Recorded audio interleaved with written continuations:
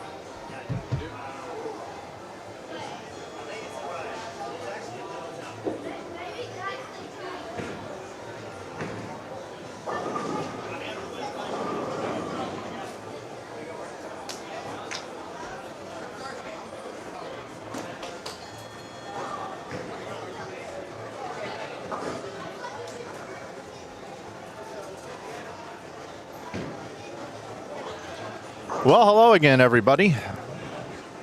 Mike here with Inside Bowling. Glad to be bringing you continuing coverage of the 2025 DV8 Nightmare Doubles here from Bowlero Bartlett here in Memphis, Tennessee. I'll be guiding you through 8 games this evening as we get down to a final cut number. 21 teams are on this squad. We started with 30 earlier today, 31 on B squad as well. So that was 61, add another 21. And I believe if we do that math together, that's 82 teams. That means we cut to 20 after this round. We've already had 2 squads take place, and we're going to take a look and see how all that's shaken out right about now. So there's our standings. Dio Bernard and Joe Fendling. What a great show they put on here during the B squad. 37-78. Notice Ryan Barnes and AJ Rice from this morning. Pretty close score here. So you've got first from B, second from A squad at 37-44. And if we're doing the math here, 8 games, 2 bowlers, 16 games times 200 is par is 3,200.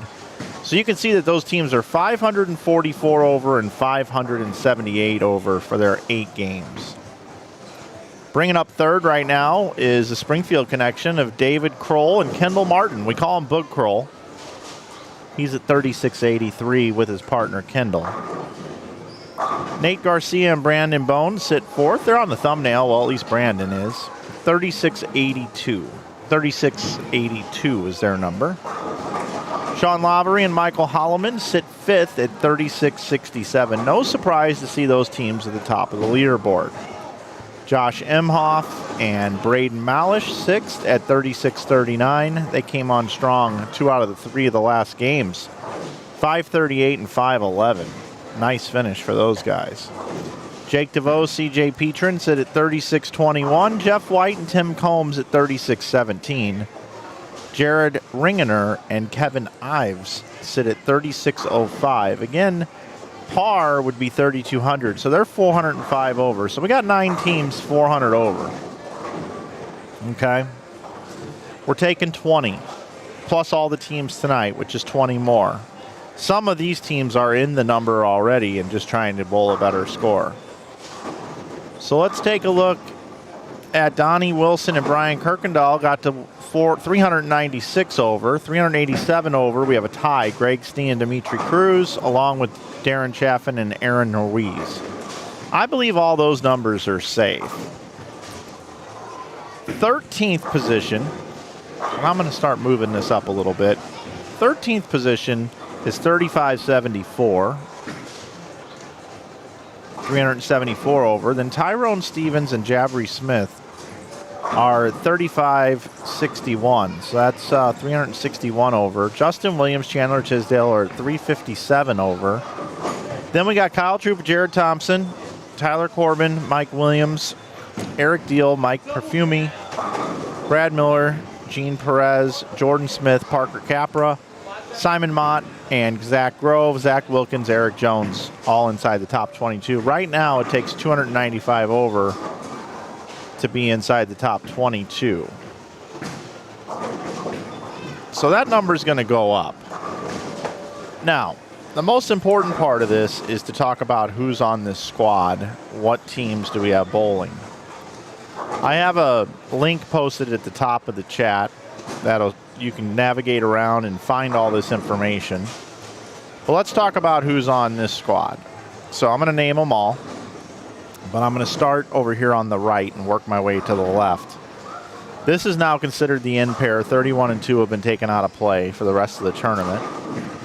Aaron Ruiz, Darren Chafin, which I'm surprised they're bowling.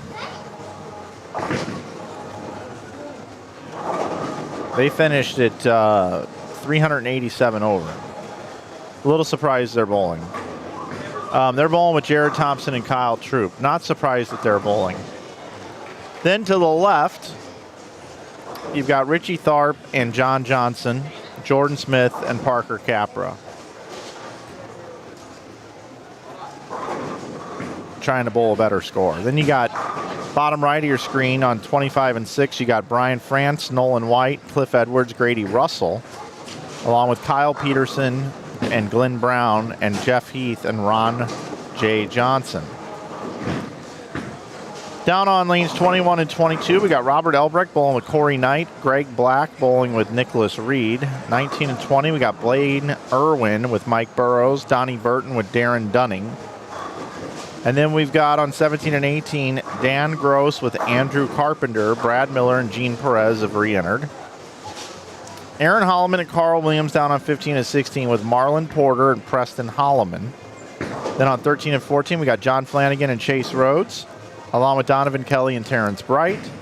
11 and 12, Blake DeMore and Spencer Robarge, and Mark Partee and Maurice Chambers.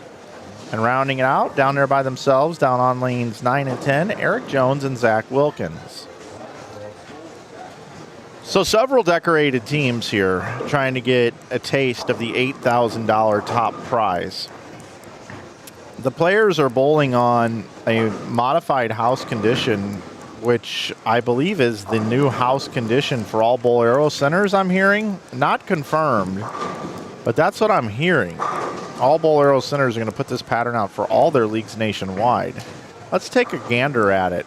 This thing is 27.28 mils, 13 on the way down, 14 on the way back, and it's 43 feet in length.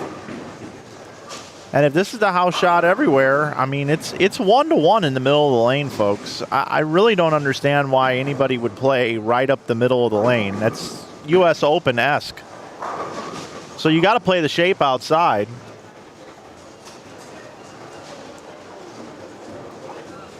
So you got to swing the ball.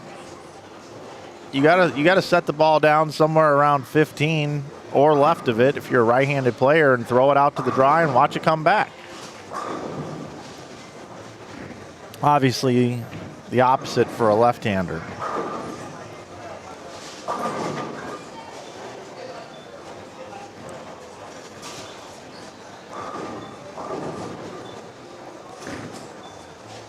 Pretty easy overall. We do have some nice scores out there, but they're not the highest scores I've ever seen. We've also got brand new pins here at Bowlero Bartlett, so they're a little tougher to knock down. One thing I heard from some of the players after they've competed through 2 squads is that they have never had to move their feet as little as they did today. They just stay tight. You just stay in this area and they don't break down a lot. Book Kroll moved a little bit left and went to a ball that hooked a little bit more and bowled really well earlier today. But overall, for the most part, this is one of those situations where pattern kind of holds up. I want to give a shout out to Scott V in the chat, giving us a super chat. Hey, Mike, what happens if Troops team does worse than their first block? They get to keep the better score. This is not a re-enter, drop your score event. Thanks for the question, and thanks for the super chat. Appreciate you, Scott. That is 20-1 middle to outside.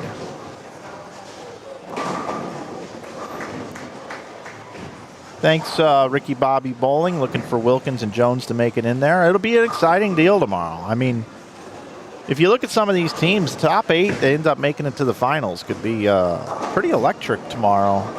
You know, Court Keese and Brian Kennedy, the guys that put this thing on, they know what they're doing. And they've done a tremendous job of promoting this tournament, creating it from nothing now. I believe this is year 6, I want to say. I should know that. But let's just go with that. We've been streaming it every year. These folks are awesome. They treat me like royalty. And they're doing it for the right reasons. They just love putting on a big event, and they live for this every year. And this thing still could use some more entries. I'm a little disappointed in that, but it's nobody's fault. Not yours at home. But let's try to fill this thing up next year with no re-entries.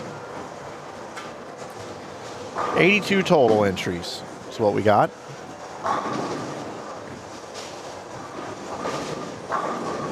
We are in game 1 of 8. It should go by pretty quickly tonight. We're going to have bowling up until about midnight. We are in the Central Time Zone. Wherever you may be watching here tonight, I hope you're having a great evening. We really do truly have the best fans of our channel. We just celebrated 100,000 subscribers not too long ago.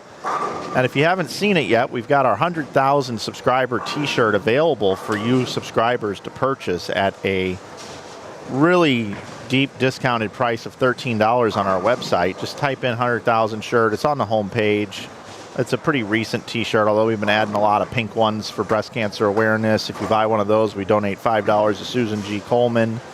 And we've also got a special going on now through Wednesday in honor of the Brunswick brands being the title sponsor here with their brand DV8. You can get t-shirts in all the Brunswick brands. We have old retro logos and stuff, Rhino Pros, all that kind of stuff.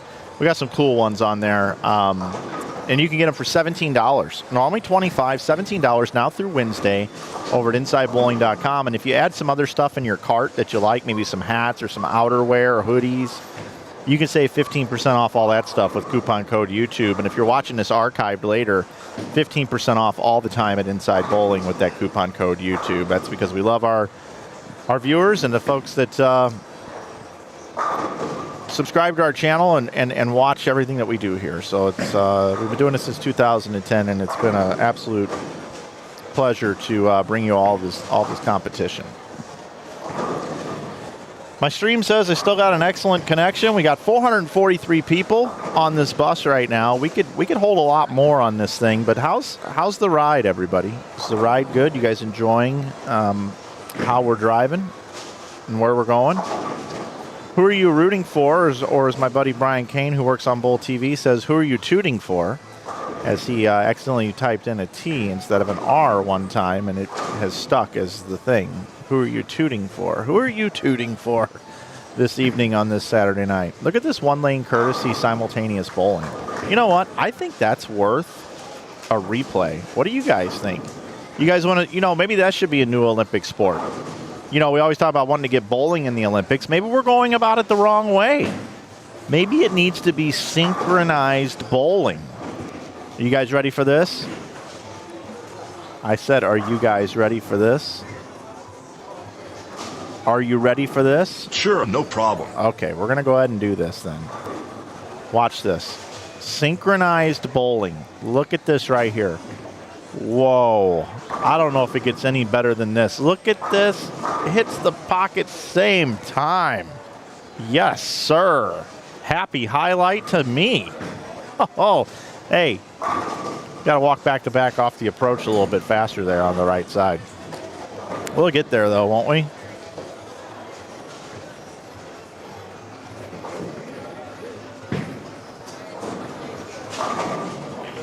I got my 100,000 shirt for me and my mom. Love you, Mike Flanagan, and everything you do for bowling. I love you, Bobby Bryant, for everything you do for Inside Bowling, chilling out with us all the time. This thing would totally suck if I didn't have folks like you and everybody else watching here tonight. You know how stupid it would be if I was sitting here streaming, talking to myself? I still need a hoodie with pockets that zip up and must be orange with Inside Bowling logo on it, Bobby. Bobby, I got some news for you. The orange thing, I don't know if I'm going to have that for you. And there's another solid 8. That seems to be the leave of the weekend. But I do have a little something that I can share with you that's coming in the next 10 days. Let me see if I can give you a sneak peek of this. You guys can tell me what you think. Boom, boom, boom. I have sourced another item that's going to be part of our product offering here. This is just one of the mock-ups, okay? This is just one of the mock-ups, and it comes in kind of like normal colors, I think. I'll check it in a second. No 710 on 27. But this is a real sneak preview as Troop's going to try and knock down 10. We'll talk about Troop in a second. He drilled that ball. It's a new ball. We got this coming. We got that bad boy coming. And it'll be available in all the brands. Okay? Okay. That's coming. That'll be here before you know it. Okay. Let me see what colors are available in that thing real quick.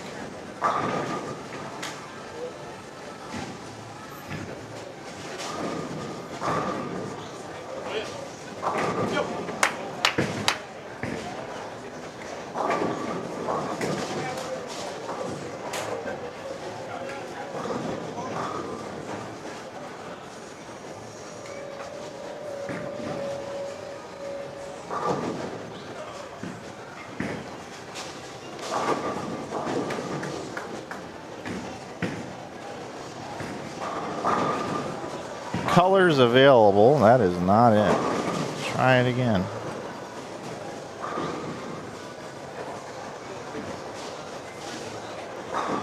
It is available in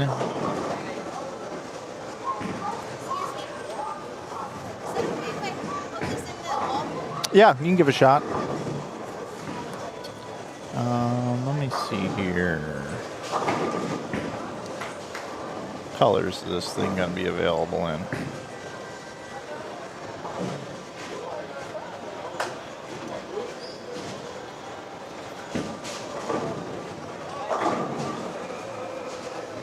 think that one's it right there. Yeah, it's going to be available in black, a dark green, a gray, a light blue, a maroon, a navy, a purple, royal, scarlet, red, silver, and white. That's what those are going to be available in, but I'm pumped about those. I'm here to pump you up. Darren Chafin. I still don't know why these guys are bowling again. Oh. Weird pin carry, man. Kind of sounded like Gruden there. Hey, man, let me tell you something. Please tell me you had 29. Yeah, you got that? Yeah. Oh. That's 710. Half less 710. Kyle Troop came over here just to see if we got that. He thought that was completely unfair. Anyway, a little bit more on Troop. I told him, he came and sat in here, he was talking about his game plan for it, and I said, Kyle, hit the pocket every single shot, and you're going to strike 70% of the time, and you guys will soar into the cut. You don't have to throw 8-baggers on this right now. You just don't.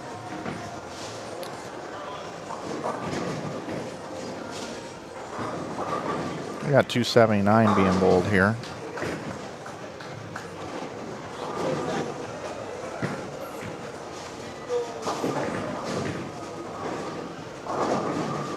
John Johnson. He's working on that.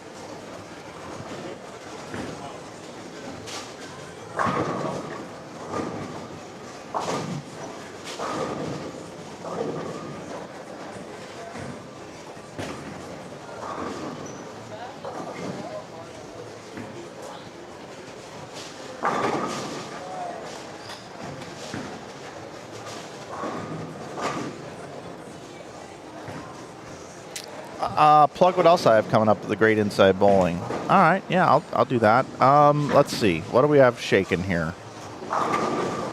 Kyle got the light hit there. I told him he's gonna carry some hits. He's gonna be okay. He's got to make a spare though.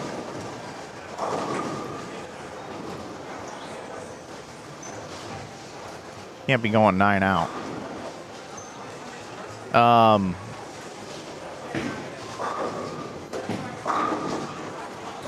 I've got, let's see, I got this one, and then I'm home for a little bit. Then I'm taking a trip to Dallas for 3 days that I'm not allowed to talk about. Sorry for doing that, but that's what I've been told. So I'll be doing that. And I got to tell you guys something. You guys tell me if I should be concerned with this.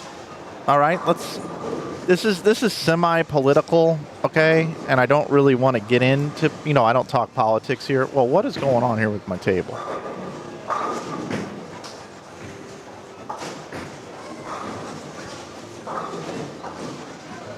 It's pretty unreal how he moved the table and then moved it right back and didn't know he was even doing it. But we've got this government shutdown right now, and as I understand, the air traffic control towers do not have people being paid to work in them.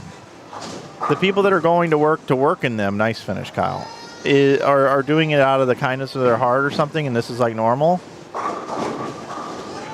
I don't really want to be flying right now. Just throwing that out there, and I got to go in a couple weeks. Not loving that. Do you guys think I should be concerned about that at all? Or am I just insane?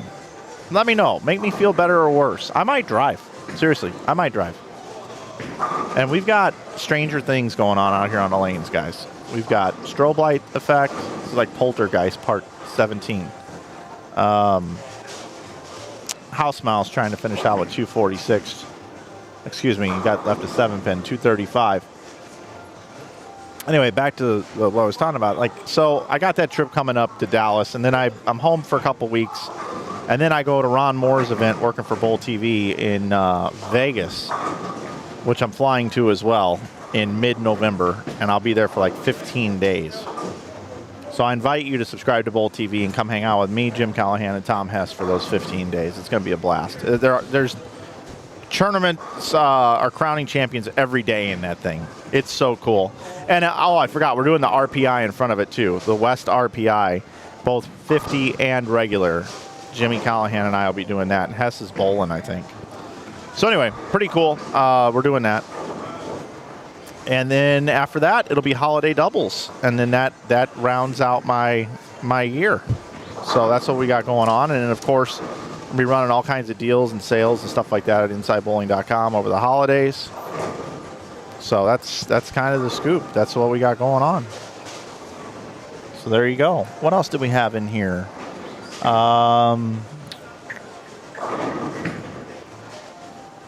Let's see. Okay, yeah, that was all about the synchronized bowling.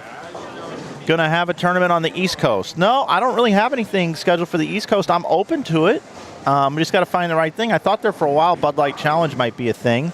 There used to be a tournament down in Atlanta called the Eric DeFritas event. I thought I might have gone there one time with Theo Johnson, but never really came about. Did Proprietors Cup. I guess that doesn't count as East Coast. That's gone now. And the Ace Mitchell Team Challenge, which was fun. Let's see.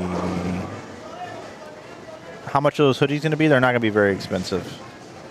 Like $40 probably. Nothing to worry about on the fly-in. Thanks, guys. Kristen, I hear you on that. If you're a gambler, go ahead and fly. The odds are in your favor. Darren Chafin going to be in the holiday doubles. Finally got in. Okay, cool. All right, let's see. What's going down over here? I'm going to have a guest here in just a second. Finishing up game number 1. 208, 222, 193, 198. 191 max, 221 max, 191 max, 174 max. These two pairs pretty low scoring overall. All right, he tried to join me earlier, but we had internet issues, but now everything's perfectly fine. So you're not going to be dealing with a guy who's sitting here not talking back to you now. TQ in the house. What's up, man? What's going on, Mike? Great to have you here. What's your role with these events? Are you like an assistant helper? Are you on the tournament staff? Or are you just kind of grandfathered in as being like everybody's favorite uncle? So I'm like the original member of Bowl 101, the shop when we started it. We're bowling again because the dummy paid for it. That's Darren talking about Aaron.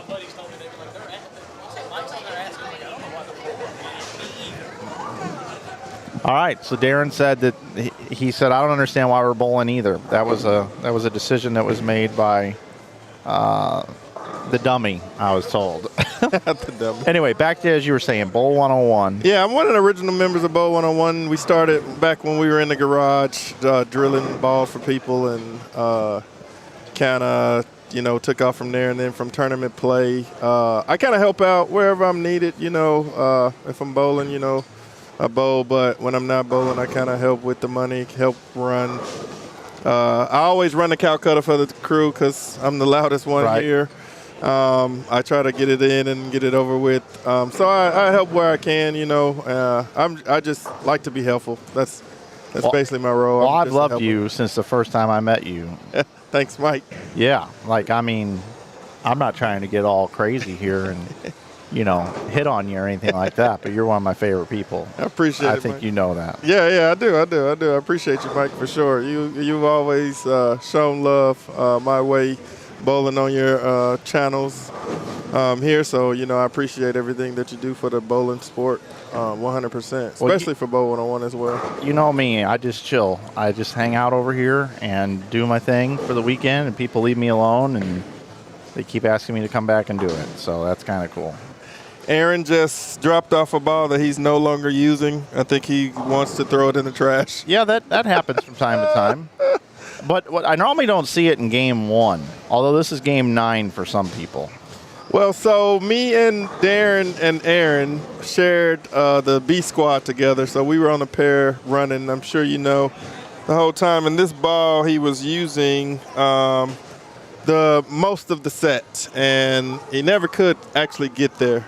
But the consensus has been through all the bowlers that the shot, even though it says 20-1, it's not playing like a 20-1 shot because the carry here is down this year. And that's probably because of the new oil that Bowlero installed a week ago here, and then the new pins that are not allowing the carry to take place. So, and what I've heard from the bowlers in the tournament office is that they like it at this pace because it makes people make better shots. It's not just no one's 700 over in the field. I'm going to bring it in the booth for a second, let people say hello to you. Hey, everybody. I look like so dumb compared to this beautiful jersey. Oh, yeah. have on right now. My Super Smash Brothers jersey, Yeah, I love that. People were commenting on that. They love that thing. I appreciate it, yeah. You know, where we got this idea from, we actually played this in college. So we were back 2000, you know, we only had the Nintendo 64 was out. And so we would play this all night college. I mean, 9 p.m. to 4 a.m., we would be Super Smash Brothers all night just gaming, and that's what we did. So do you play games now? No, I actually never actually owned a console. Really? Never. I had the patience to play Super Smash Brothers because it was like a fun thing to do, and it was like college. We wasn't sleeping. I don't remember sleeping in college. Yeah. But I've never owned PlayStation, Nintendo, nothing. I've never owned a gaming system. I can't even play Call of Duty. I can't either. Those role-playing games, that's not my wheelhouse. But I like all the sports games. Okay, yeah. Nope, I don't play Madden, 2K, any of that. I play this game called Rocket League. Okay. And it's kind of a kid's game, but it's basically you drive these little vehicles that are like Mario Kart. You're familiar with Mario Kart, right? Yeah. But you're in a soccer arena, and you're on a team, and you're trying to drive this ball this car to hit this ball to get it into the other team's goal.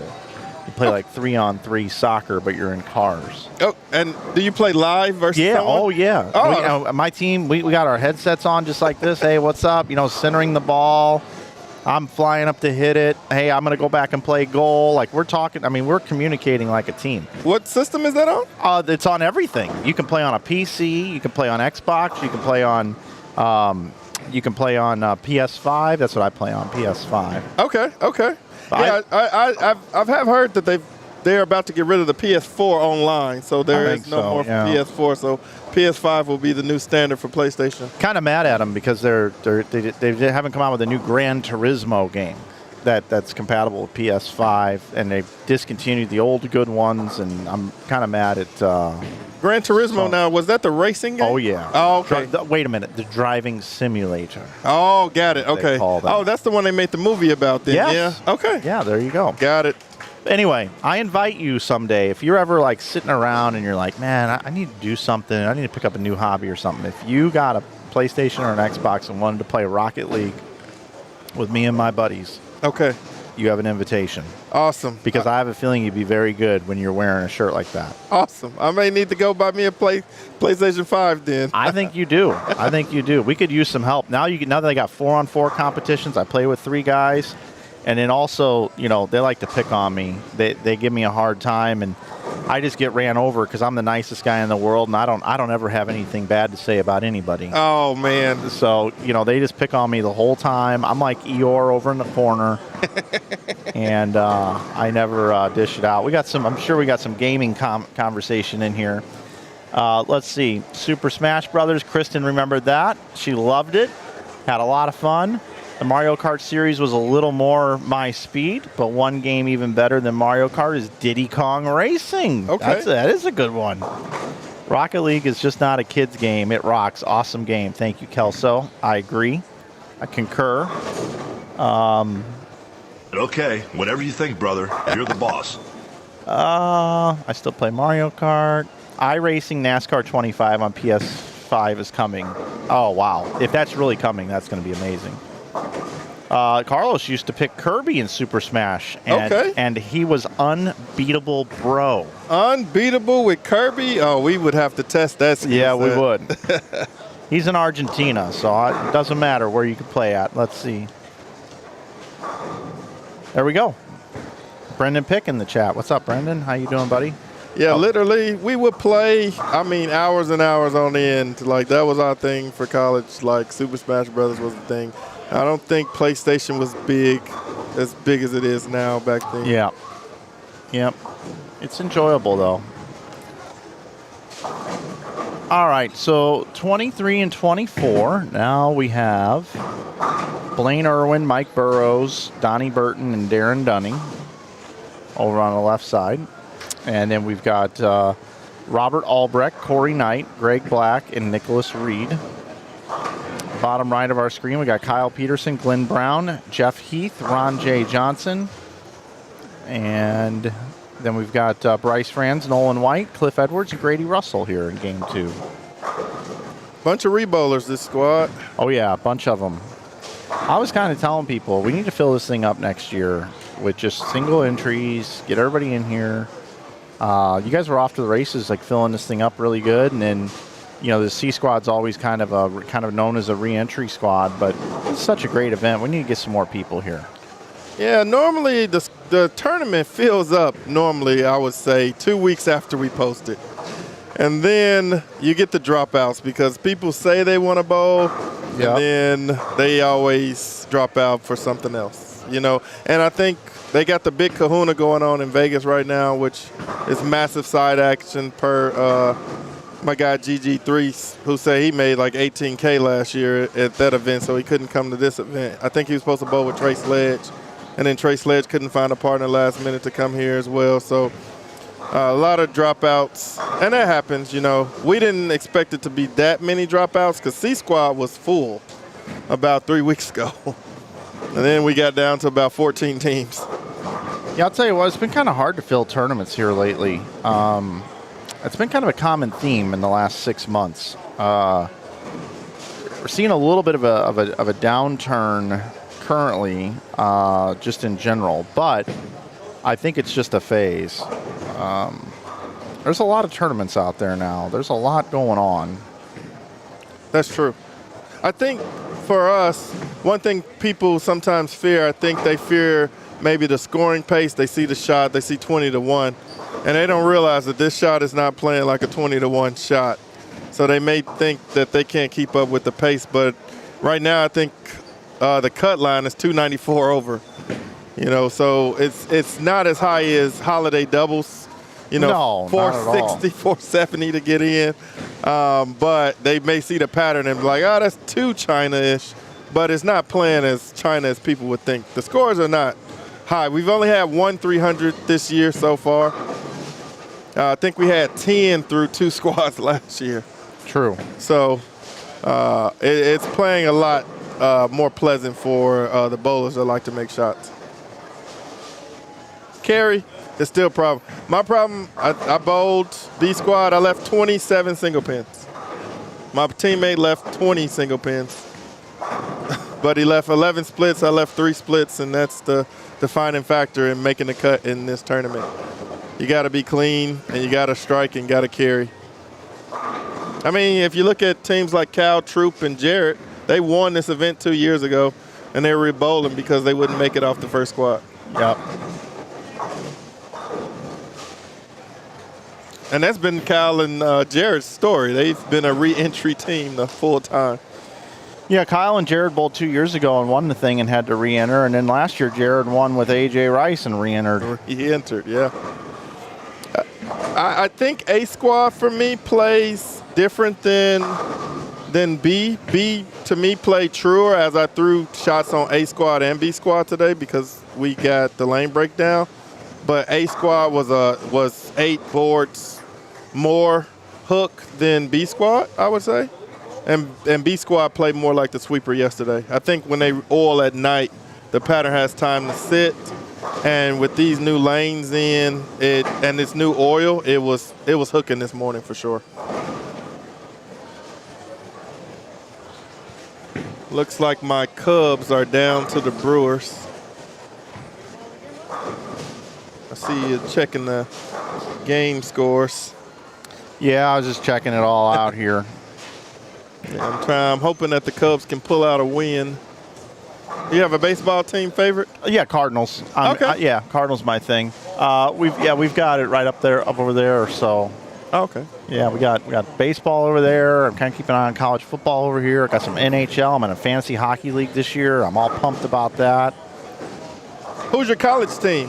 In Missouri. Okay. Mizzou. Did they pull out the win against Alabama? No, they lost by 3. 27-24? Yep. Wow. Yep. That was a good game. It was. I was kind of watching it up here as much as I could. Well, my team got the win today, not to brag. I'm an Ohio State fan. Okay. Well, it's a good time to be an Ohio State fan, man. Yeah. We've had some down years where we didn't get to where we needed to be, but I mean, there's always a lot going on with Ohio State. yeah, That's what's kind of cool about it. Well, we the school of receivers is what I like to call it. If you need a receiver to go to the NFL, come to Ohio State. We'll put them in the league for you. That's true. If you want running backs, go to the SEC. You want Yeah. receivers, come to the Big Ten. Yeah.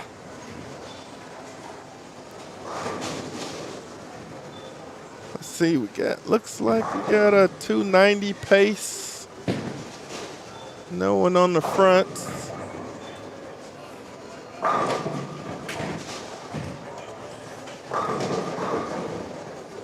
I think our only 300 was by Kendall Martin.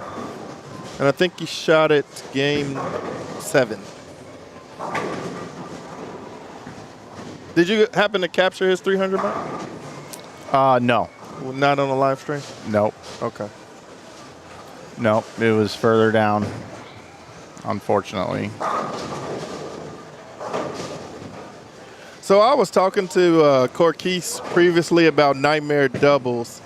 And, you know, we kind of run the tournament based on, like, how other formats go. You know, pins carry over. And, you know, tomorrow's the cashier's round. And then the final. But pins carry over.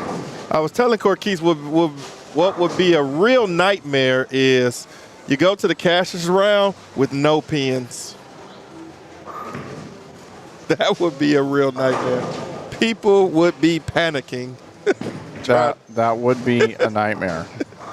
People would panic trying to get to the top 8 then because no one could sit back and coast.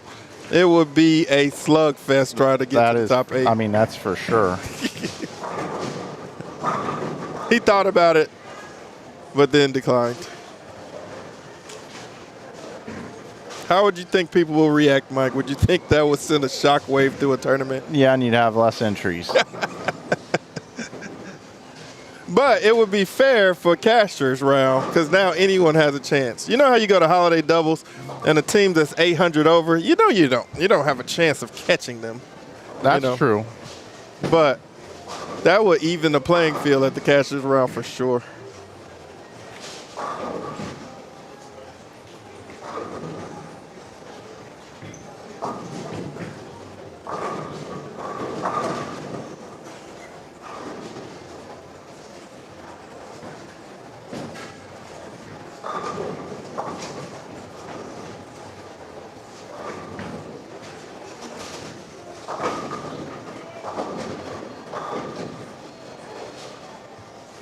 One thing I like about this tournament this year, I don't think the lefties had the look that they had last year. They are having to make some shots on the left side this year. True. Last year it was a little wide open for the lefties. This year it is an even playing field because it is so much juice out there with this new oil that the left side is not breaking down like it should or like they would like it to.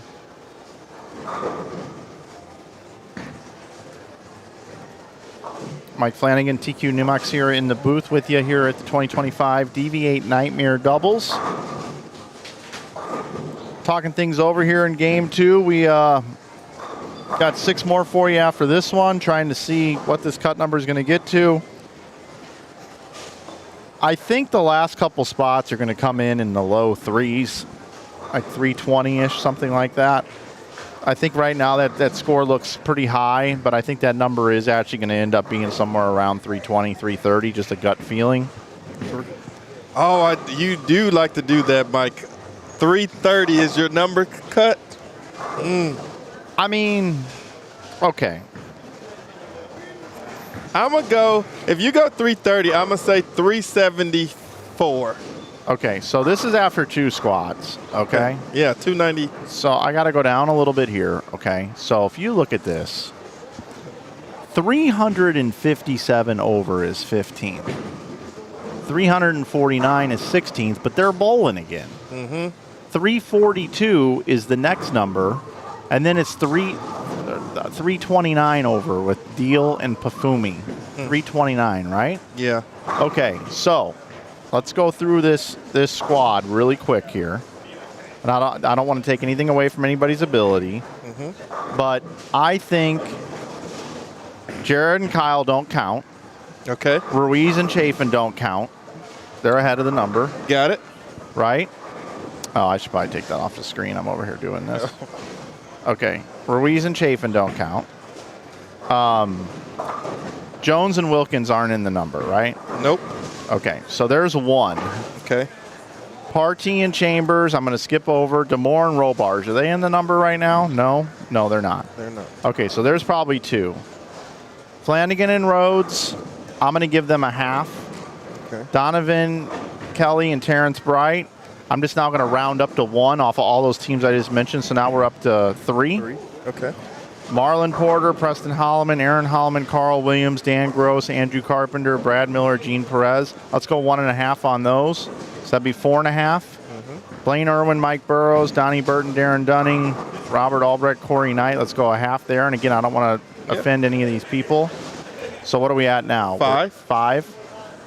Greg Black, Nicholas Reed, Kyle Peterson, Glenn Brown, Jeff Heath, Ron J. Johnson, Bryce Franz, Nolan White, Cliff Edwards, Grady Russell. Let's add 1 or 2.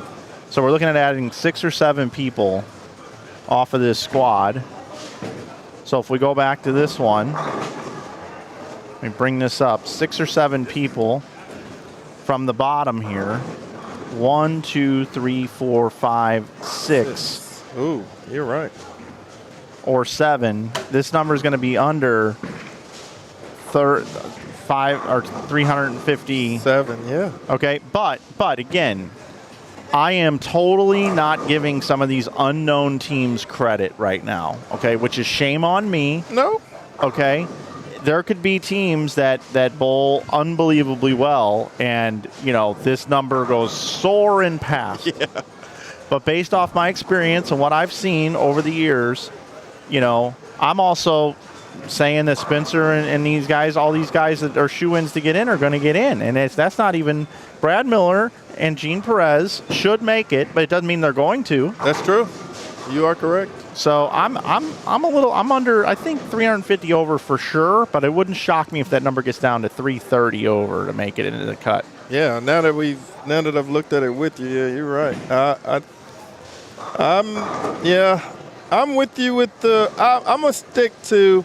I'm gonna say the 35-42 team will be the cut line. Okay. Whoever that is. All right, TQ. Well, we're going to go ahead and take a look at the standings here for this particular squad. 21 teams on the squad, as we mentioned. We're going to go to that one right there. So let's look how teams are doing. Donovan Kelly and Terrence Bright, 515. Great start. Aaron Holloman, Carl Williams, 493. Great start. Thompson and Troop, 481, but they're already in the number. Soft. Okay. Brad Miller, Gene Perez. They needed a 460 start, so they're good. Jones and Wilkins. Not bad, 460. Tharp and Johnson, 460. Greg Black, Nicholas Reed, 451. Robert Albrecht, Corey Knight, 446. Blaine Irwin and Mike Burrows at 436. Jordan Smith, Parker Capra at 433. So to get to this number, let's just say 330 over divided by 8 games is you need to average 41 as a team. 441. So right now there are 8 teams after 1 game above that number. So if everybody bowled the exact same scores the rest of the way, 8 teams is going to up to this one. 8 scores would be 1, 2, 3, 4, 5, 6, 7, 8 would replace. So it would be it would be 74 that I thought at first. Yep, 374. But you got Troop and there's other people that are bowling that are in there. That's true, Gene. That are inside that number. Chafin and Ruiz, right? So yeah. So yeah. Anyway, right. That's right. Yeah, I'm with you. Yeah, it's gonna be lower than what it was last year for sure. That is for sure. Let's bounce out of here and let's invert our stream. Take a look and see. Whoa, we got some scores here. Whoa, we got 290 pace on. What's that at? Right in front of us, 27 and 28. There's another 710. 710. I've seen a lot of 710s today. Aaron Ruiz goes back-to-back 710s in one lane.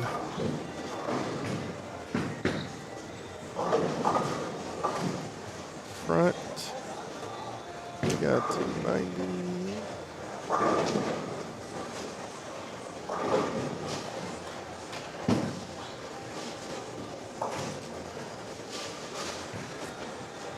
Do you have the names of the teams, don't you, Mike?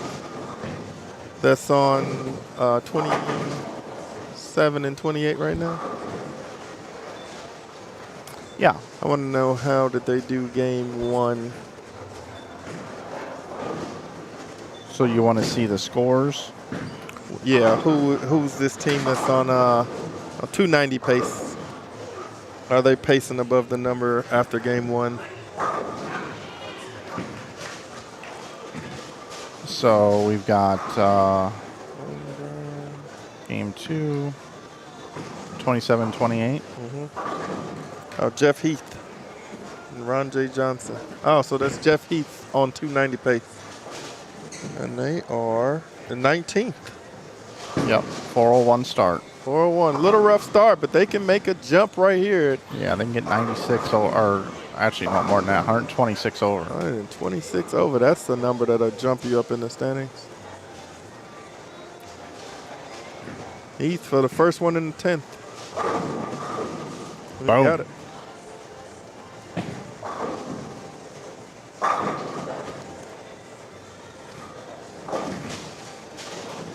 I think I saw Jeff Heath at Holiday Doubles last year. I know there's a John Heath that bowls every Oh, maybe year. that was John Heath. Yeah. Okay. I wonder how they related. They have kind of the similar style of roll, which is Cliff Edwards to finish out the 10th for 236.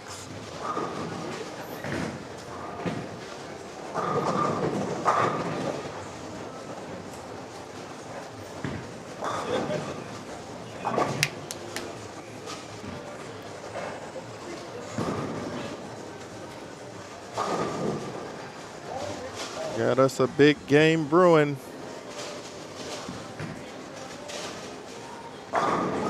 Ooh, 10 pin.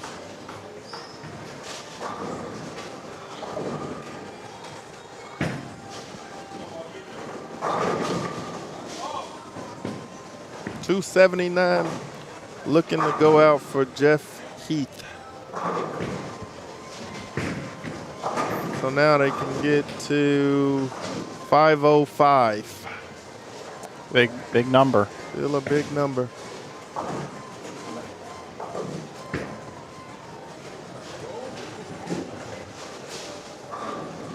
Brady Russell with a miss for him and his team to get to 469.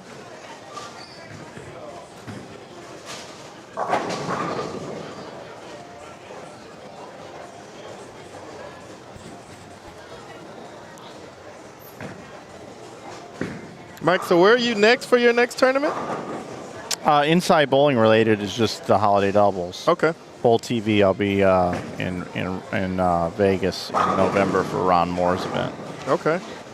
What type of event is that? It's like a World Series of bowling for senior bowlers and then super senior bowlers. Oh, 50s nice. and 60s. 50s and 60s. Yep. That's nice.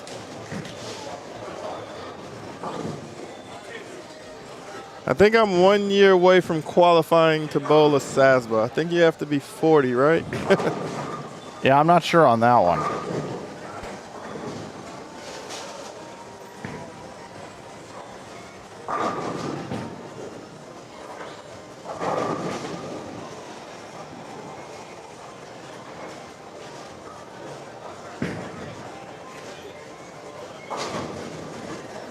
So we got a spare on. So looking at 505 for a team score on lane 28 with a strike. Big game.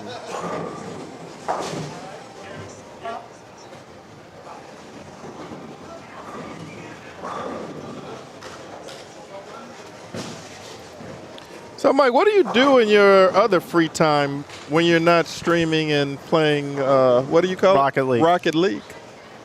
Yeah, well, I do a lot of things. My full-time job is I go into an office where we print apparel. Oh, okay. Okay. Yeah, all the stuff on Inside Bowling. We print for the House Bowling. We print for Kyle Troop. We print for a sporting goods store in St. Louis. We have all kinds of word-of-mouth orders that come in now, people needing things. Okay. Softball teams, schools, special events, things like that. So that's a full-time gig. That's where I probably spend most of my time, although I don't have to actually make any of it. I have a great team that does all that for me, with me. Okay. I go and pick up lunch and take the stuff to the post office. That's about what I do there. Nice. But I also manage all the books, do all the billing, deal with all that kind of stuff.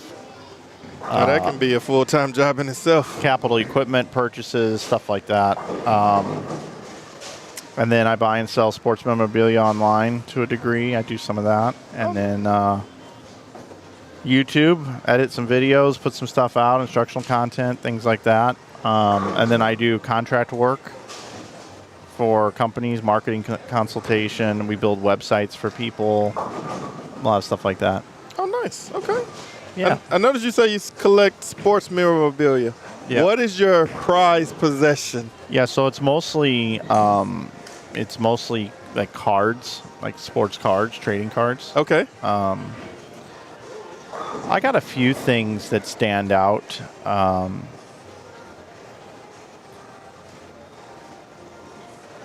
I've got, this is kind of recent, but Mike Albee gave me a signed photo from Chris Schenkel and Nelson Burton Jr. that was a plaque for a Pro-Am many, many moons ago. That's pretty awesome. Wow. My YouTube 100,000 subscriber plaque is pretty awesome. Okay. My St. Louis USBC Meritorious Hall of Fame plaque is pretty awesome to me. That is But awesome. from a true sports memorabilia standpoint, I have like stuff that just speaks to me. Like I have some old 1992 Upper Deck hockey cards of Blues players in PSA 10 quality. Okay. That just reminds me when I was a kid.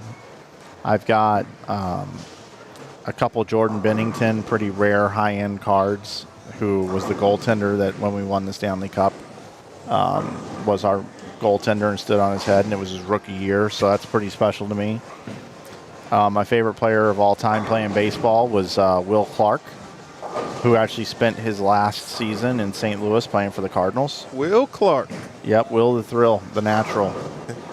So I really liked him. So I've got some stuff. I've got some rookie cards of his in PSA 10, and then I just picked up a Cardinal autograph of his where it says Will the Thrill. He's in a Cardinal jersey. Wow. I just got some Stranger Things PSA 10 cards in. I'm into that show, and the 5th season's coming out. And I got some pretty rare PSA 10 rookie cards of these characters on the show. I've never watched it. You would recommend it as a show to watch? Well, how old are you? 39. Okay. So I'm a big 80s guy. Okay. All right. So I don't know how much you love the 80s. You might be more of a 90s guy. But in the 80s, there were all these great movies. Okay. And there were like adventure movies, like The Goonies. You know, this is a little bit later, but like Sandlot, all these different types of movies where it's like these kids' movies that Stand By Me. Yeah. A lot of just movies that were like these kids gathering and doing things together, you know, and they were just kids. But, you know, you could relate because everybody's been a kid and all that kind of stuff. So that's kind of, that's what this story's kind of around, are these kids. And then there's all these goofy 80s things, like the parents of one of the kids and the daughter remind me of the parents in Back to the Future. Okay. Okay. I like that. Yeah. Yeah. Yeah. And then there was like movies like Weird Science and E.T. and I all love this Weird stuff back in the Science. 80s, right? Yes. And then there's like these kind of ridiculous horror films in the 80s where like there's this made up ridiculousness of this guy named Freddy Krueger, for instance, or Michael Myers, or all these different things, Jason, whatever. So these two guys who were trying to get a break in making movies had this script and this idea because they were big 80s fans that they would come up with this concept, kind of taking everything from the 80s and all these movies and trying to build it all into one show. Okay. All right? And it's really ridiculous, but they got Winona Ryder to be in it. And it's based around these kids, but there's all these different like groups of like parents, and then you got a police chief, and you've got this demon that's underground. Okay. And all this crazy stuff that's going on, right? And it's far-fetched, but it's fun. And these Duffer brothers who came up with this show, their first episodes that they did cost like $4 million an episode, and there was no CG, no CGI. It was like there's this Demogorgon character, like somebody dressed in a Demogorgon outfit, and they did all this different stuff. Okay. Wow. This thing took off like wildfire because it came out during COVID and stuff, or around that time frame, or really got bigger during COVID. And then by season 4, it was $40 million an episode. Wow. Okay. And this thing has got a huge cult following, and it's really crazy. Do you know have you seen Eddie? I'm sure you've seen Eddie Murphy Delirious. Yes. Okay. What's up, man? In Eddie Murphy Delirious, Eddie Murphy makes fun of white people. He says, I don't understand white people with horror movies. There's a kid in the TV, and he's like, my family, we could be in a house and we'd be like, oh, baby, this is nice. Look at this. There's a chandelier. Everything's beautiful. And all of a sudden you hear a voice come on and go, get out. Too bad we can't stay, baby. You don't know it's time to go. But white people always stay, right? So I think of Eddie Murphy's Delirious skit talking about that, and it's so true, right? Well, around all this stuff that's going on, that's so messed up, the white people stay. Wow. They don't leave. They right? don't leave. So I feel like there's a little Eddie Murphy in this because I relate to Delirious, right? There's just so much 80s stuff that is just so that's deep. pretty cool. And then the other cool thing about this show is the first year is in 1984, I believe. The second year is in 1985. The third season's, I think, in either late 85 or 86.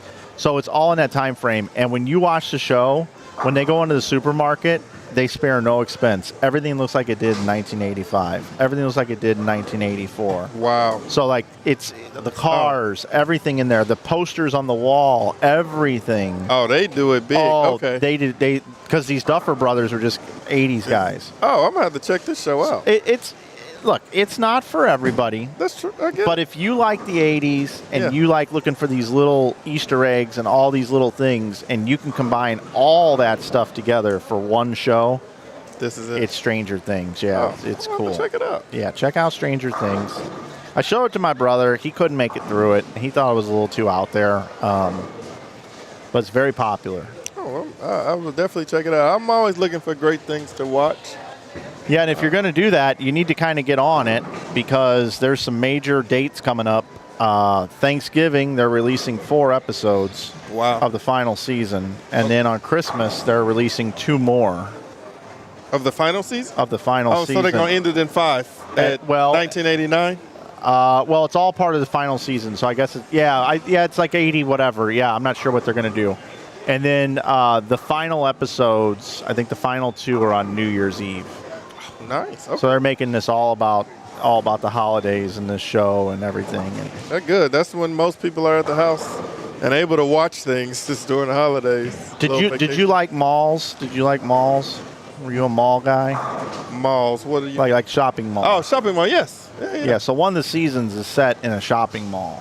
Oh, okay. That's like perfect. Old school shopping. That mall. relates to me. Radio Shack. Yeah. And, not the Radio Orange Shack. Julius. All that stuff is in this show. That relates to me. I'm really not a fan of shopping online, if that makes sense. Really? I am not. I like to go to the store. I like people interaction. Okay. Yeah, I like looking at clothes, trying on clothes. Like, I don't like to order my food online. I am not an online shopper. I am a go to the store, get up, and get out the house to go and get things. Hey, I don't have a problem with that at all. I think that's great. we got some scores coming in after 2 now. Let's see what that looks like. Jared Thompson, Kyle Troop, 995. Donovan Kelly and Terrence Bright, 988. Yep. Eric Jones and Zach Wilkins, 963. Aaron Holloman and Carl Williams at 959. Damore and Robars at 942. Brad Miller and Gene Perez, 941. Jeff Heath and Ron J. Johnson, 906. Cliff Edwards, Grady Russell, 899. So 899 and above, that means they're averaging 450 a game, roughly. Aaron Ruiz and Darren Chafin are already in the cut, as we talked about, but they're at 896. Mark Partee, Maurice Chambers at 885, kind of rounded out there. So there are some really big scores at the top of the board. When you see 480, 5-teen, 5-teen, 470, 460, 5-0, 490, 460, 420, 5-teen, that's quite a bit. C Squad is blowing up. Well, yeah, the top 6 teams. I would say the top 6 teams are. Yeah, they are. And right in front of us is Brad Miller and Gene Perez, who are 279 and 280 pace. Yeah. They are striking. Let's see what everybody's saying here in the chat regarding, let's see, Wilkins started with 269, 257.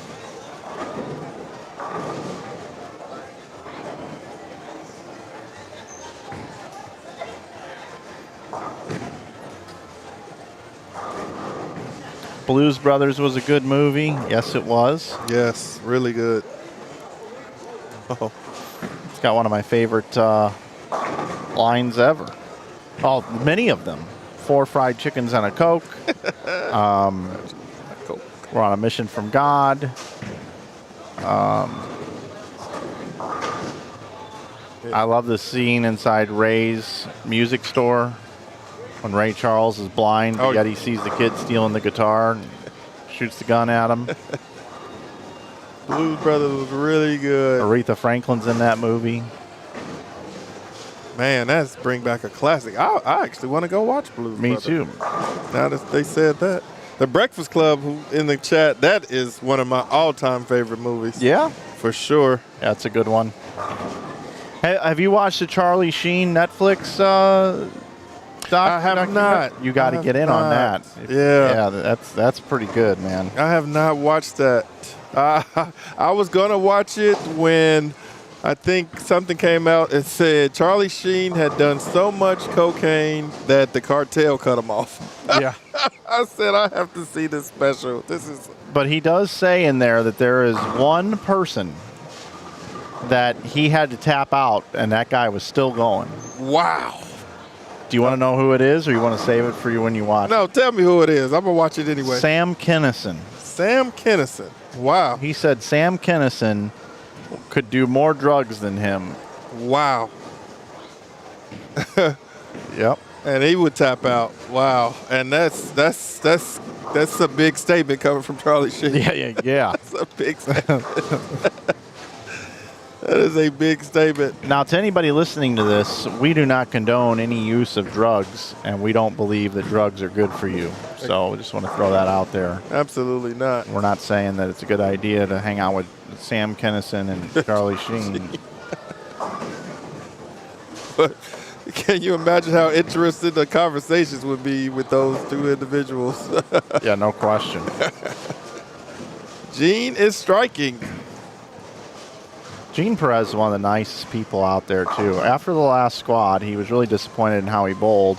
And he walked up to Brad over here by the booth, and he said, Brad, you want me to go get you something? And he goes, well, what do you mean? He goes, anything. What do you want? You want a computer? You want food? I'll go get you whatever you want. Then Gene looked right over at me and goes, Mike, what do you want? I'll go get you whatever you want. What can I get for you? I'm like, what are you talking about? He goes, I'll get you whatever you want. I'm like, well. Such a nice guy. Do you mind driving to Lake St. Louis and buying me about 10 acres of land? Get back down here for C Squad? That's pretty good. He said whatever I want. Yeah, so here's how hard up Gene was for a partner at this event, okay? Brad wasn't going to bowl for whatever reason. I don't know what the deal was, but here's the deal. So Gene sees me at EJ's place. He bowled the regional 2 weeks ago. And he looks at me and goes, I need a partner for Nightmare Doubles. Like, oh, okay. He goes, will you bowl with me? He goes, we can get somebody to sit in that booth. I'm like, what? What are you talking about, Gene? Oh, they're waving up here. Oh, maybe Gene's listening to us. Oh, he must be listening. No, no way he's listening to the broadcast. I mean, he has a headphone in, but there's no way he's listening. If he is, then this is like I got to be careful what I say. Gene Perez is the greatest human. Well, I already said that. I already said he was a nice guy. Yeah. Yeah. I think they just got us mic'd up. Yeah, because that was odd. That they they just turned around like like they knew we were talking about them. Oh, maybe they're getting texts. They're talking nice about you again, Gene. How much did you pay Flanagan this week for those messages? That is the thing. Many of the bowlers, people don't know this. They Venmo me money before they come through the live stream pairs. Yeah. Yeah, it's a side hustle for me. That's pretty good. Yeah. I'm getting ready to buy a dump truck. Wow. With all the money that I've collected in my Venmo account. Just so you can say nice things. Yeah, that's it. And why I'm buying a dump truck, I don't know yet, but I'll figure it out later. That's pretty good. So did you hook him up with Brad? No, they were gonna bowl, and then Brad I think was like, oh man, I don't know, I want to bowl. That's what Brad sounds like. I don't know. I haven't been bowling a lot, or I don't know, man. I just kind of want to take a break for a little while. But yet here's Brad. He's here with Gene. Yeah, Brad bowled last year. He did, I believe. I can't remember. Was his partner Gene? I think so. Nice little 210 conversion there. Easy peasy. When you bowl in a beanie, you get an extra spare conversion a block. I guess it's a little cold because the other teammates in the beanie. That's true. Beanie squad. Beanie squad. Shorts and a beanie. That's the way to go.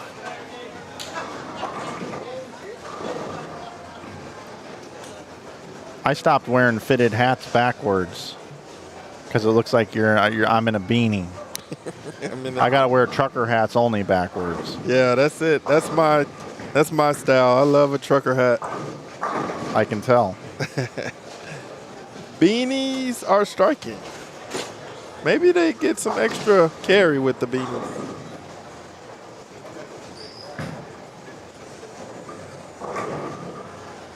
See, do we have anybody? Oh, we got a front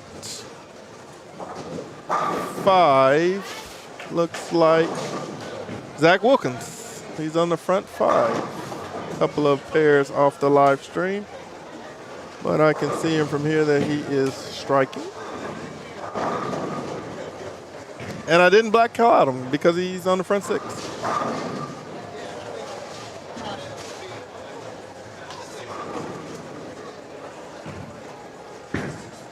Mike, I think we need a gimmick here at Nightmare Doubles. You know how y'all do the gifts at Holiday Doubles? Yeah. We have to find something to do at Nightmare Doubles. Like maybe if you don't shoot a 300 after the front 11, you get like a trick. I'm thinking carving pumpkins. Yeah. Oh, okay. Yeah, carving pumpkins. Yeah, I like it. You don't if you shoot 300, you get a carving pumpkin, or you carve the pumpkin if you don't shoot 300. Or maybe if you shoot 300, you get to pick a person in the field that you get to go up and take an entire jumbo roll of toilet paper and wrap it around their entire body and TP a person. That'd be awesome. That'd be awesome. Yeah, we need a gimmick. We gonna have to talk to Quis about getting us a gimmick for Nightmare Doubles. We need something. Little spoof. You guys could hand out like little cards or something, and like each pair needs to police it themselves. Like, what are Nightmare leaves in bowling? So like, whoever leaves the most Greek churches gets $20. Oh. Whoever leaves the most 710s gets $20. Oh. Whoever leaves the most solid 8s gets $20. Right? That's a good gimmick. I like that. Yeah. Yeah, I like that. Yeah. Yeah, it would take a little to police it, but we got the lane runners anyway. So, I mean. Or you could do the opposite. You could say, hey, look, in order to bowl this tournament, if you leave a Greek church, you got to pay $5. If you miss the 5-pin, it's $100. I like that. Okay? Yeah. That's a nightmare. I'm bowling this tournament, and I got to bring all this extra cash. I hope it doesn't turn into a nightmare today. That is a nightmare. Right? Can you imagine missing a 5-pin and having to pay $100? But then all the money that's collected from that turns into a lottery, and everybody's got one ticket. And then you draw it on like Facebook or something the Monday after the tournament and thank everybody for coming. And then pay it out. And then pay it to one person. Oh, yeah. All the nightmare money goes to one person that entered the event. That would be amazing. How about something like that? That would be cool. I don't think if I competed, I'd love it, though, because I'd be like, people would probably withdraw and be like, yeah, hey, I got to withdraw. Well, that's a $200 fee. Yeah. If you withdraw, it's $200. Then you got guys going into the bathroom and like jamming their hand into like the side of a like closing the bathroom stall door on their thumb. Look at my thumb, I can't compete anymore. Can't bowl. Meanwhile, Brad out here just slinging them. Cruising to 250. I think Gene's on 49.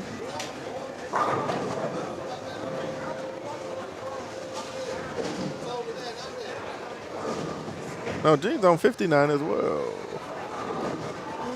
Yeah, 59, 57. That's a 500.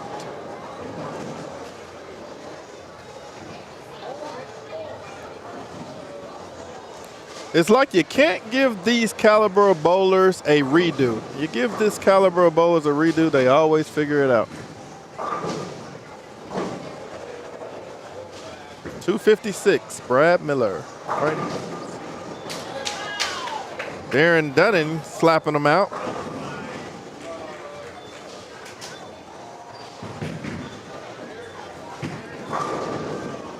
And we did have a 7-10 split pickup today by Matt Hicks.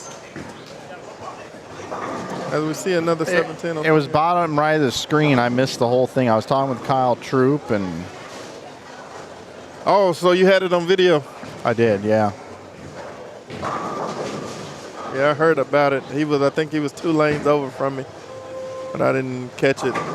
I just heard the ooh and the ahs. Like when it got really loud down here when Joe Finland was on the front 10, I think, and blower 8-pin.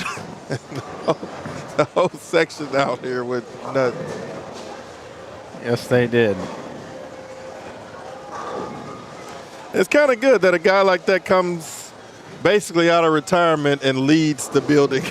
Yep.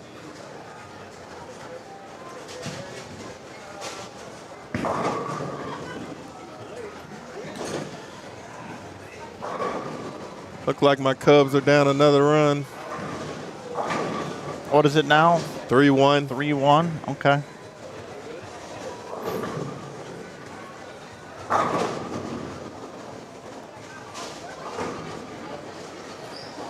If I started my own baseball franchise, I would just load up on pitching. Yeah. That's all I would do. I would just load up on pitchers. And I'd just basically tell my offense, hey, all you got to do is score 1. That's it. I got the pitches. They ain't going to hit none of these. Maybe 2. Yeah. 2 runs, we should win every game. I'd have 18 pitchers. Wow. Okay? This is what I would do. I'd have 18 pitchers. 9 would play every other day. And they'd pitch 1 inning. 1 inning. 1 inning each. So they never get tired.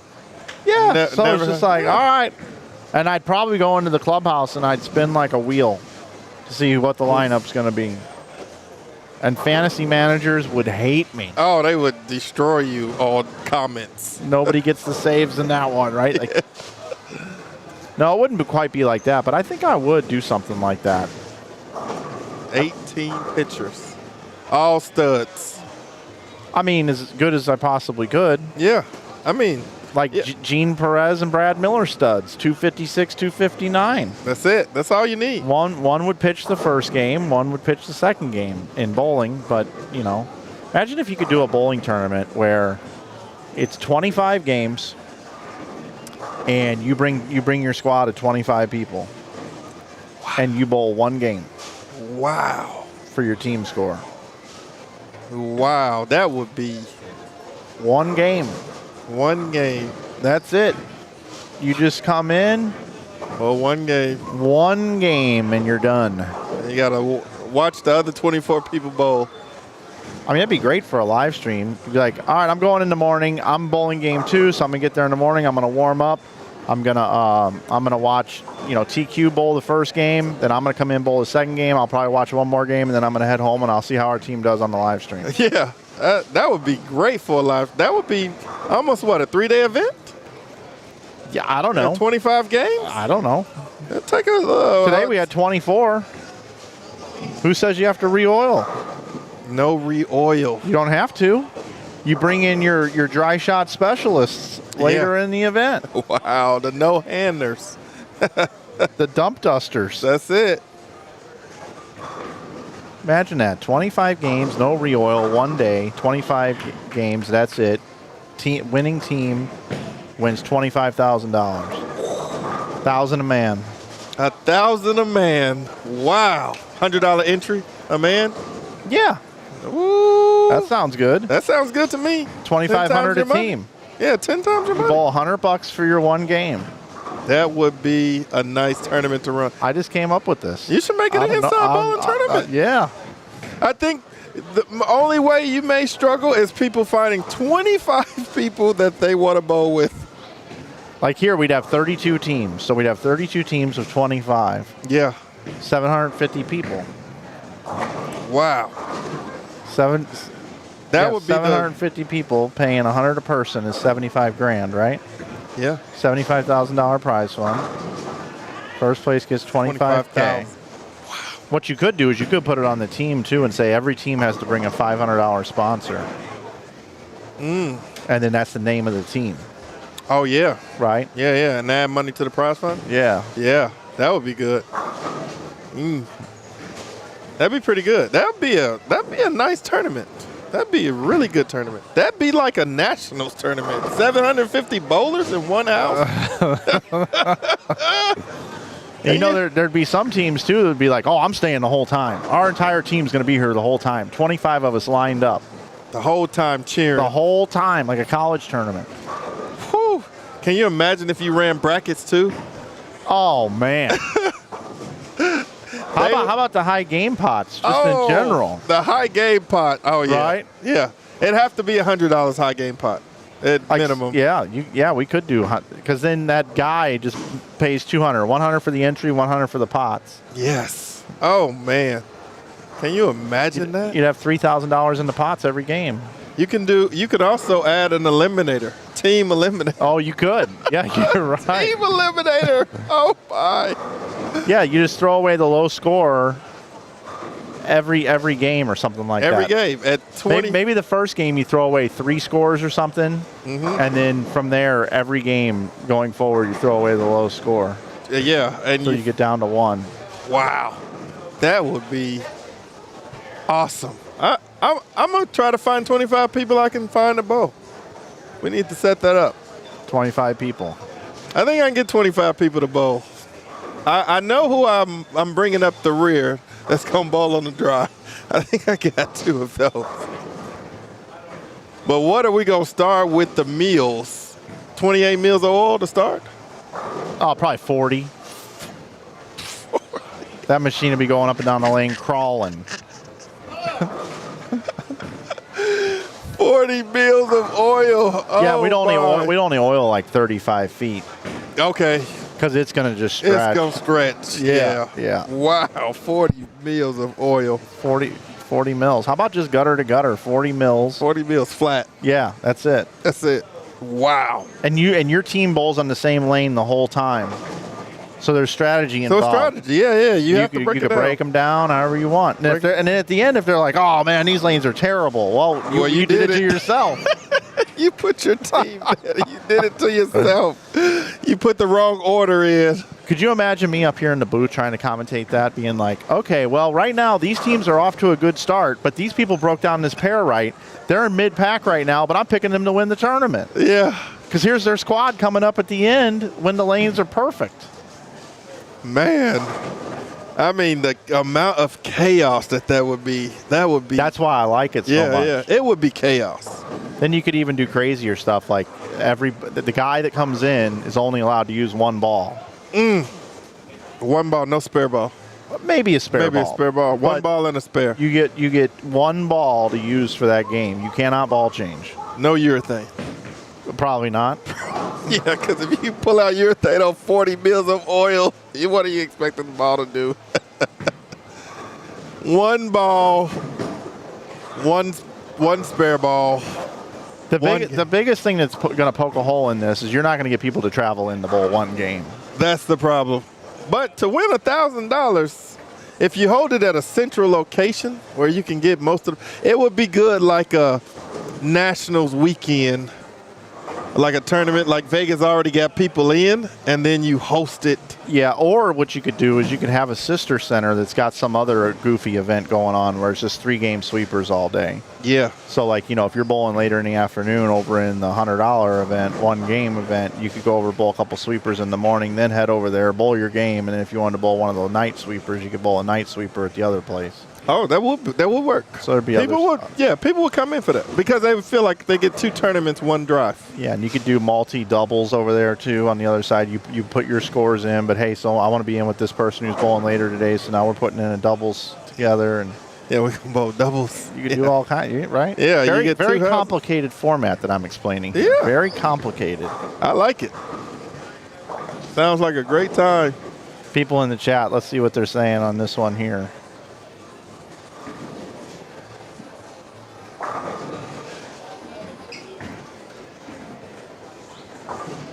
Teams around the world, why can't we do this? Put down the crack. 43 on 43 feet. Yeah, crazy. Then they skip a pair. 25 purple hammers on the rack. Must be cocktail hour here at the moment. This oil pattern, to those of you that want to see this for this event. It's 20-1, but it's not playing like 20-1 if you look at the scores. It's only 20-1 in one area. Yeah. Go over here for a second.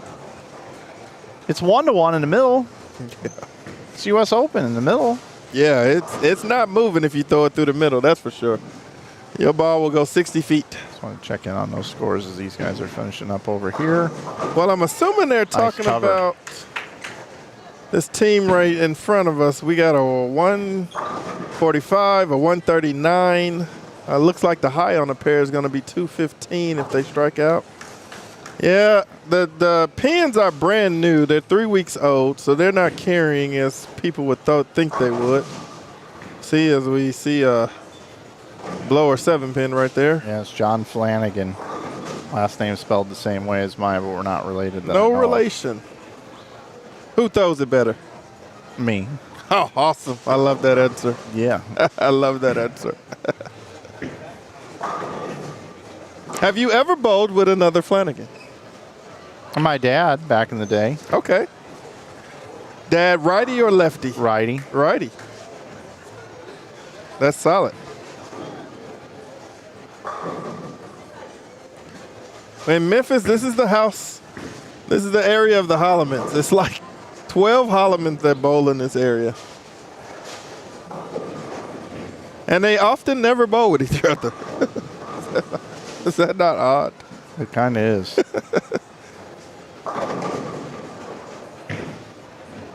Just want to give everybody a chance, I guess. Give everybody a chance. That's right.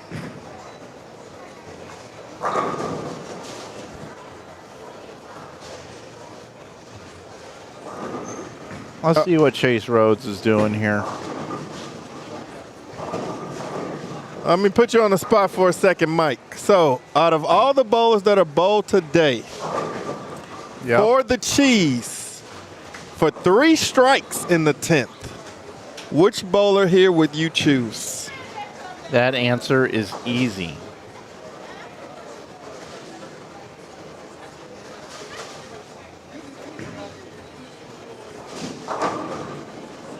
Easy.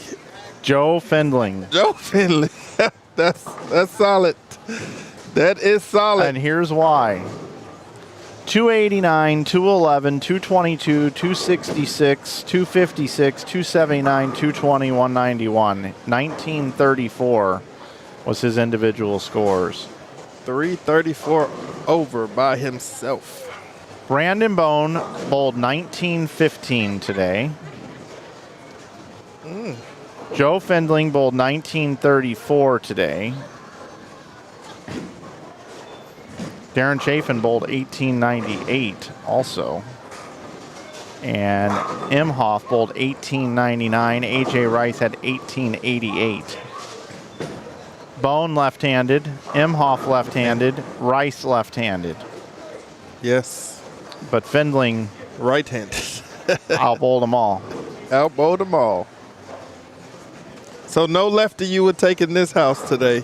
You would take the right. I would just take, yeah, his look was so good. It was. It was amazing to watch. Yep. I'm taking him. All-time amateur, though, who would you take? In any house, 3 strikes on house. All-time amateur, 3 strikes on a house shot. And if they get 3 strikes, you get $1 million. All-time All-time. amateur. No pros. That's a good one. That's kind of hard, man. Jess, who would you pick? Who would be your amateur that you would say, for $1 million for me, I would let this guy throw 3 strikes? Or female.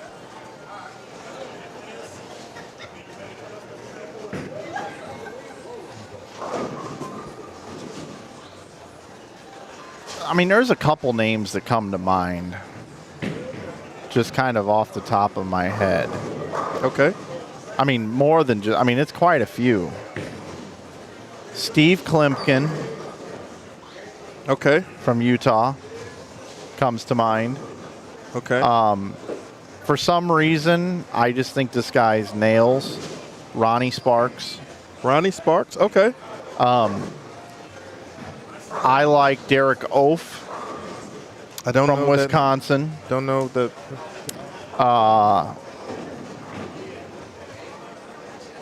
I'd have to throw Adam Barta in the conversation. Woo, he throws it really good. Okay. He throws it really good. We're talking in their prime. Yeah. Right? In their prime. In their is when prime. We're getting them. Yeah, prime. Going further back, you know,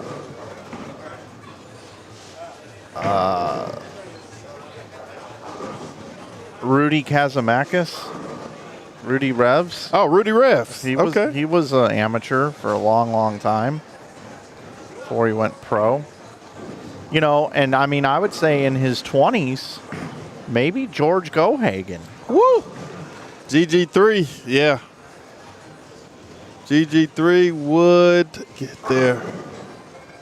Yeah, I like GG3 on the house. GG3, I remember a post coming out, and someone said that GG3 had lost it. And I think GG3 has probably put together the most honor scores that I've seen the last 2 years out of any bowler out.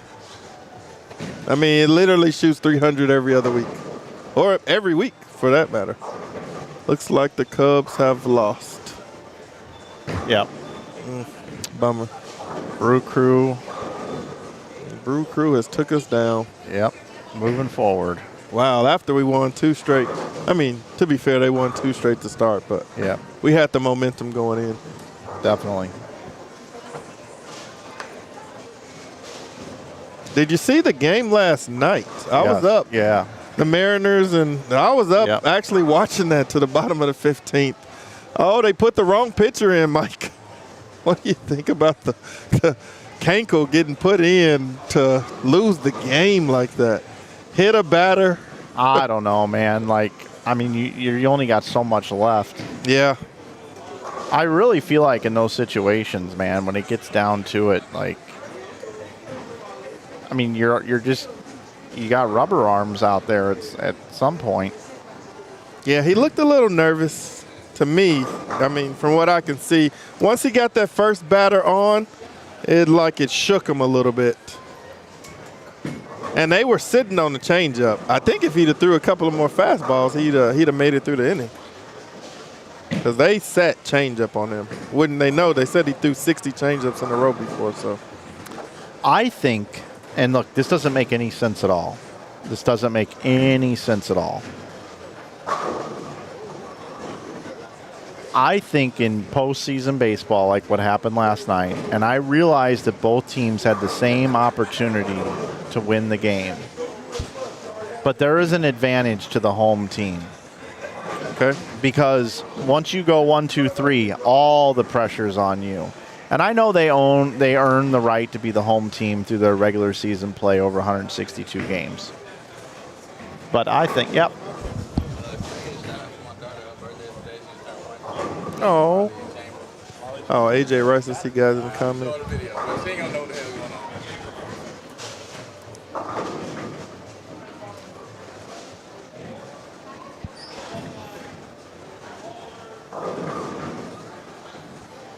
I think what they should do in Major League Baseball is they should have, if a team takes the lead in the bottom of whatever in extras, Okay. in the postseason, the other team gets another chance to tie the game only. Oh, okay. So what they do is they come up to the plate, and everybody's going to disagree with me and think this is the stupidest thing in the world. They come up to the plate, and it's like they got 2 outs, right? Okay.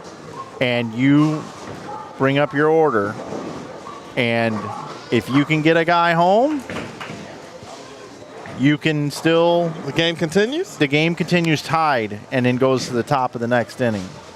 Okay. What it does is it makes both teams feel the same amount of pressure, Agreed. I think, Agreed. right? Yeah. What that does is it creates, you know what I mean? That batter still has to get from the plate back to the plate through a lot of different things, right? Right. Maybe a dumb idea, but I just think it would add to the drama of baseball, right? Oh, I'm here for the drama. I love the drama. And you can't win the game though. You can only tie. You can only extend the game. Yeah. Okay. Yeah, that's it. Got it. Okay. Oh, you can't win the game from that point.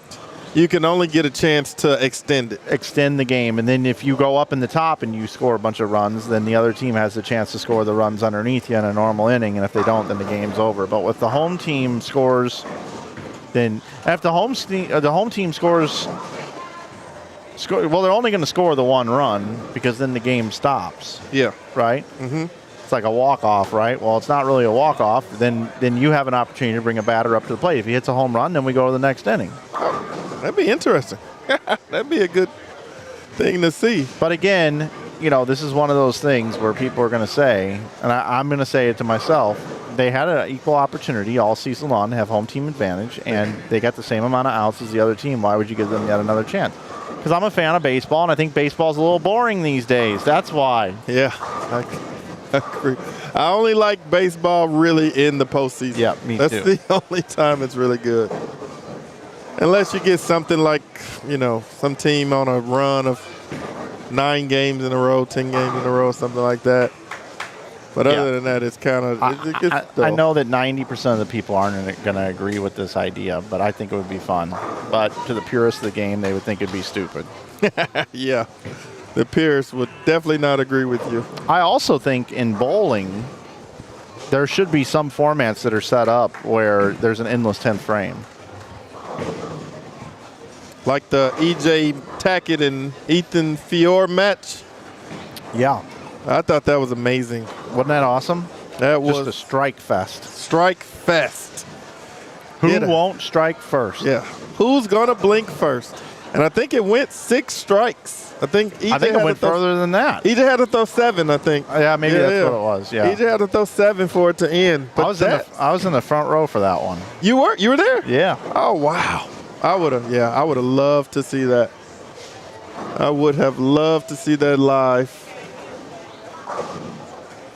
We got the commentary from watching it, you know, on the TV screen where Ethan goes to the motor rep and says, "Is he done yet?"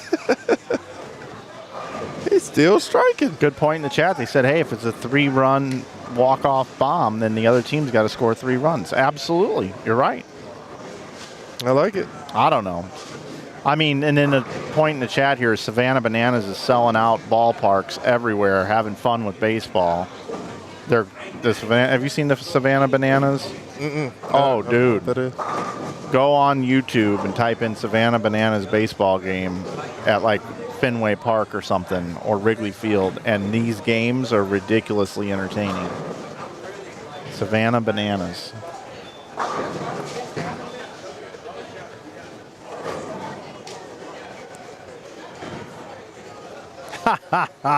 Scott Bender, nicely played, sir. He goes with Mike's logic. Ethan should have had another chance to after EJ struck. Oh, is this the team that's dancing? Oh yeah, it's like I've seen them. Theatrical baseball. Yeah, I've seen that. Okay, I didn't know the name of it, but I've seen those. Yeah, it's pretty cool, man. So you got to watch Stranger Things and Savannah Bananas now as your homework. Nice. He thinks Ethan should have got another shot? No, they're saying with my logic, he would have got another shot. One more shot to tie. That was a good match. You know, I think about that match that it costs EJ a title because he used up his line in the roll-off. It could have. It could have. Because he lost. He lost to, what was it, Andrew Anderson? Yeah. Because I think he threw his strikes away. He threw 7 strikes, would have been a big monster game for him, but he had to use it in the roll-off. And I think he burnt up his line.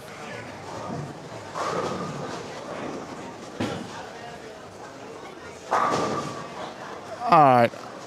Here on lanes 25 and 26, we've got Mark Partee, Maurice Chambers, Blake DeMore, Spencer Rollbars, and right next door we got Eric Jones and Zach Wilkins bowling by themselves. And we got a special shout out here from my man Maurice Chambers. He's got a very special person watching at home. Marley Chambers, 1 year old. 1 year old. Happy birthday, Marley Chambers. Happy birthday. Happy first of many blessed birthdays.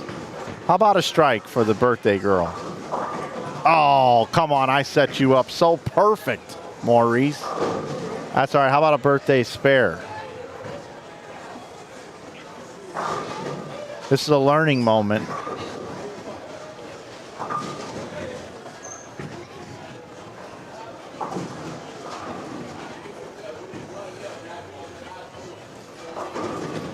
If at first you don't succeed, dust yourself off and try again. Let's get rid of this 3-6.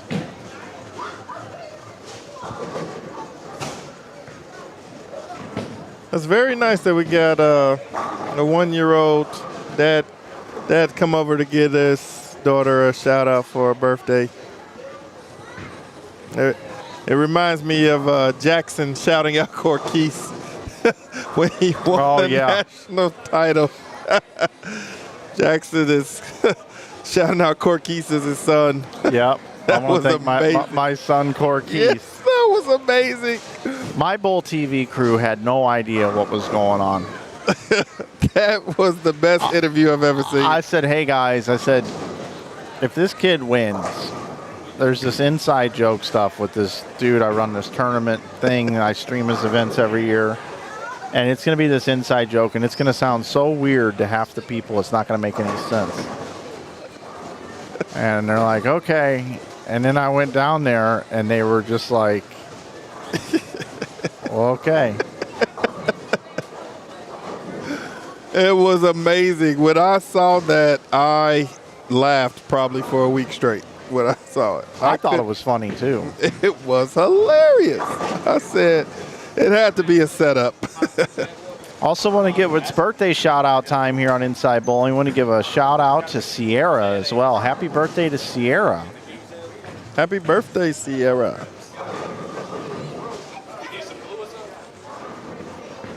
And we are going to share some love here. We are going to move around a little bit. There's the strike for the birthday girl. There we go. Yeah. Dad is striking away for you. All right, we're going to move over to here.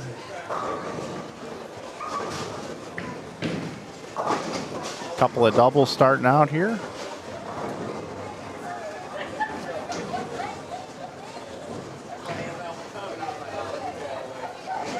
Got a Preston Holloman. Oh, got the hard two.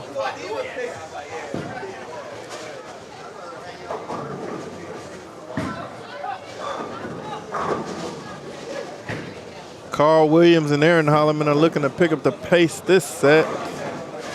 Struggled this morning.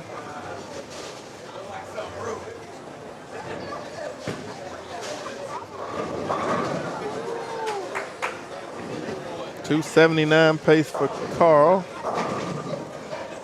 .269 pace for his partner.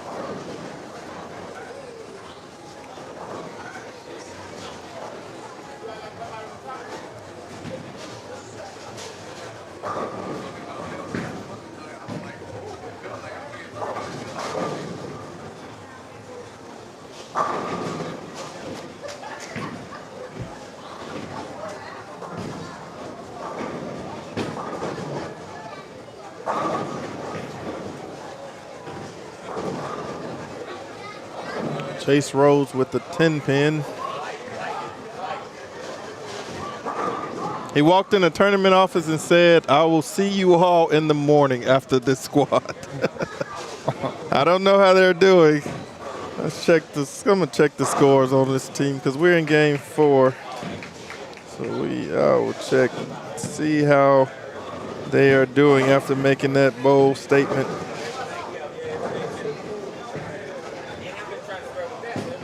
Chase Rhodes and John Flanagan are 19th out of 21 teams on this squad. They go 418, 423, 378. So in order to make it to tomorrow, they're going to need a couple of big ones to jump up in that. Looks like Brad Miller and Gene Perez have jumped up to first with Eric and Zach Wilkins. They're both sitting at 14.56 after 3. Blake DeMore and Spencer Robards at 14.10. Brighton Kelly at 13.97. Troop and Thompson 13.84. Heath and Johnson 13.52. Holloman and Williams 13.46. Tharp and Johnson 13.42. Edwards and Grady 13.31. Top 9. Partey and Chambers 13.13. Rounds that out top 10. Look like Ruiz and Chafin took a step backwards. 386 game 3 to go to 1282.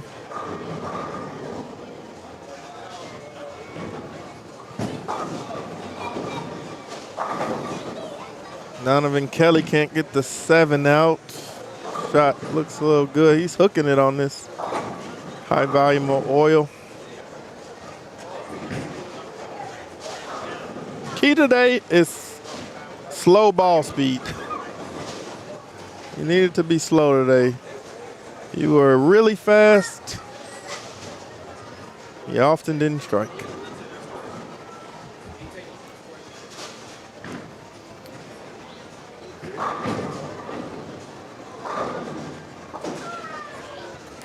All right. You were kind of going over scores there. I can bring them up on the screen. Less scores this squad. I forget how quick they come in.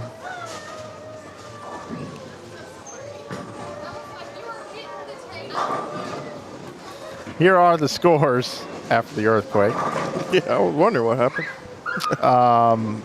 We've got Brad Miller and Gene Perez, you mentioned, 1456, along with Eric Jones and Zach Wilkins. So they are, that's a 6 games, 12, they're 256 over, right? Mm-hmm. 256 over each. Then you've got Blake Demore and Spencer Robarge at 1410, Donovan Kelly, Terrence Bright at 1397, at 1384 you got Thompson and Troop. That was a bad game for Thompson and Troop. Yeah, 389. Wow. There you go. There's your scores, everybody. Still some really big monster scores out there right now, but that doesn't mean that they're going to maintain that way. It's just where we are right now.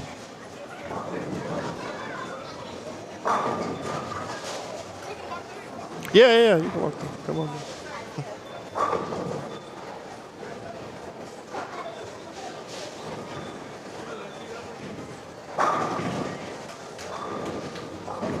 What's your, you bowl league, yeah, Mike? No, You don't bowl league? it's impossible.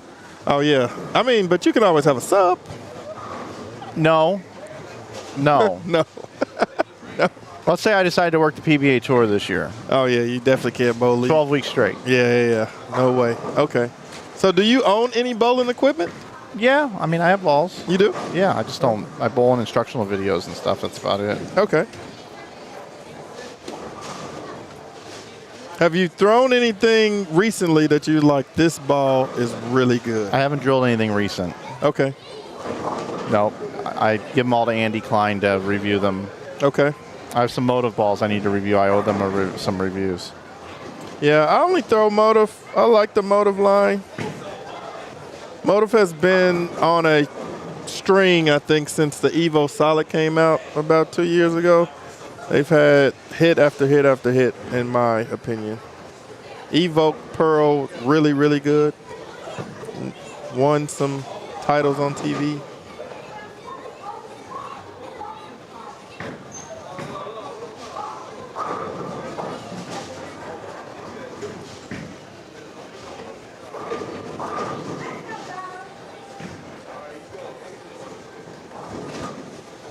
Look like I don't think we'll have any 300s on this squad. This game or the whole squad? I don't think we'll have any on the squad. I'm going to go 0 for this squad. Okay. We had 0 A squad, 1 B squad. I'm going to go 0 C squad, which Bowl 101 team actually placed bets on how many 300s would be in the tournament. Really? Brian is leading because he picked 5. The next closest was 7. And then it went up from there.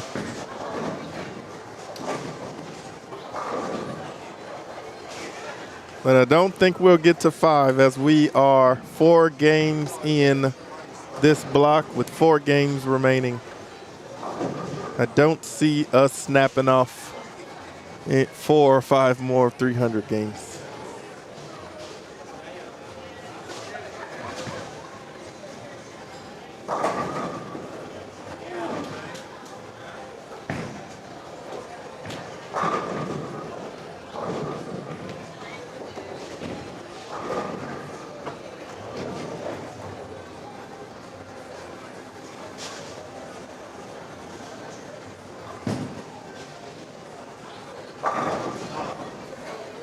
Our correction, Eric picked 6 300 games, but I don't think anyone will be close. So PK will take home the cheddar for a bid of 5 300 games. This pattern 20-1, but it's still tough to navigate. It has not been a strike fest for those of you that has been viewing this. As you see, the scores are coming in. They are not just running over the field with 79s and 60s. You can average 230, you can make a lot of money in this tournament.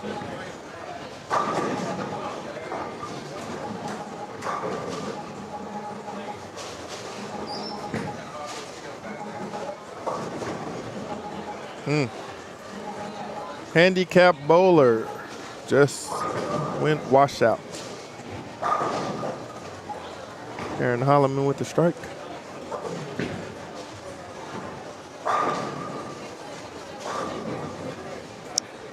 Chase Rhodes with a strike. Partners on the St. Louis 300 with a 267 game pacing. And he's on a 279.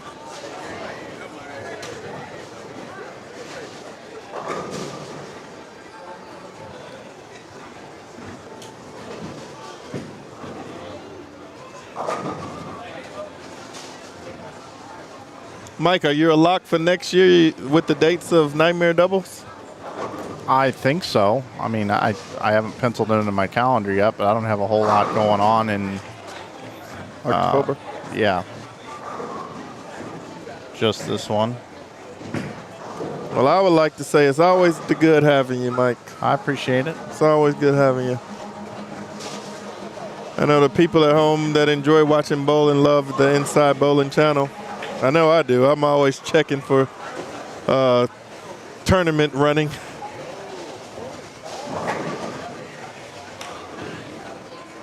As we don't have, I haven't seen many channels in England or YouTube that stream. No one really streams over their tournaments, and they're not as big as America is on streaming, so it's a little bit different.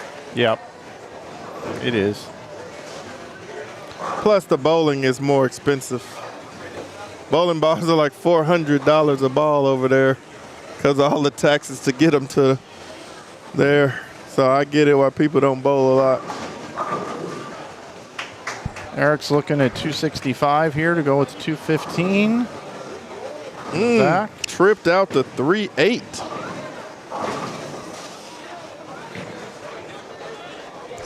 He's excited about it. Mr. Robar's working on 70. Nope, that's his partner.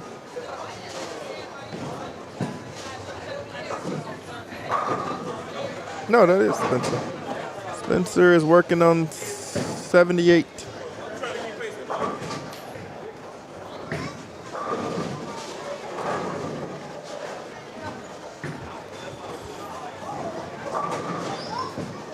Do you host any youth tournaments, Mike? Host them or like just stream them? Like, do you have any inside bowling youth tournaments? I don't really have any inside bowling events anymore. I help Jerry with holiday doubles, but that's about it. Oh, okay. Yeah, I kind of got out of the tournament business a while ago. I know on one stream we were talking about an inside bowler of the year. Yeah. Are you still thinking about having that? I'd have to have somebody run some stats for me. Okay. I'd need somebody to have to put all that together. I know Michael was talking in the tournament office. Holloman said he won three last year on inside bowling. That'd be a shoe-in for a finalist for bowler of the year, I would have said. Oh, he would have been it last year. Yeah. Yeah. My memory goes, man, like back in February, I think Robarge won the Ebonite tournament, I think. Okay. And then Spa City. Gosh, I'm drawing. I think Michael won Spa City, didn't he? This year?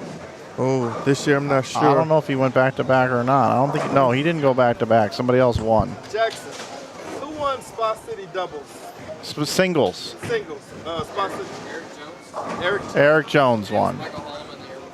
Yeah. Eric Jones. Okay, Eric Jones won that one. Yep. So my memory already messing me up. And then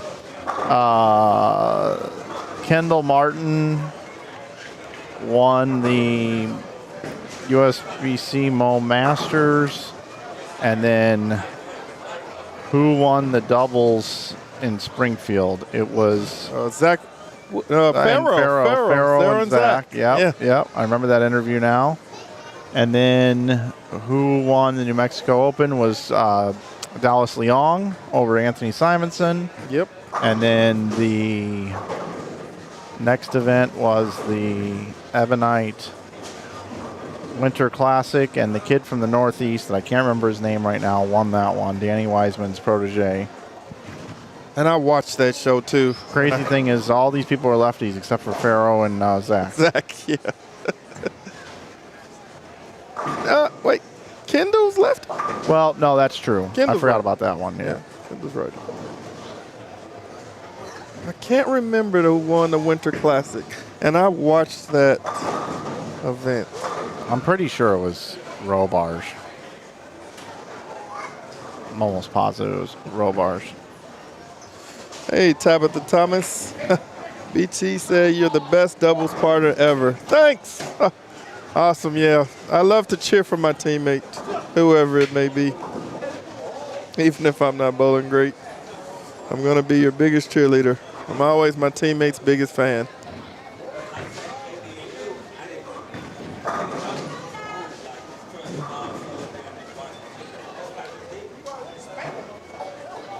Man, Mike, we need to find out who won the Winter Classic. Both our memories are shot on that one. I'm pretty sure it's Robarge, man. Was it? I thought you said it was a kid from the north. Oh, no, the Fall Classic. Fall Classic. Fall Classic was a kid from the Northeast. And we don't know who that is. He's a freshman at Mount Mercy. Okay. His name just doesn't roll off Yeah. the tip of my tongue. He's so new.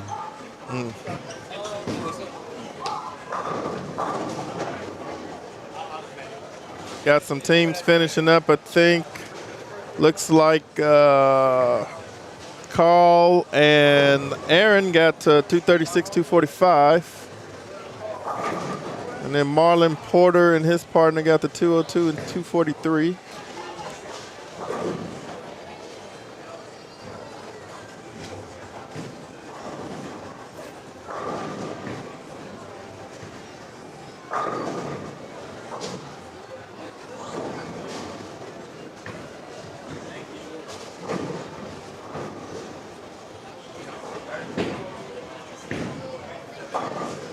Jake Boxty won that tournament. Jake Boxty. Won't forget the name again. That's a very interesting last name. I like it. Boxty.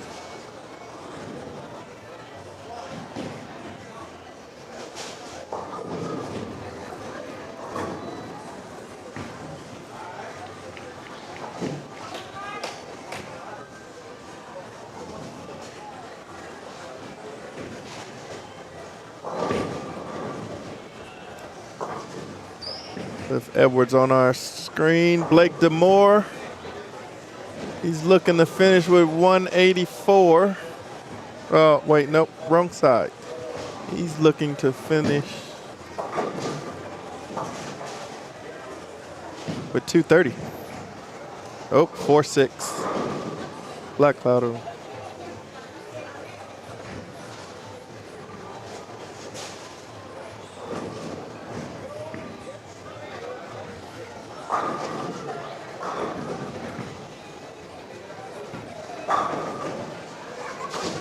Zach gets out the ball really good. Gets out the ball really good. And for me, he's kind of gets around the ball a lot. Overly around the ball. But it works on a house shot.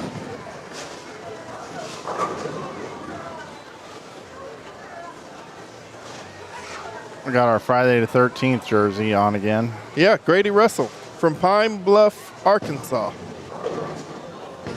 Heading into game 5 now. Left side of your screen's got game 5. Wow.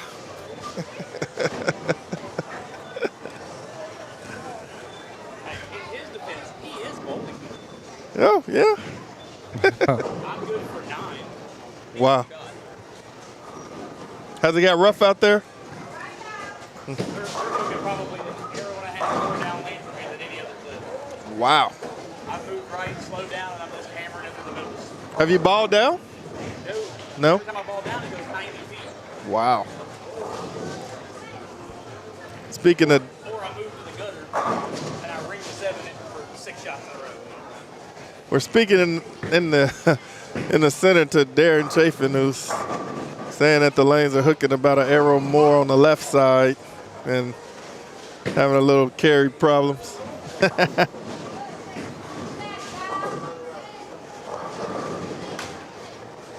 See, look like you got Cliff Edwards and Grady on 23 and 24 with Nolan White. Can't remember what his partner name is.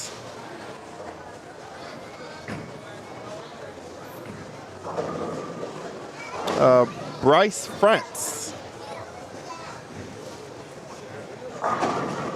Spencer Robars with the fastball.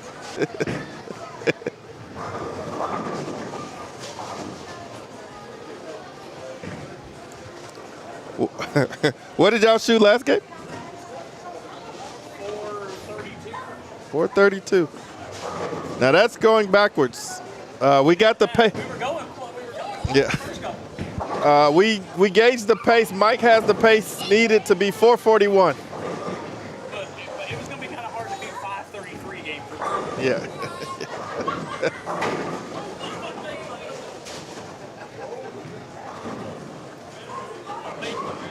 Made 10 cents on the set already. Let's go. Spencer Robars, one of the fastest throwing lefties that I've seen. He is. He hums it down the lane, that's for sure. But I think speed is a crutch on this pattern.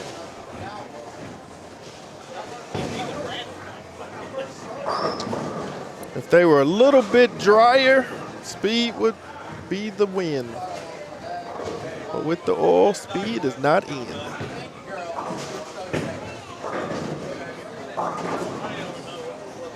Eric Jones with the miss on 30.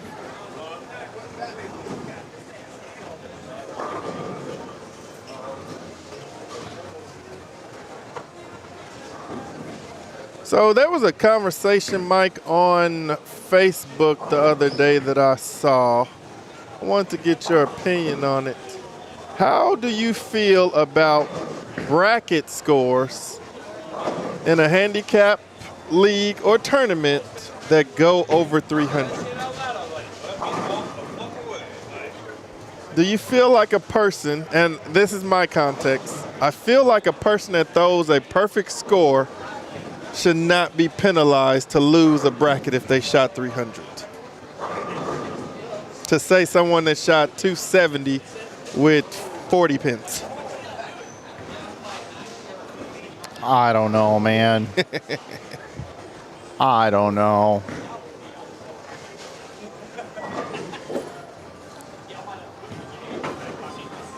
I mean, I think it should just stop at 300, I guess. I agree. And it would just tie to go to the next game. Yeah, and then the best person win there. Yeah. Probably. The argument was that people said if you're bowling a handicap tournament or handicap league that you should allow all scores to go over 300, even the brackets. And I was on the latter because I was on the side of 300 is the max score anybody should be able to get with pins or without pins.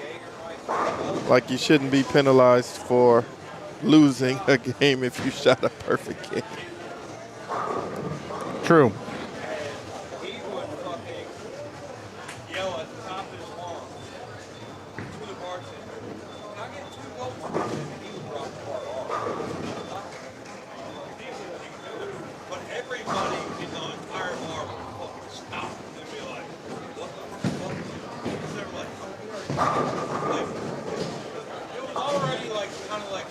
And people making some spares. There's been some good sparing going on. I think I've seen some good. As Aaron smiles at me. Zach Wilkins on the front three.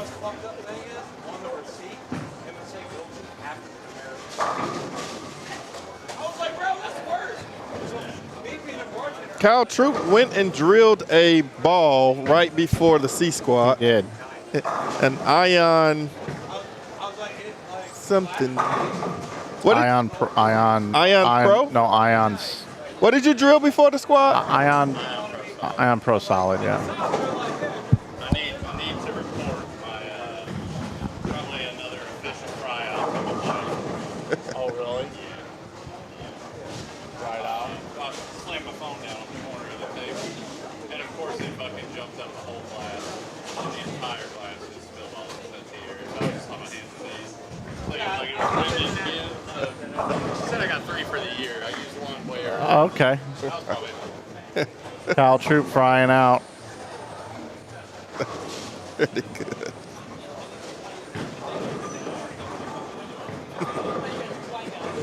He's going to be coming over 27-28, I think. Yep, 27-28. I think they both started with a strike. Went and drilled a ball right before the squad. I think he said he drove to 3 different pro shops to get the ball he needed.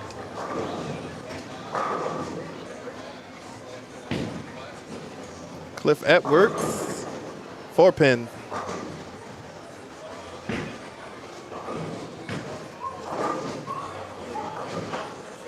Cliff Edwards, I know him well. He has a good set in Pine Bluff where he runs over his house. He has a 300, 258, 300 series there for 858, 2 300 games. Interesting enough, Quis has 2 300 games back to back, but his last game was 176. So he did not shoot 800 on a back-to-back 300. Kind of rough there, but we applaud the effort anyway.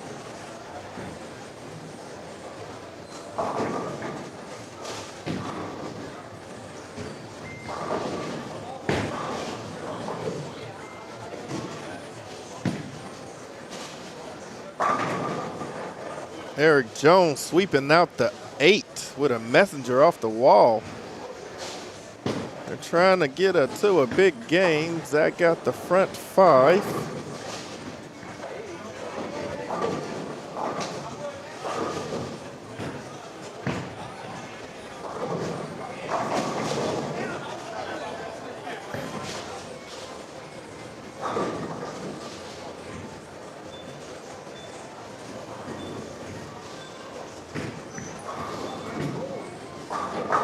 Give a shout out to the Bowl 101 guys since I'm in the chat, since I'm in the on the channel streaming with Mike today.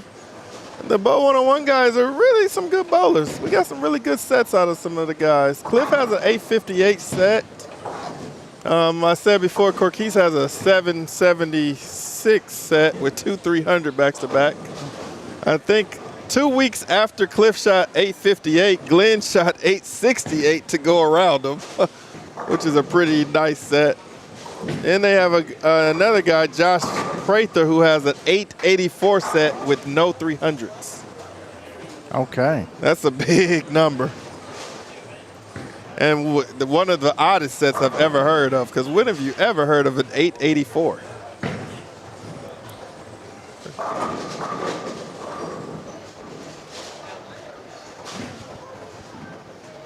All right, we do have scores here. Jones and Wilkins, right side of your screen. Zach's got the front 6. They're at 1936 after 4. So that's 1,600. So they're 336 over after 4. Brad Miller, Gene Perez, 1929. Blake DeMore, Spencer Robars at 1847. Holloman and Williams at 1827. Donovan Kelly, Terrence Bright at 1813. At 1802 is Jared and Kyle right here. Kyle starting to get into it a little bit. Richie Tharp, John Johnson are at 1755. 8th, Cliff Edwards, Grady Russell, 1753. So right now, 1800 is what, 200 over? Yep. This is where we start to see scores kind of start to come down typically.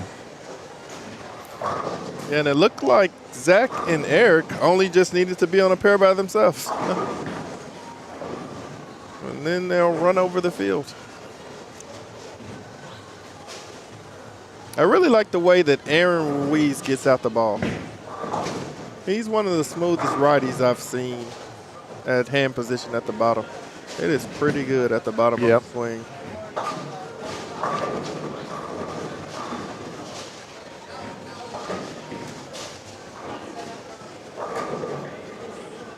Parker Capra.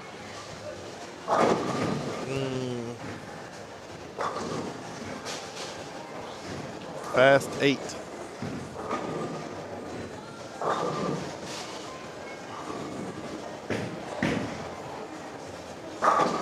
Aaron just motioned to the booth that he's about to blow the rack. So we'll tune into him on lane 27 right here. Oh, man of his word. 10 back.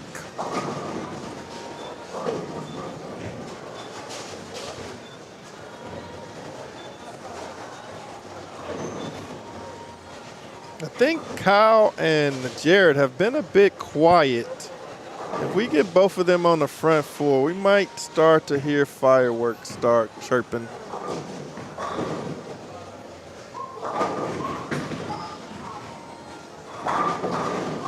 Woo! Blower 8-pin for Eric Jones on 30. That is dirty.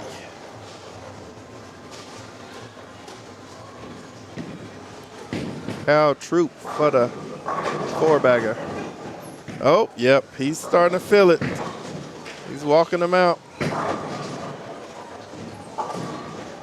Now, if Jared throws his, I'm pretty sure we're going to hear it.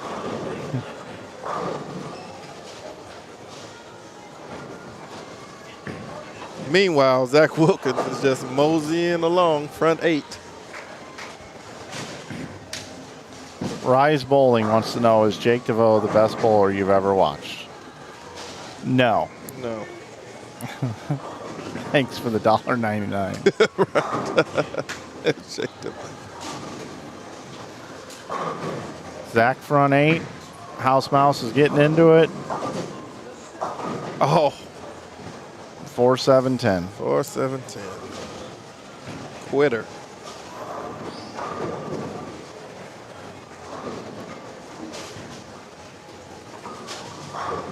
Aaron Ruiz. Ooh, strike.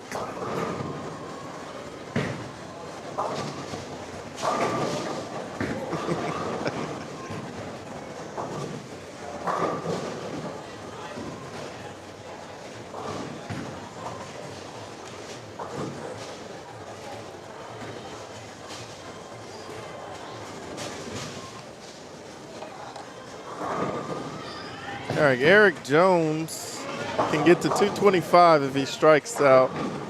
We have a nice little game. They are comfortably in the lead at 300 over. Looking to extend on their lead. He gets the 8 out. Messenger off the wall again on that lane. Wow.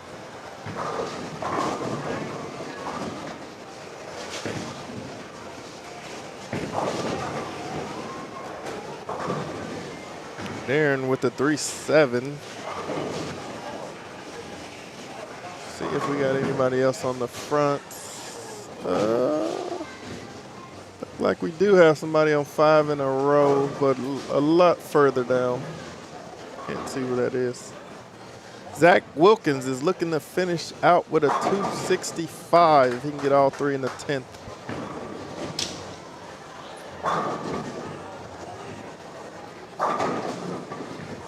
Couldn't get the first one.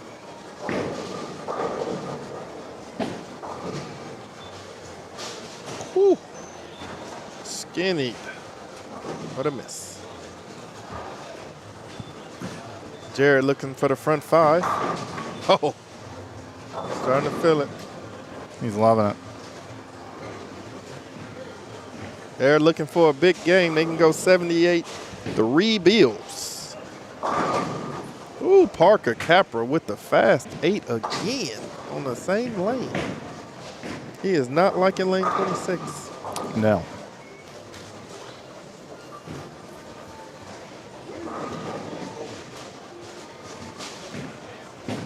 Kyle Troop with his freshly drilled Ion Pro is striking. Now that's knowing equipment. To say I need to go drill this one ball so I can strike at a tournament. That's true. Pretty good. That's knowing what you need. Zach Wilkins finishes out with a 255. House Mouse is looking for the front 6.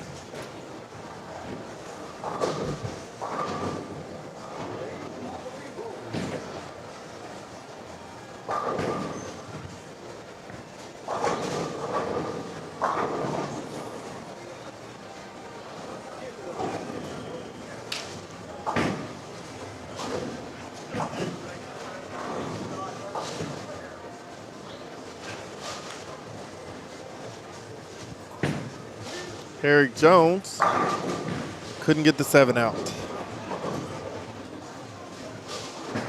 House Mouse. Wow. Just hooked. Yeah, got it to the dirt a little bit early. One of the strangest releases that I've ever seen in bowling is the House Mouse. I still don't understand how he gets out the ball. But it is effective, for sure.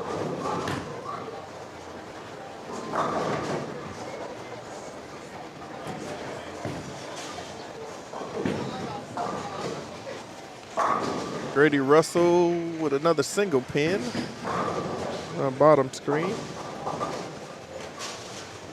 Eric Jones is looking to get to 205 for his team to go plus 60. Plus 60 it is for Zach Williams and Eric Jones. They are leading and they are not looking to give it up.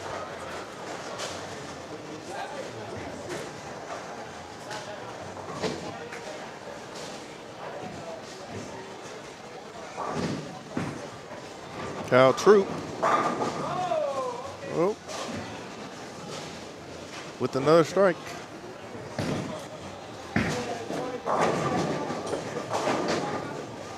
Eight pin for Aaron. He's looking a little confused on how the 8 pin stayed up.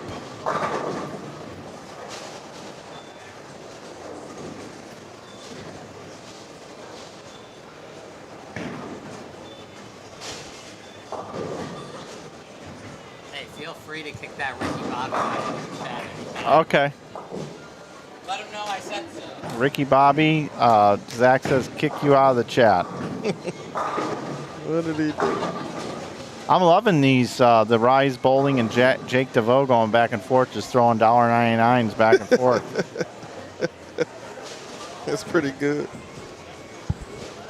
Rise Bowling, I believe that's Josh Emhoff. Yeah, oh yeah.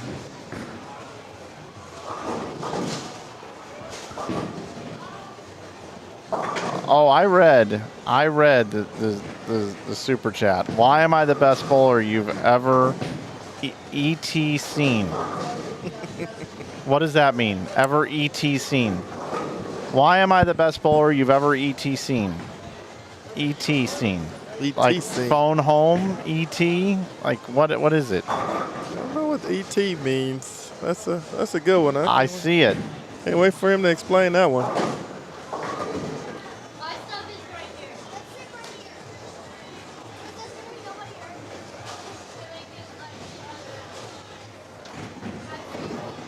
Aaron looking for a strike. 10 back. A. Okay. All right. So this is French. My bad. Why am I the best bowler ever? A scene? A scene? A scene? I don't know what you're talking about. That's a weird statement. A means and in French. Okay. And. All right. And. Why am I the best bowler you've ever and seen? Okay, and seen. Best bowler and seen. Huh. You're going to have to learn how to make sentences first. Or I'm going to have to learn how to figure out other languages, which I can go ahead and figure that out, I guess. Yeah. Maybe we could chat GPT what he's trying to say. Woo, Kyle just brought one back from nowhere. They are trying to shoot a big one. So back to the cut. Yeah. So standings. Only the squad.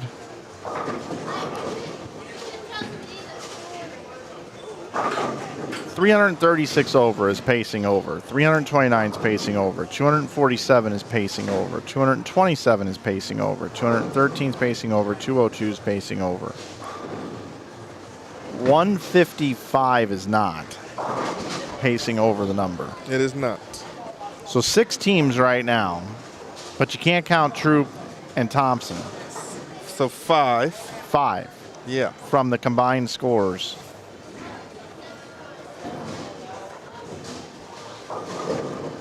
One, two, three, four, 5. 35-49. 35-49 right now. Which would mean that that's Kyle and Jarrett. So 35-42, Tyler and Mike would most likely get in. Well, actually, what if that jumps up, that just comes down. So 35-57. 35-57 right now is the cut. So Justin and Chandler would be the bubble team. But is Donovan Kelly, Terrence Bright going to keep this up? Is Aaron Holloman, Carl Williams going to keep this up? Is DeMoran Robards going to keep this up? We don't know that yet. We don't. And somebody could jump up there with a big one. Look like Robert Albright and Corey Knight in 11th are looking to pace something different. And Greg Black in 13th, and Nicholas Reed just shot a 487. So maybe they're pacing a little bit better as it gets a little bit drier. Folks, you're watching the 2025 DV8 Nightmare Doubles. Mike Flanagan, TQ Nimox here in the booth with you as we've got this event's taking place in Bowlero, Bartlett in Memphis, Tennessee. For those of you that were curious where we are, that's where we are. And all that information is available down underneath the channel in the description.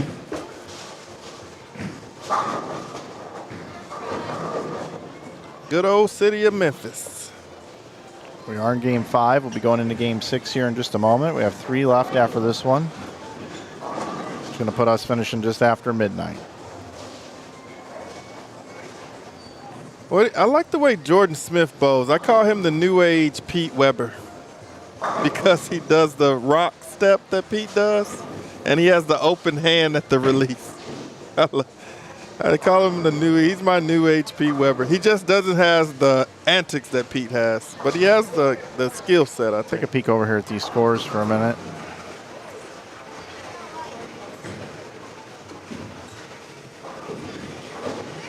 .248 from Jordan Smith, right on cue. Parker Capper looking to get to .223. Woo, first one. Blitzed it. John Johnson, team of lefties. Johnson and Richie Thorpe. Mike, do you have a team left in the Calcutta? You picked someone. I only got one. What do you have? Boog and Kendall. Boog and Kendall. Where are they sitting at? They were second, I think, coming into this block. Or third, maybe. Third. That's a good horse to have. Third, yeah. They look good. Did Boog who did the heavy lifting, Boog or Kendall? I know Kendall. I think they were within 5 pins of each other. Wow. Now that's a team right there. Yes, exactly 5. 1839, 1844. Couldn't ask for much better than that. That's teamwork.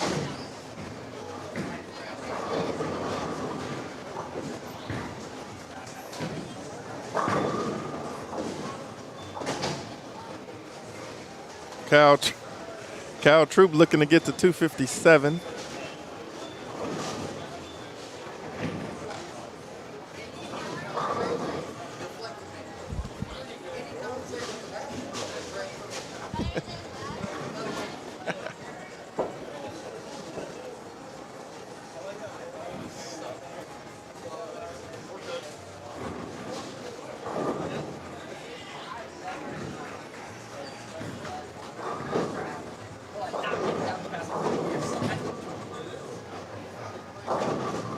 Kyle Troop, 255.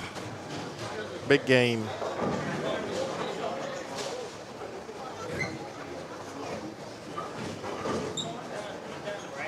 John Johnson and Richie Thorpe. John Johnson shot 259. Richie Thorpe 203 plus 62. Jared Thompson trying to get the first and the 10th. Got a jump out of Kyle Troop. He's trying to get the 255 as well for a 5-10 score. That's a big number.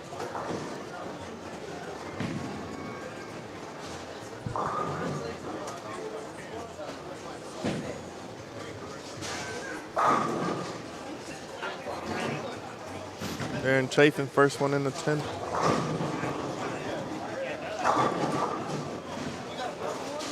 $255 possible here, a little 5-10. A little 5-10 action.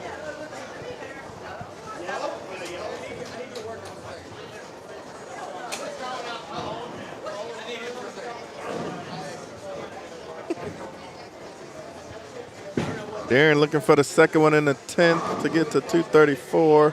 Stone 8-pin. Jared. 255, 5-10 game. That's gonna move some things around.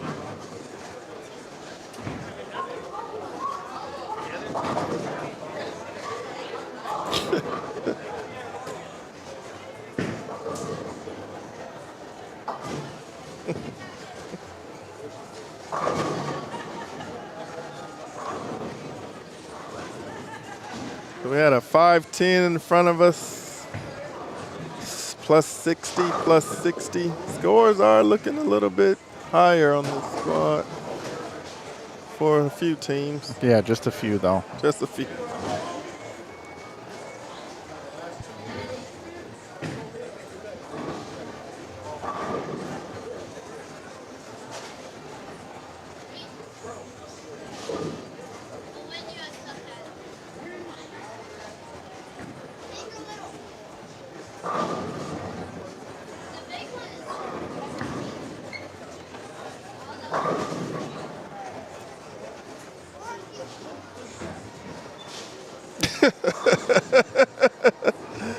CJ Petra, that is hilarious.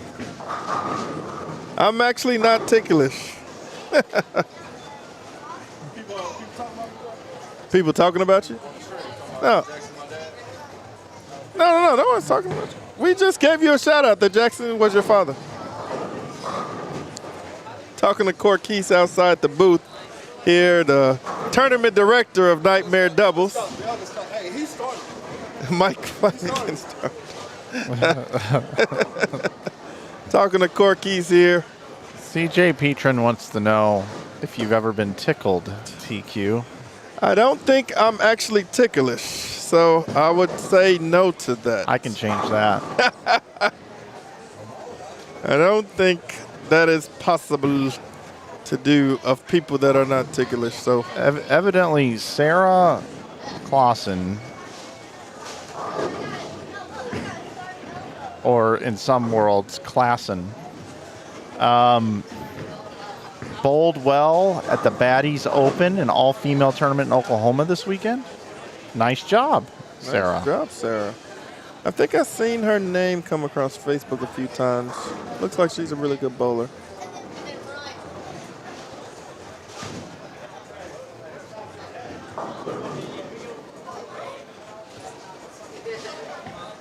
How many are we streaming in the chat? How many viewers do you have? We got 783 right now. 783. Look out. I should probably take a minute and tell all 783 people that DV8's our title sponsor, so if you want to support a bowling ball brand that supports this event, check out DV8 and their fine lineup of products at dv8bowling.com. Also, our man Brad Brooks, who bowled the event on B Squad, check out the Brooks Agency. If you need anything related to insurance and mortgages, all that kind of stuff, he can get you hooked up with his circle of influence. Also, Bowl 101 Pro Shops, the Just Be team, and Quis Touraments. Also, if you'd like to pick up some gear some t-shirts, hoodies, outerwear. We got new quarter zips. Check out InsideBowling.com. And this particular week, we've got $17 Brands of Brunswick tees. $17 now through Wednesday. Check that out if you like. Really nice. No coupon code needed. Really nice T-shirts. Yeah, oh yeah.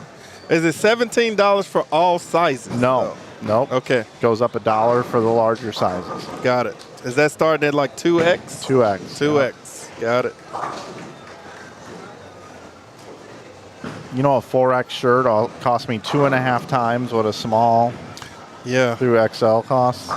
Material. Well, and they don't order as many in bulk. That's true. Yeah. Woo! Gene Black with the walk-in messenger on lane 23 for the 10-pin out. I can't believe Sarah's actually publicly saying this in the chat. And she's Eric Jones' girlfriend? Yeah. Wow. I wouldn't be saying that to anybody. Oh, she wants the world to know. Pretty good. Confirmed. Hey, just let Jackson say all about Fort Keys and these bets in his house.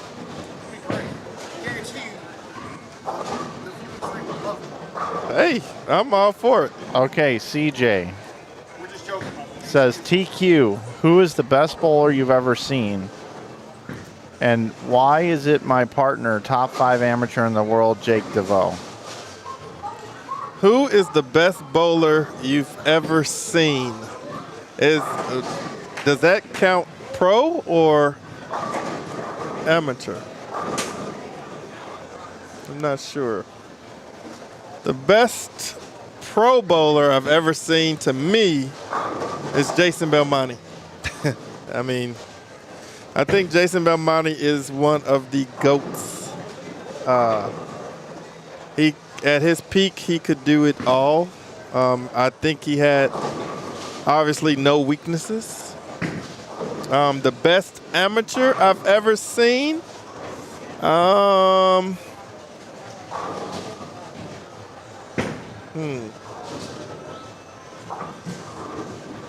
Best amateur I've ever seen. Best amateur I've ever seen.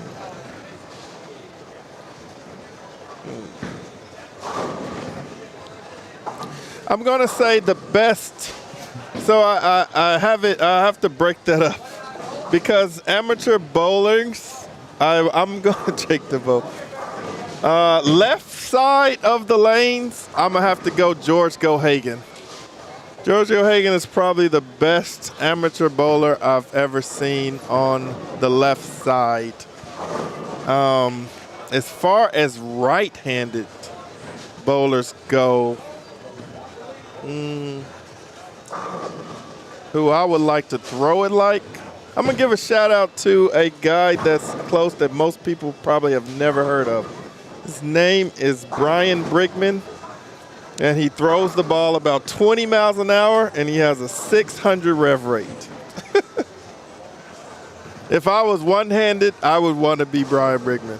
If I was two-handed, I would probably want to be Mike Jones from Arizona, who just shot 876 the other night in league. Since I'm a two-handed bowler. But I would say the best amateur bowler I've ever seen is George Gohagan III. And it's not Jake DeVoe. It's not even close.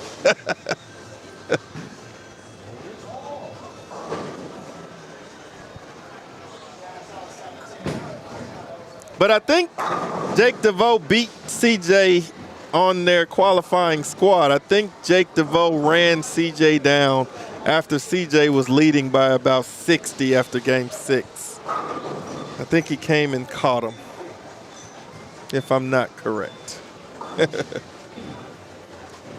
we pull up their scores? That's where I was going Yeah. next.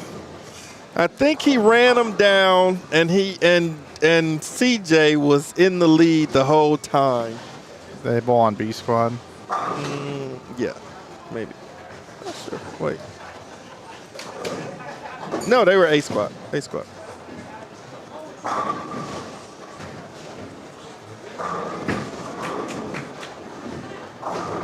Did they not get in singles? Probably. Probably didn't play anything. There they go. Let's see. CJ 245, Jake 223, CJ 236, Jake 198. CJ 239, 254 for Jake, 266 for CJ, 212 for Jake. And then the wheels fell off for CJ, game 5, 148, Jake 215. Game 6, Jake's gets to 256, CJ 236. Game 7, 217 for Jake, 204 for CJ. And game 8, everything went Jake's way, 266 to 206, 1841 to 1780. Woo! After leading after 4 by a mile, gets run down the back 4. 148 will do that to you. Great bowling though, guys. Really great bowling. 421 over, safely in the cut. I'm sure they are at the hotel resting a bit.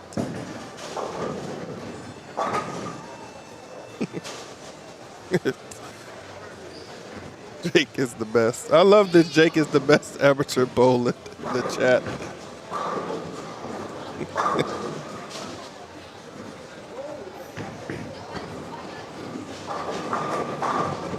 My poor man Pete Weber is striking on lane 30. Jordan Smith. Parker Capper with the front 4. They're looking to get a big game going because they're sitting, I think, currently. Still waiting for a few scores from this last game. I think they were in 12th after 4, so they need a big one to jump up there. Grady Russell with the strike. Cliff Edwards is looking to strike to try to keep his partner engaged. Eddie Burr with a couple good amateur mentions in here. Newman and Aguiar. Oh, yeah. Dave Gwendon from that time frame as well.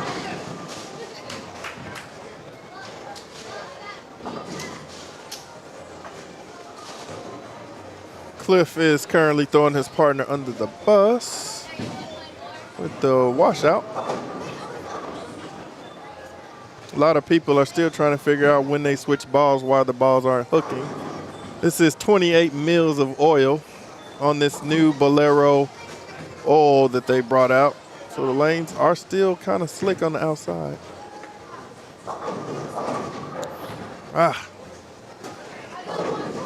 Jordan Smith with the 7 count. Richie Tharp with the 4-bagger.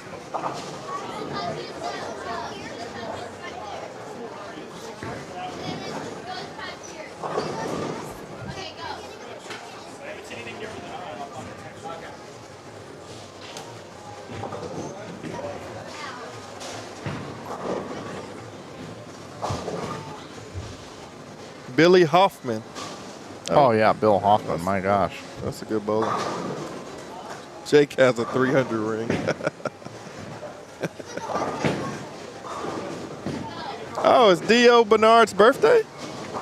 Happy birthday, Dio Bernard. Oh, I don't know. This entire chat, we don't even know. Yeah, we don't know what's true, what's not. We got one person claiming to be someone's girlfriend. We got one person claiming to be the best amateur bowler ever. One of my favorite lines is in Field of Dreams when Annie's brother says, "Who's this?" And he goes, "That's Terrence Mann." He goes, "Hey, how you doing? I'm the Easter Bunny."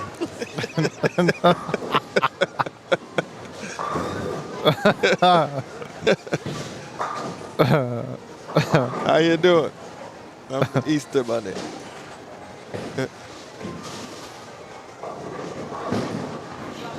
Cliff went to a ball change and not effective.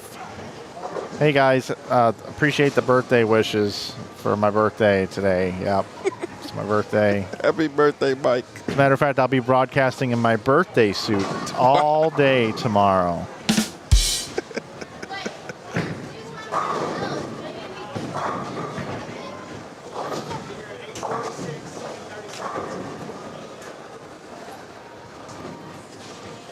Let's see who we got in front of us. I'm a Virgo. I'm the only October Virgo ever.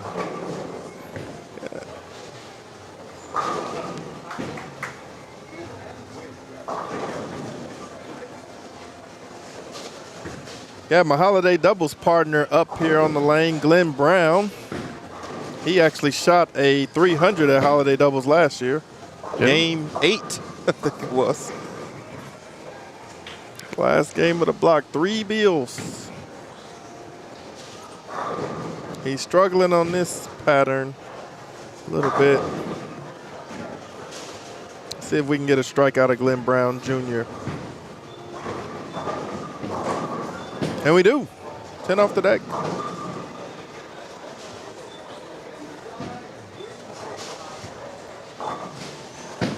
Do you know when I was in my early 20s, I used to have to carry an Easton aluminum baseball bat in my car?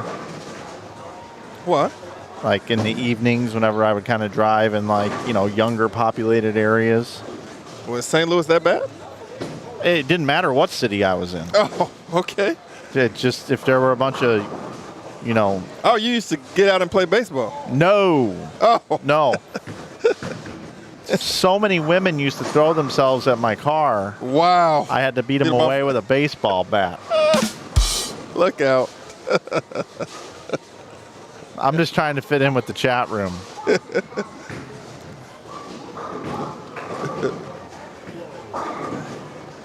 Someone buy Mike a drink. Mike, what is your drink of choice? I mean, I just, for the most part, just drink carbonated beverages, which aren't good for you. Like Pepsi or Coca-Cola? Yeah. I mean, my favorite is RC Cola.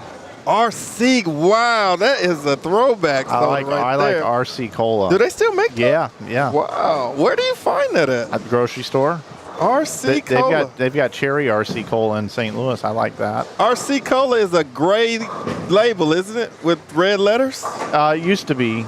Now it's like kind of bluish, but yeah, there's some silver in there too. Okay. RC Cola. RC Cola. I'll really mess everybody up. I'll really date myself. How about some Faygo? I know what Faygo is. Yeah. I know what Faygo is. Faygo, everybody sing. That's from Insane Clown Posse, by the way. Yeah, I'm not a carbonated beverage person. Well, that's good for you, but because it's not good for you. But I will, if I do see like a Tahitian treat, I will drink one of those. Or a cream soda.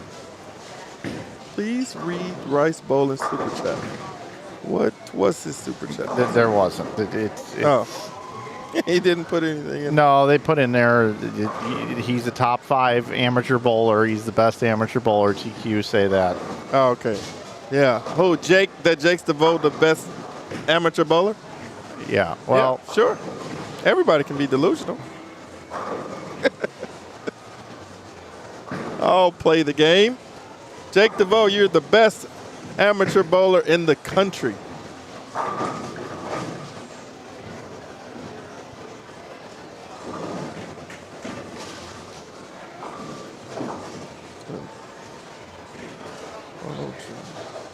No TQ. No TQ.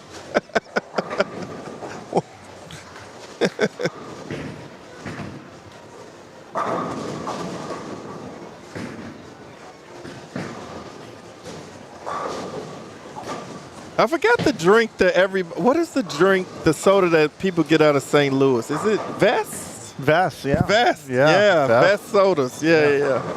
Vest sodas. Vest has a cream soda that's pretty good.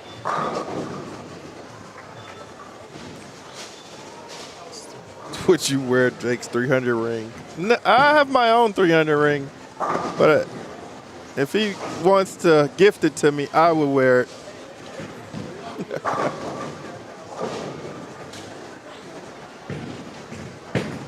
Glenn Brown Jr.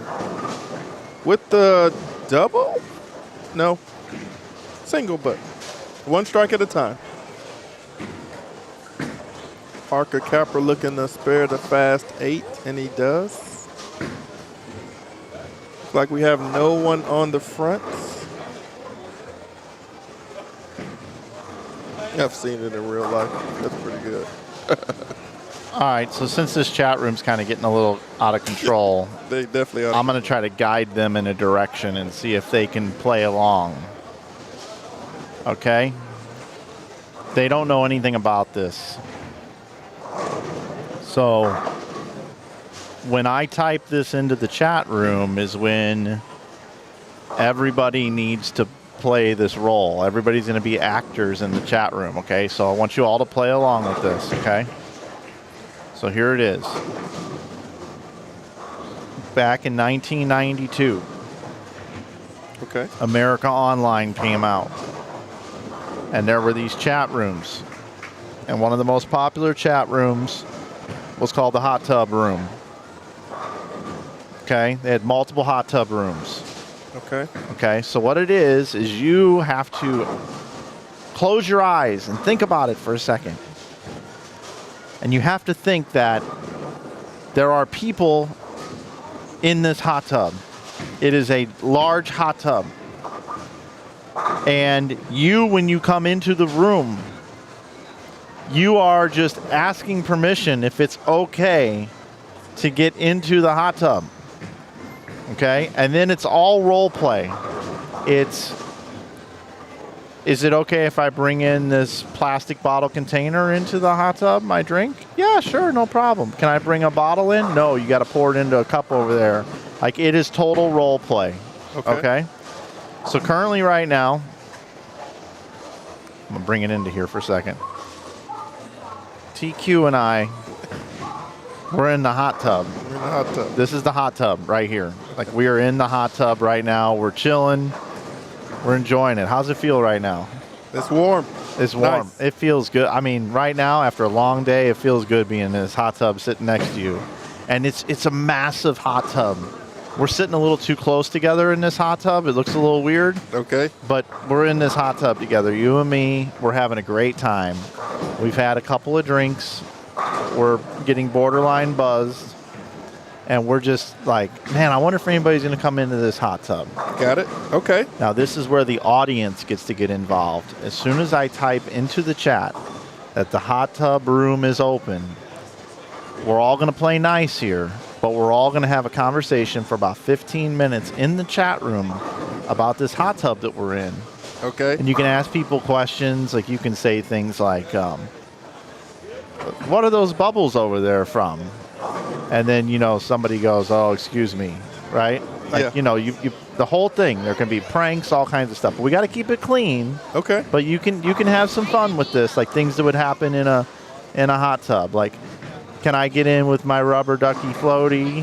Can I wear floaties? Can I wear goggles? You know, like all these different sorts of things. Like, I'm going to bring in a tray of hors d'oeuvres. Like, I'm just giving people ideas of what they can do in the hot tub.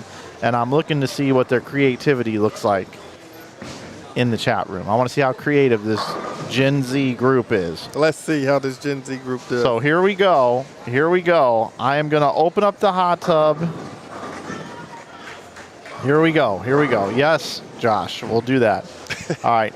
Hot tub room now in action. And right now, TQ and I are the only two in the hot tub. So here we go. All right. Hot tub's open. Hot tub is open for business. They don't even know what to say.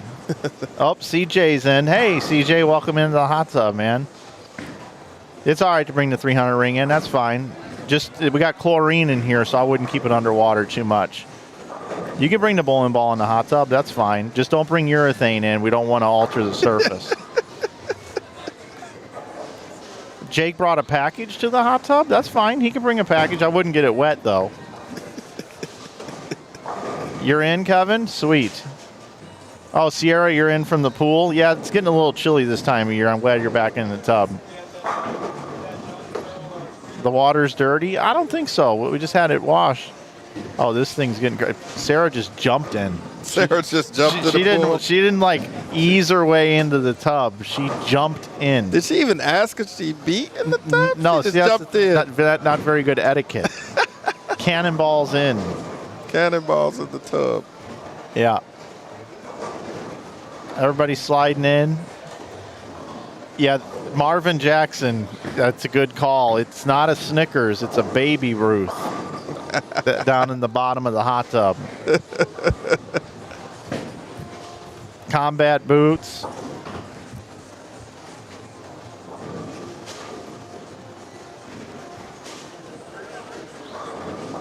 Somebody brought combat boots into the hot tub? Yep. Wow.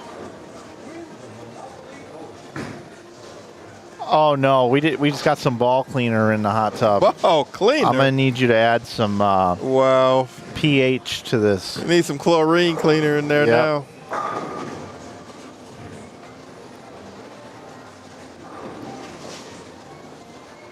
There's a lot of people in this hot tub right now. This tub is not so hot anymore. Brian K just brought in the Faygo. Oh, look out. Which flavor, Faygo? Grape. Grape. Oh, that's a good He flavor. brought 2 solo cups. You want some? Yeah, I'll take 'em. I'm pouring. Yeah, thanks for sharing, Brian. Thanks Here you for sharing go. the Enjoy, CQ. Appreciate you. This is not this grape Faygo is nice. Yeah. Hot tub full of RC Cola. Why am I wearing socks in the hot tub? There's Lucky Socks. Lucky bowling socks. I've only got one sock on, Josh. Come over here and sit next to me. I'll show you. That's pretty good.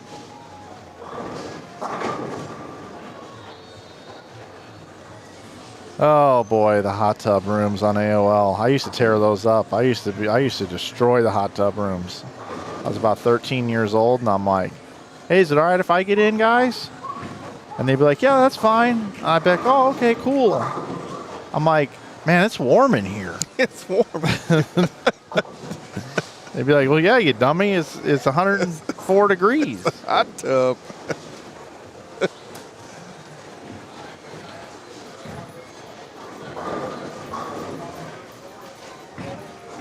Big 279 game in front of us from Nolan White. Oh, thank you, Kevin, for turning on the Jets. I was wondering when that was going to happen. We definitely needed the Jets on. Upper 10 soda. I don't know what that is. By the way, we have 2 rules in the hot tub. Nobody is allowed to put Dawn dish soap in there.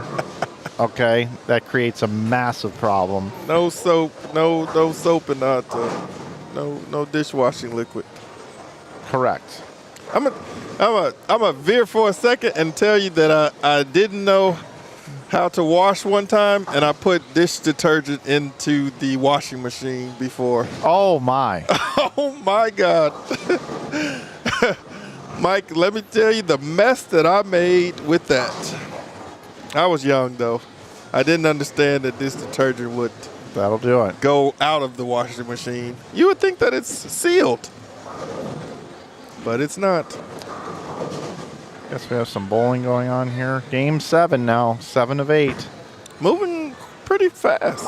They're running through this squad. Yep. I got to get out and stretch my legs at some point here, man. Been sitting here a long time.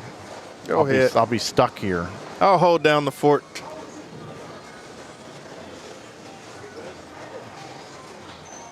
Okay, this is hilarious. There's a thing that just came up on my screen that says chat summary. People are talking in the chat as if they were in a hot tub together. Wow. It just came up here. I did see that. That's pretty That cool. is wild. Auto-generated experiment. Quality may vary. Viewers in the chat are having fun watching the hot tub stream. They are joking about various incidents such as someone turning on the jets, people jumping in, and the cleanliness of the water. Wow. Wow. I think this is actually helping my channel. Wow. YouTube just pulled that. They did. Wow. That is unbelievable. Now that's awesome.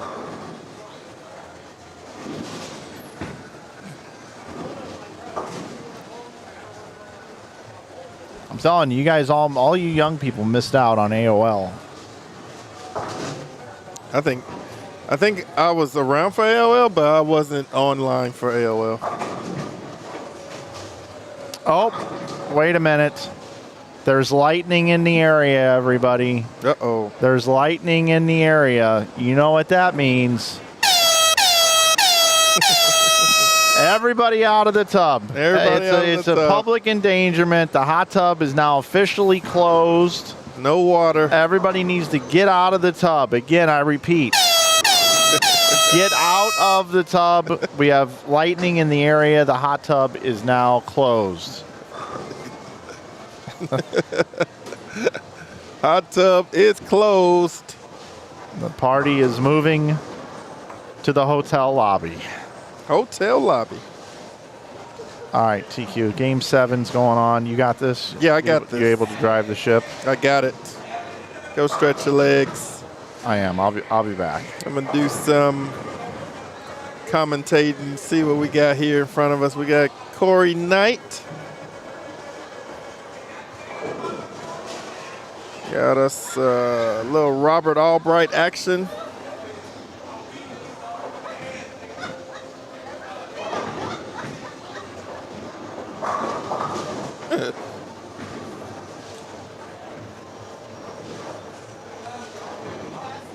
Let's see what we have in front of us.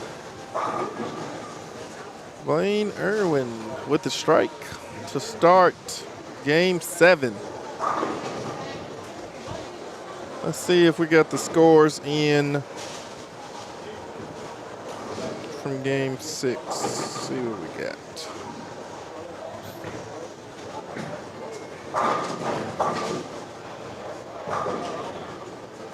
So we're just missing a few. And look like we have some movement in the leaderboard. Sarah brought a rev rate to the hot tub. Is it over 300?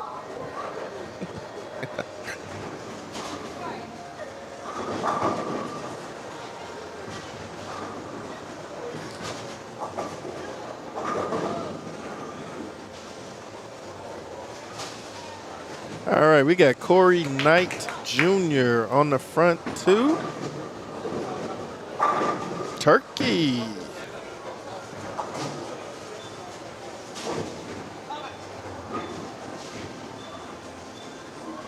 Our ref rate is 500 minimum. Wow.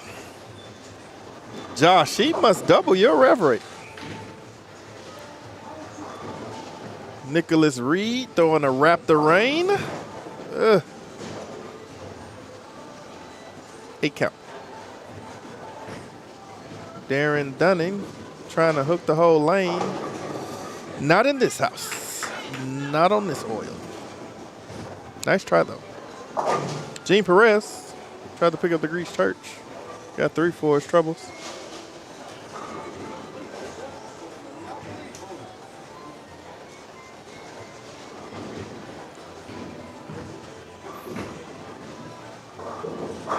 Oh, we got the Beanie Boys back. Let's see how they are doing. Let's see if all the scores come in from game 6. See what we got. Not yet. Waiting on a few. What's up, CJ? What's going on, CJ?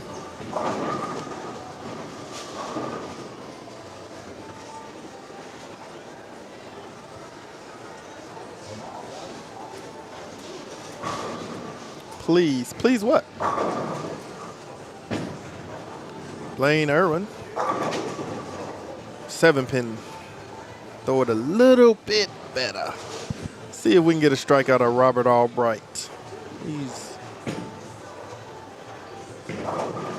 No, we cannot. Guys, this pattern is 20-1, but it plays a lot tougher than that. As you can see, if you put some new pins and some new oil, you just can't go striking. This is not a walk in the park. as I'm sure people thought it was. I know some people showed up, and I don't know if any of them in the chat didn't show up because they thought that this pattern would probably present something around like a 500 over pace, but it is not even close. I think we only got one team that's over 500, and that's Dio and Joe Finland.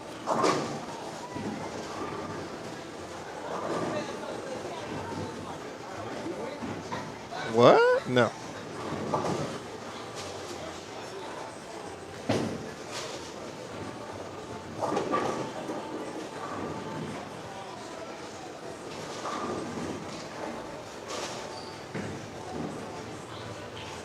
All right, we got Darren Dunning. He's been trying to hook it. He got that one a little inside. Brooklyn.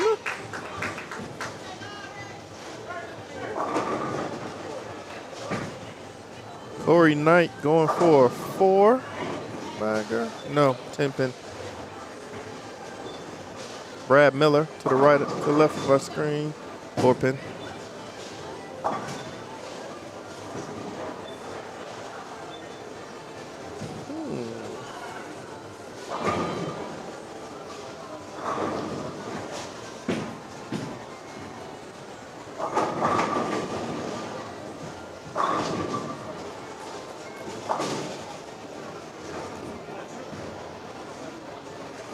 To the pair with Brad Miller.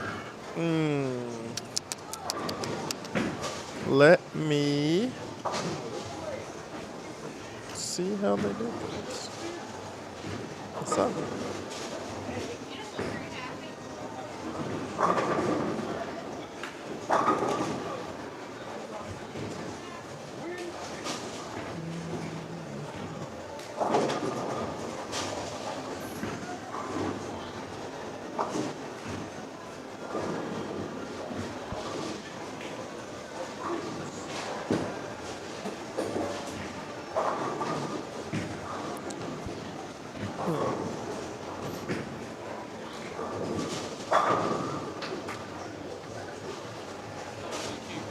Yeah? Say again? Hold on one second. Say again? Oh, they all the way down there, yeah. No, they just left about 2 games ago. I'm not good at the computer. I don't know how to swap. Let me see.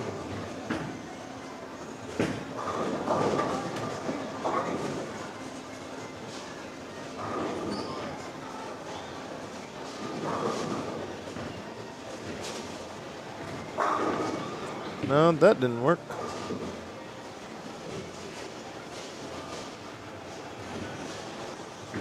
Sorry, guys. I'll have to wait till Mike comes back because I'm not sure how to change the stream to Brad. Sorry about that, guys.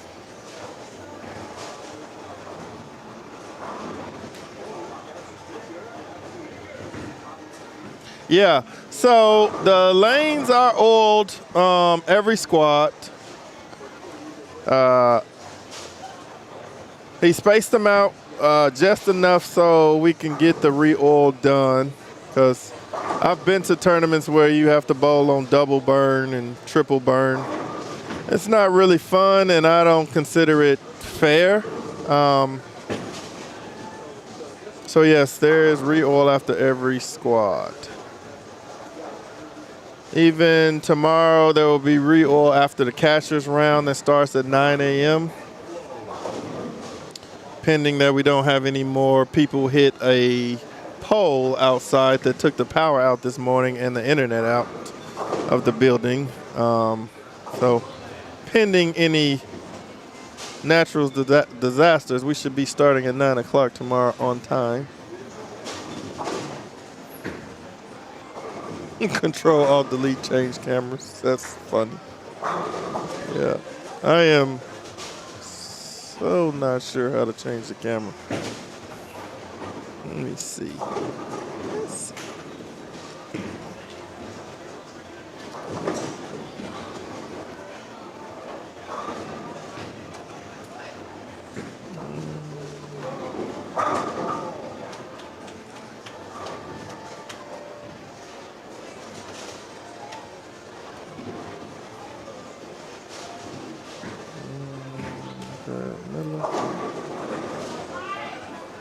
Oh.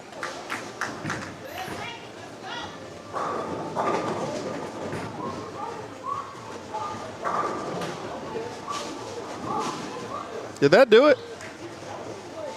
Did I change the channel? Can you see Brad Miller? I mean, I can see him on mine.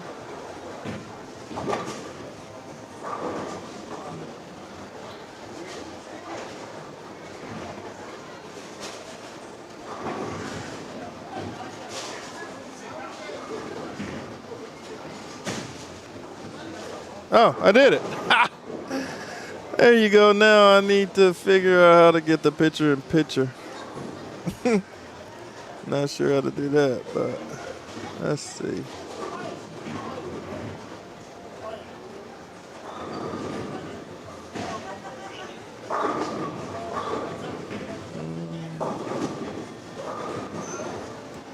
Nope, don't know how to do the picture in picture, but I got y'all Brad Miller, so we'll watch that. We got the Beanie Boys and the Brad Miller show. Brad and Kyle. Brad is looking to strike. Ooh, 7-10 split. I have seen a lot of those today.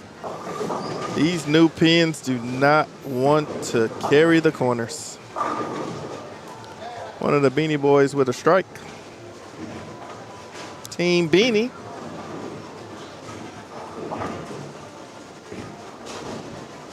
What's up, Justin?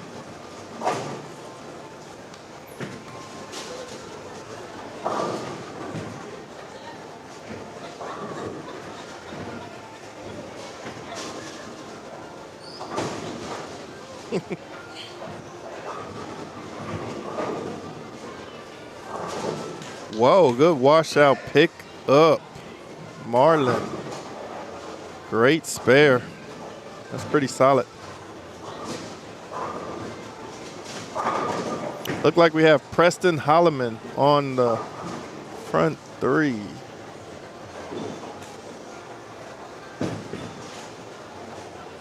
Got around it. No.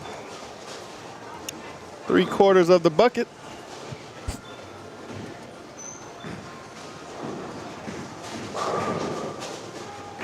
Brad Miller looking to rebound after that 7-10 split in the ninth. Strike it is.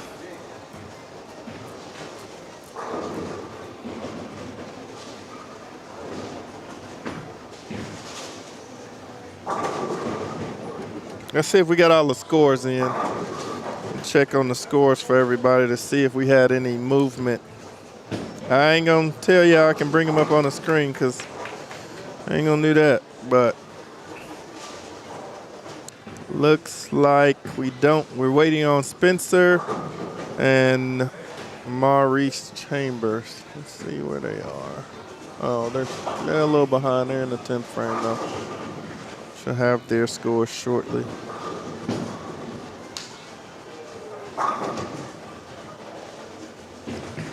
But as we wait, right now I'm showing Eric Jones and Zach Wilkins 484 over.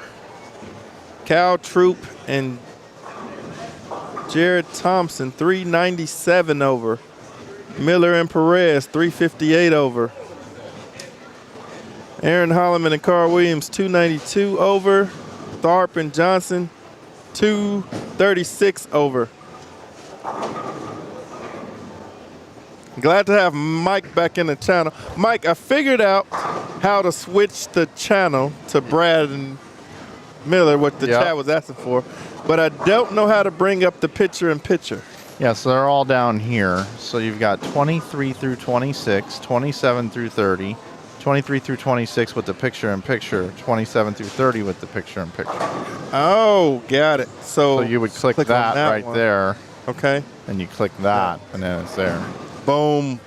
You know, I saw you do it, and I was like, I got them where they needed to be, but I couldn't get the other channel. No worries. But we worked through it. It was a team effort with me and the chat. Did you go over scores? No, because I went over a little bit, but we're still waiting on 2 scores, and look like they just finished. Literally just finished. See if they're going to get their scores in shortly. I was telling them about Zach Wilkins and Eric Jones. They have been on a tear with this pair being by themselves. They like bowling alone.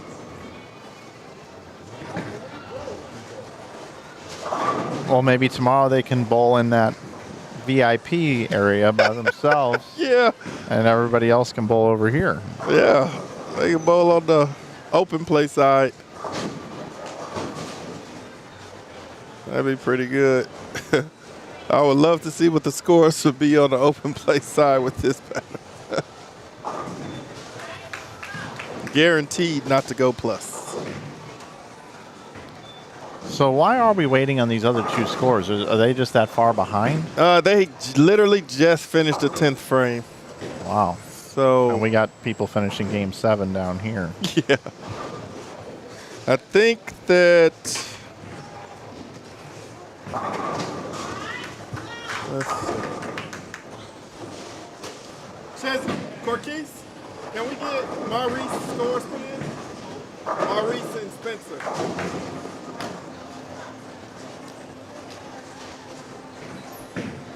You're just barking out orders up here. Yeah, we okay.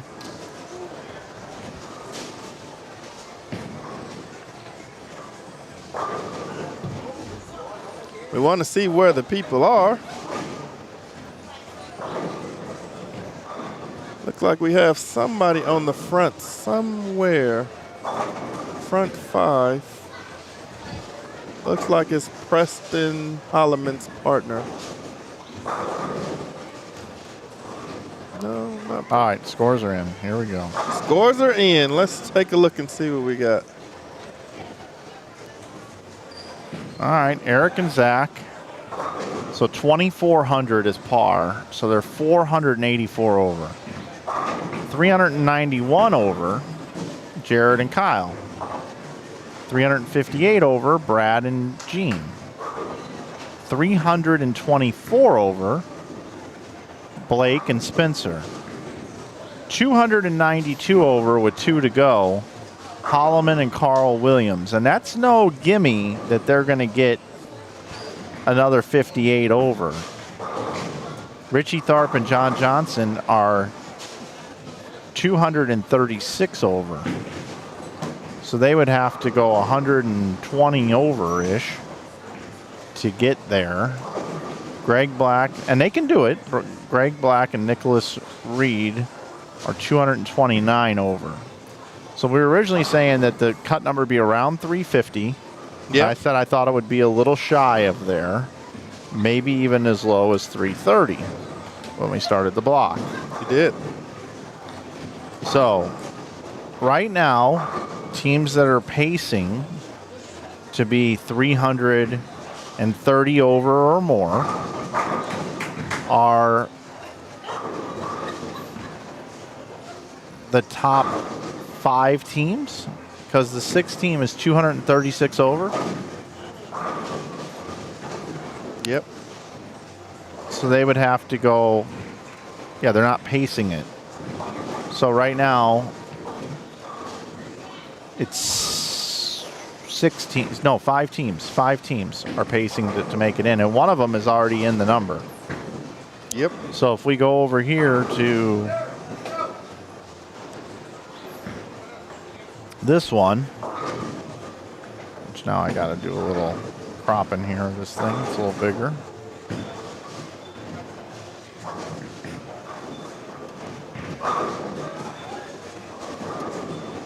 Let's crop that over, and then we'll scroll down.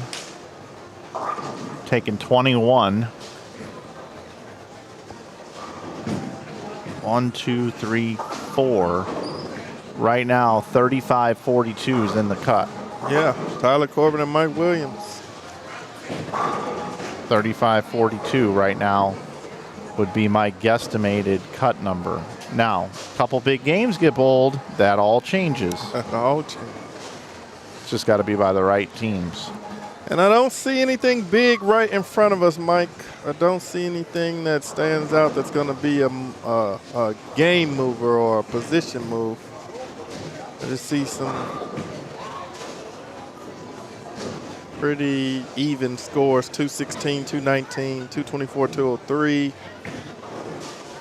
We got a 243 with a 222 can go out for on lane 29, and then lane 30, they're going to change balls to see what they can do.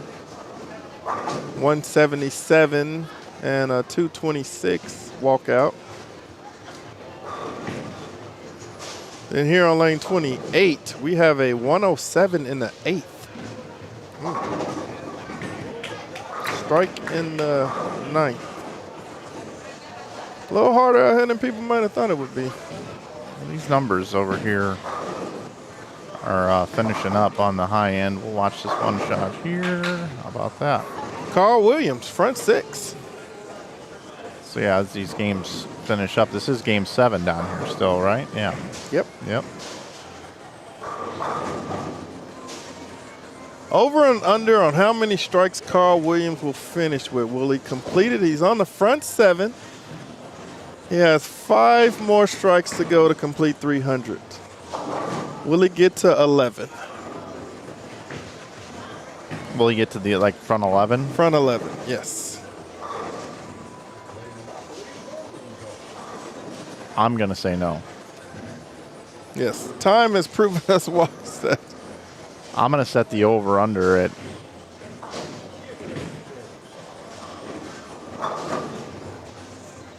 10.5 strikes. Woo! For the game.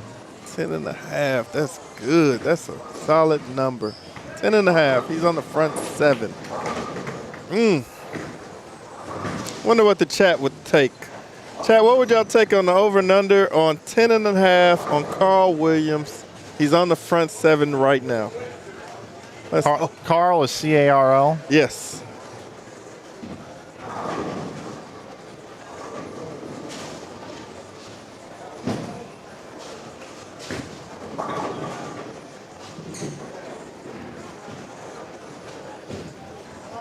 See what the chat thinks about it. All right, poll's up. Poll is up.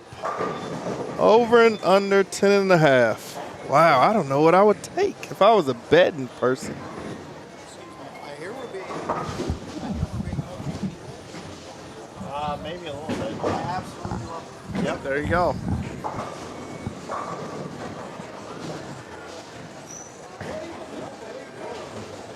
Whoa. 61% on the under right now. Yeah, it's getting pretty even. It's early. Yeah. It's early. Total strikes, not in a row. Total strikes. This game, over under 10.5 strikes. Carl Williams. I'm gonna close the poll here in a minute. He's up for his 8th frame shot.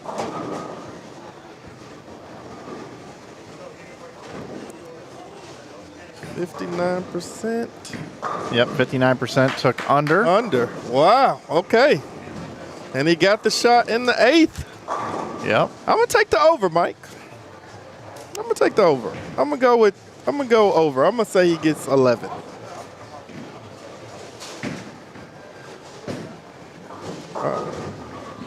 That guy got some rev rate on him. Just didn't know where to put it.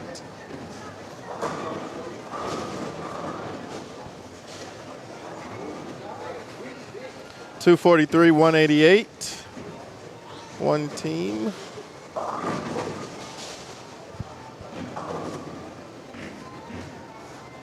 We got a lot of streamers out here streaming their games.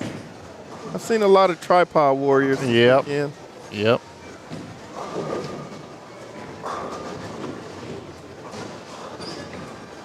I'm liking Team Beanie.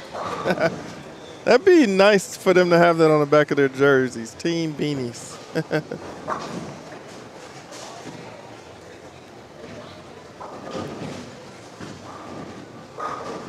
Hot head needs cool water. Last Dragon quote. In 23 minutes, we move into overtime. Overtime. Yeah, when midnight starts overtime, we get paid time and a half. Oh, yeah. I like time and a half. Yep. So, yep, we'll have that coming up in 23 minutes. I love time and a half. Because I don't think they'll be done in 23 minutes. Nope. Got some scores coming in.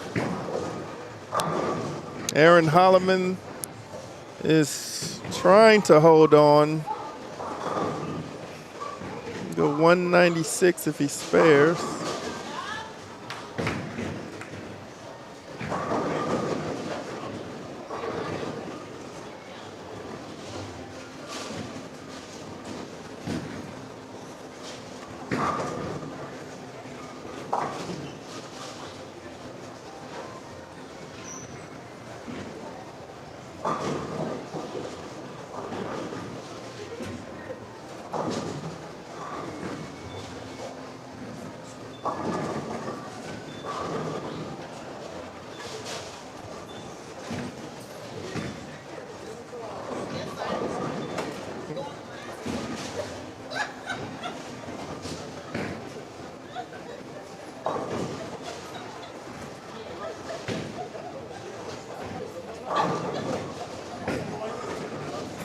Yep, getting paid to read your chat. That's it.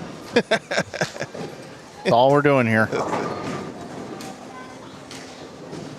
We got some completions of Game 7. We got some Brad Miller action. We got the front 9 out of Carl Williams.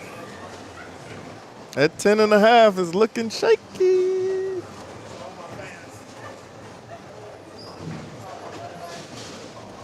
Now we got people backtracking.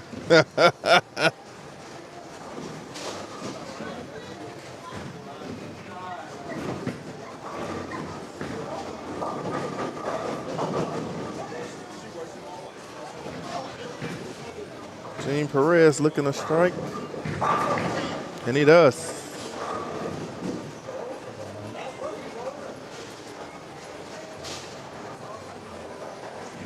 Looks like we're kind of empty on this end with only Brad. All the tripod warriors have left. They're on the other end now. Officially Game 8. 29-30. Preston Holloman missed the spare.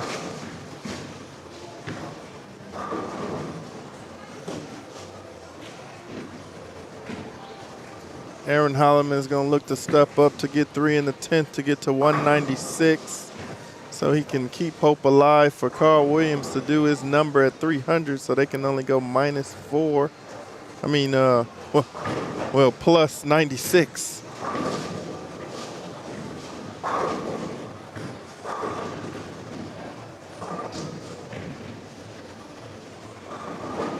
Oh, Eric and Zach took a back seat on that game, 406. Corey Knight, Robert Albrecht, 369.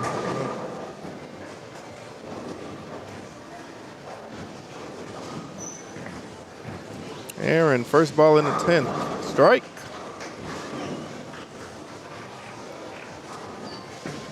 Boy, Carl Williams at the front 11. Front 9, but Front 9. yeah.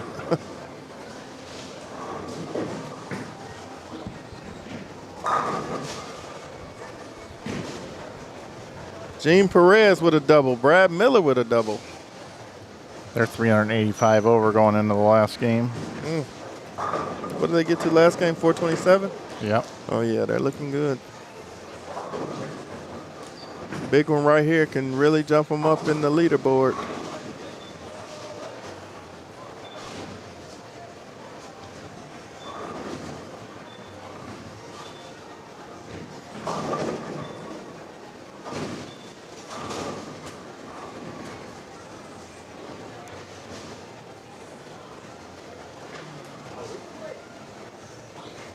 Where's Cliff and Grady?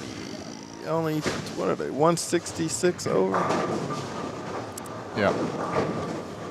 They need some big ones.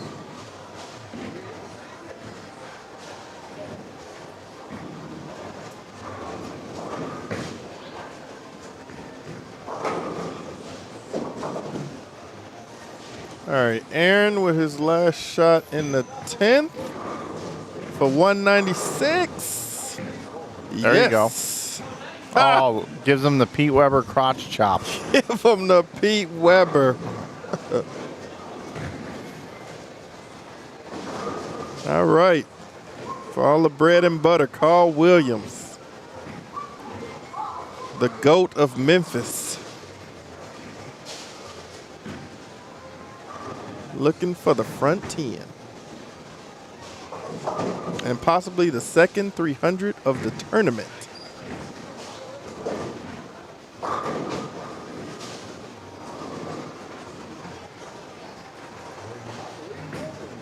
Looks in. Oh, carry the 9. Wow, off the wall. So 9. there's 10. The over-under was 10.5. Wow. This is a big shot right here. This is a big shot. After he blows one off the wall to get the 9 out. The book is rooting for a strike here, considering most people, well, a majority took the under. Right. Ooh, straps it. Oh, trips it out. Cash the over. Cash the over. Payout at the window. Wow. All these people were on the under. I'm glad I took the over. I believed in you, Carl. Now give me the 12th one. Now, yeah, here's the thing. He's going to donk this one off. Yeah, because the first two were lucky and luckier. Actually, this is probably bone 8 or ring 10. Flush? Yeah. Or ring 10 right here. After those last two shots. Yeah. If he flushed this one up, he's leaving something, that's for sure. That was No, he's not. That was the high hard one. Call the plumber. He flushed it. 10 back for the second 300 of Nightmare Doubles 2025. Weren't Carl you sitting Williams. here saying earlier, there's not going to be a 300 tonight? I did say it. There won't be a 300 tonight. And we Ain't got gonna one happen. game 7. Wow. Who would have thought? Yeah, and he wasn't loft in the left gutter. So not. Still playing pretty straight. Yeah, right up the oil line. All right, game 8. Who do we appreciate? Collect your tickets at the window. Carl Williams. 300.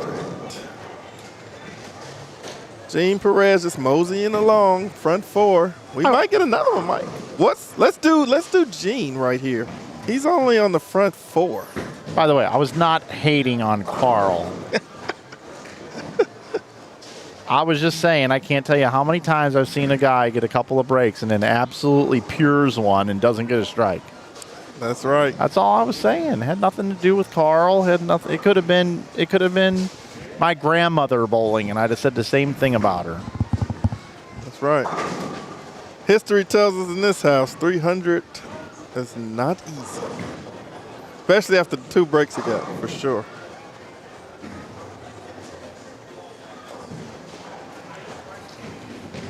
I'm going to say, let me set this one for Gene Perez, 9.5.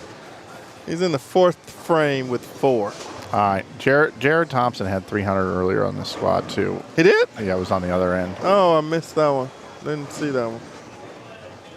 Look at that. Let's see, is all game 7s completed? No. Well, I'm not sure what game.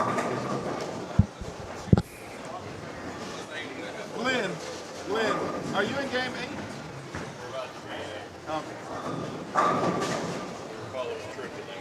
Okay.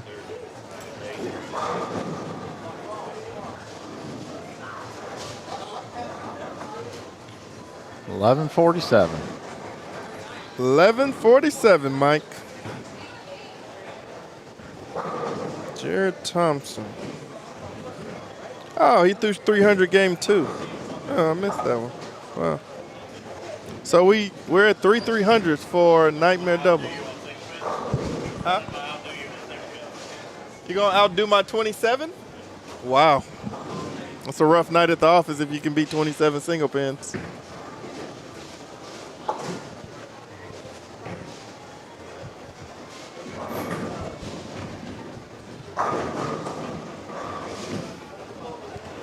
Officially game 8. We got Gene Perez and Brad Miller. They're going to finish up a little bit early because they are ahead of the pace. We got a 290 game brewing on 23 and 20, 21 and 22. Gene Perez is still striking. They are 385 over coming into this game. Looking to shoot a big one.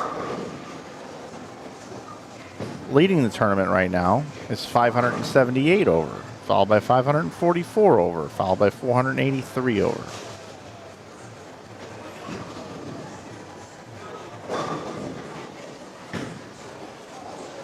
They can jump up there, that's for sure.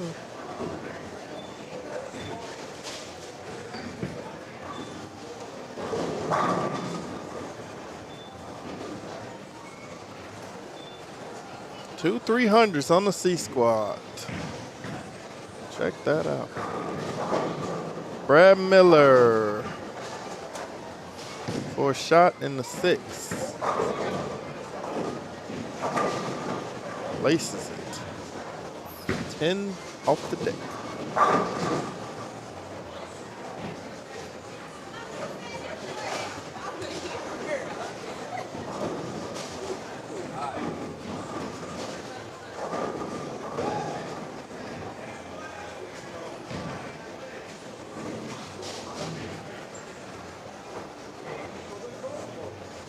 We got a big game brewing for the team that's paired with Donovan Kelly. Got a 290 game up top. Looks like let's see the bottom of the screen is fuzzy. Fast 8 for Gene Perez. Stops the string. We got some people must be bowling a little bit slow, and then we got some people bowling really fast.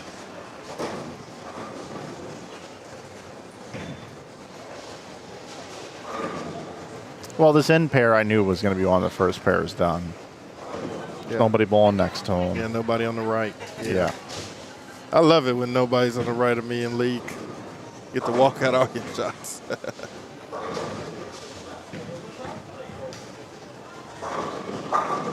Oh, Shot from Brad. Hey, he's walking them out. He's feeling it.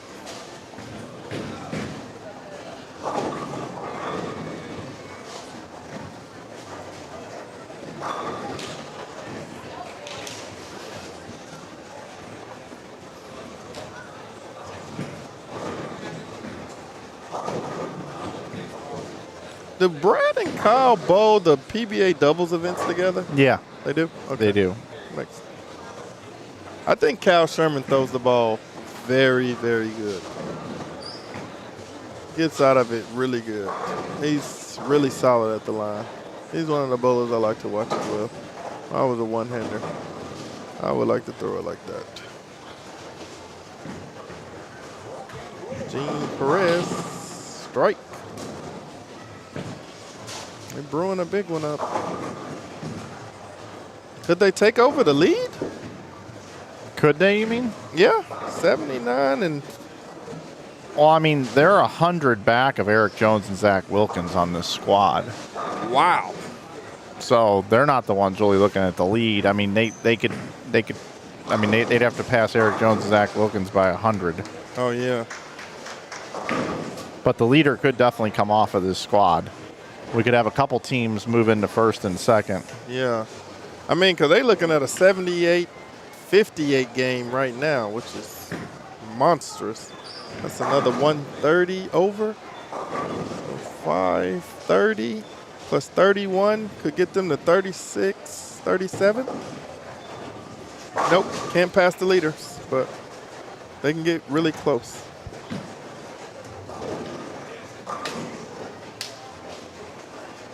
Is somebody bowling slow?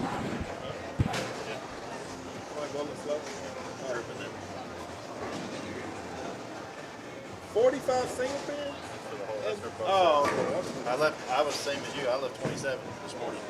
It was 26 or 27 on.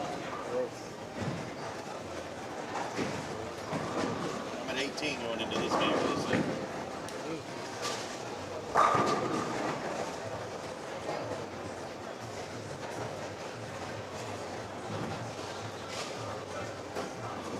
So we got a couple of teams behind. So this squad is going to finish in sections. We'll have a few teams done. Scores will be in, and we'll be just waiting on the rest.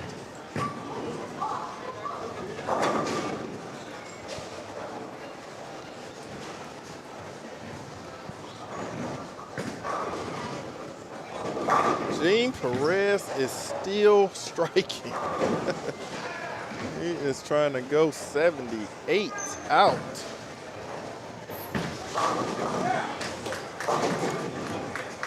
He's looking to take that last game high game pot. We got at least 14 in a row for Carl Williams here, too. Really? Oh, yeah. Where is he? Oh, yeah. Carl is, looks like he's throwing a Tour V1.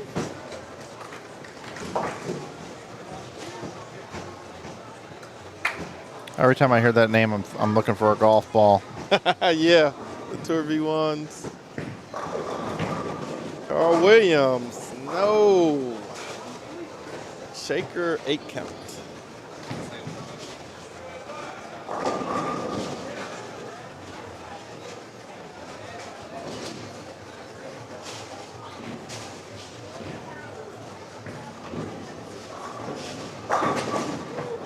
This guy, I think his name is Marlon. His rev rate has to be above 500. I mean, he is getting on it.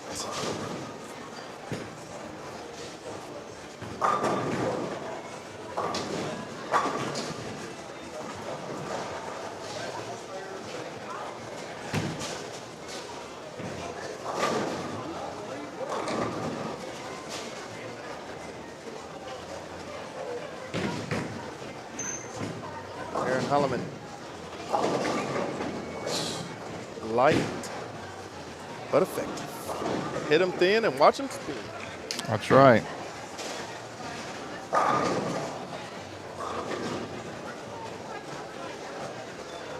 Another 710.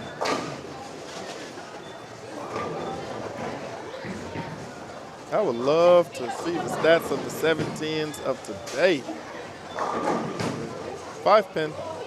There's our $100 5-pin, Mike. There it is. There it is. Let's see if he would have to pay $100 for the 5-pin nightmare. Oh, Brad. Carl Williams. Shaker 7. One of the Beanie Boys.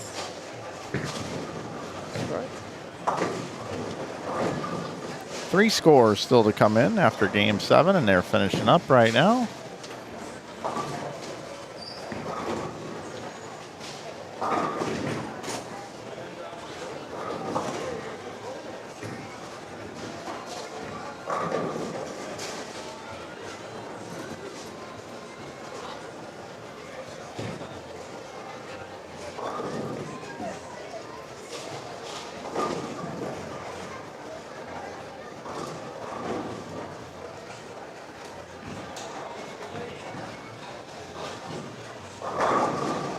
Wow.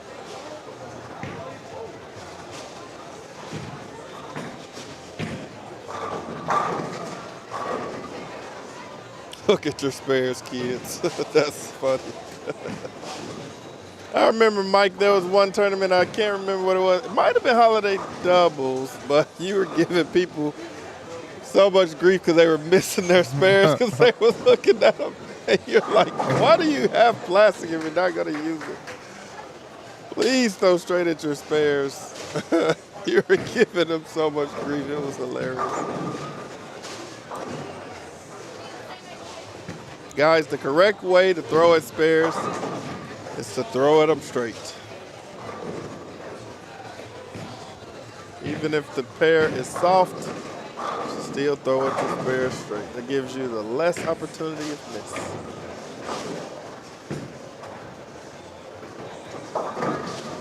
Carl Williams looking to rebound.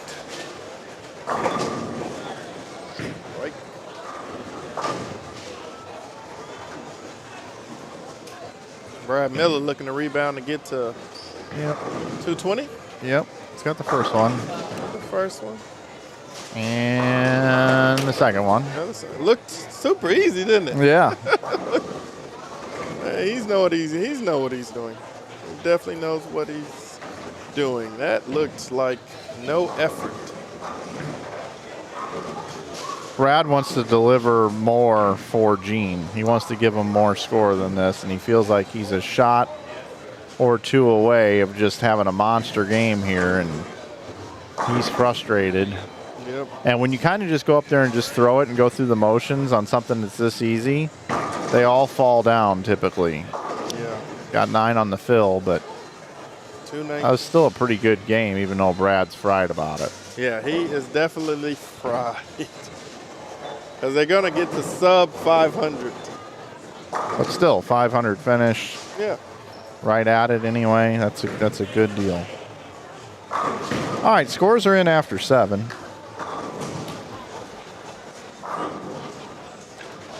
Let's look at them. Oh, they've already got Brad and Gene in there with that one score. So you have to back that out. Eric Jones and Zach Wilkins are 490 over going into the last game. 418 over is Jared Thompson and Kyle Troop. 388 over is Aaron Holloman and Carl Williams. 260 over is Greg Black and Nicholas Reed. 251 over is Richie Tharp and John Johnson. And then 234 over is Jordan Smith and Parker Capra. So right now it's looking like 4 teams are pacing to get in, with Black and Reed with an outside chance. So if 4 get in and one of them's Kyle Troop and Jared Thompson, then that means 3 spots open up, right? Yeah.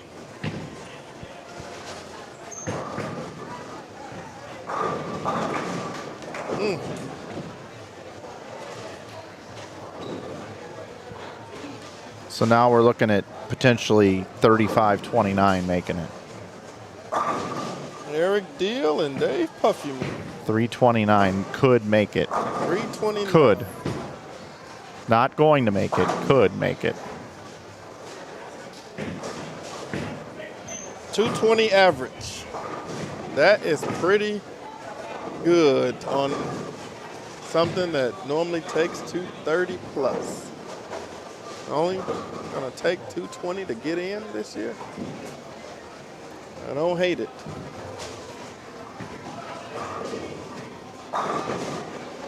Gene Perez finishes out 257. 276. 476 total. 76 over. Carl Williams with the 4 pin.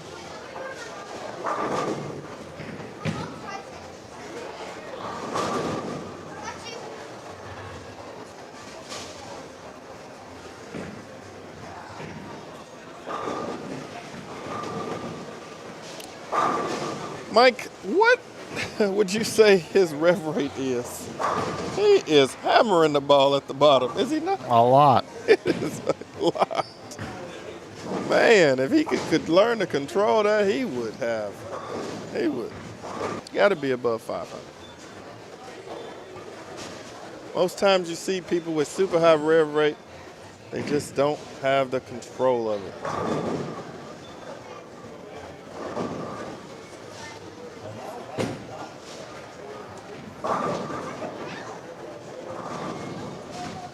Mike, you've been broadcasting all day. How you feeling? I'm tired, man.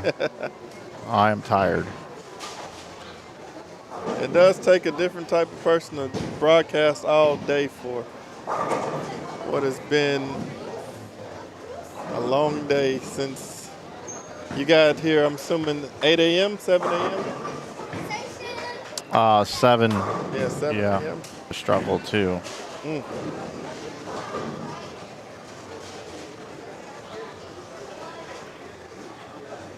I think we're okay now.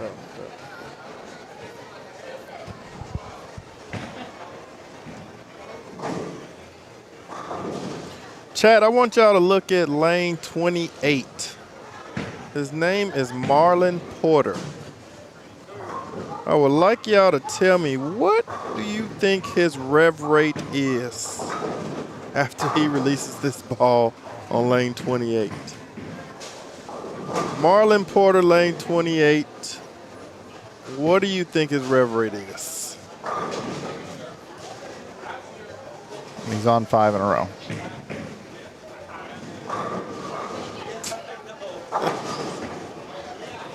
Wow. He is absolutely getting it at the bottom.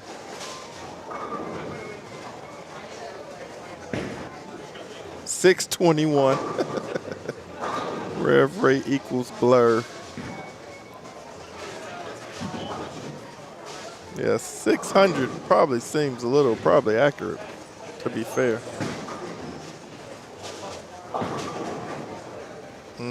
Aaron knew it wasn't good off his hand.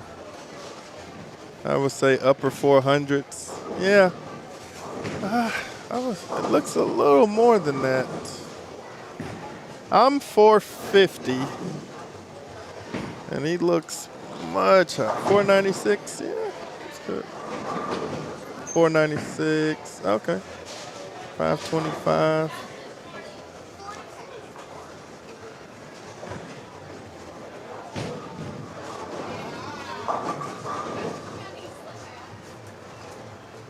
.461 over for Brad Miller and Gene Perez. It's not a bad score. That's last cash place at Holiday Doubles. Last cash, 460. Holloman and Carl Williams at 388 over. Coming into this game. Need to finish out. Get to the cash.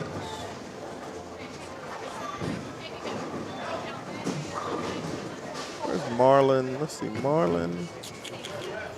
Oh, they're a little too far away. Oh, too far down.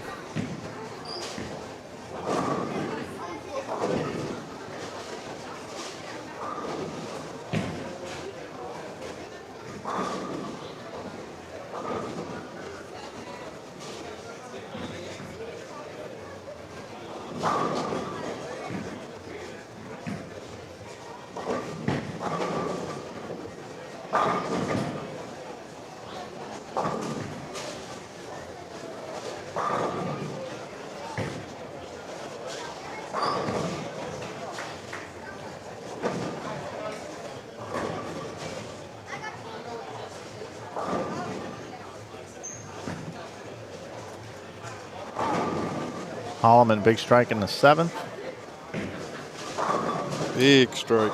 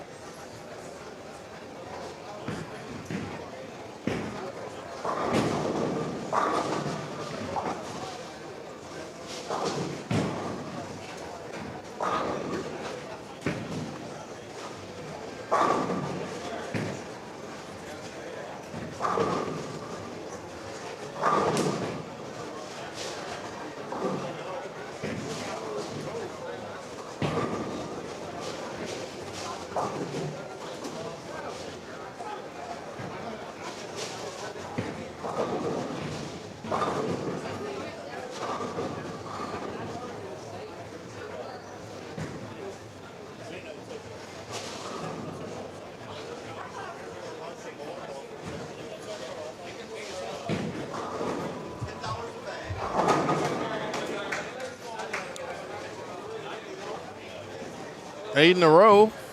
for Marlon Porter. We're gonna shoot 290.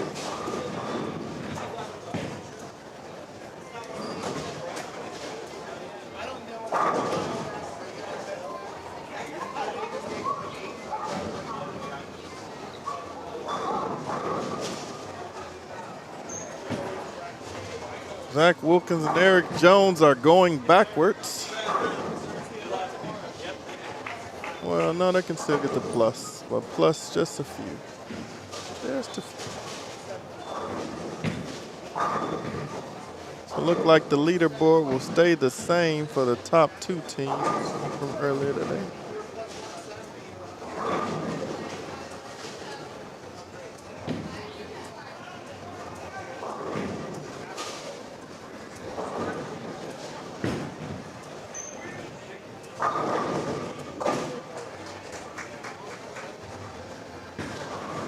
Aaron Holloman can get the 227.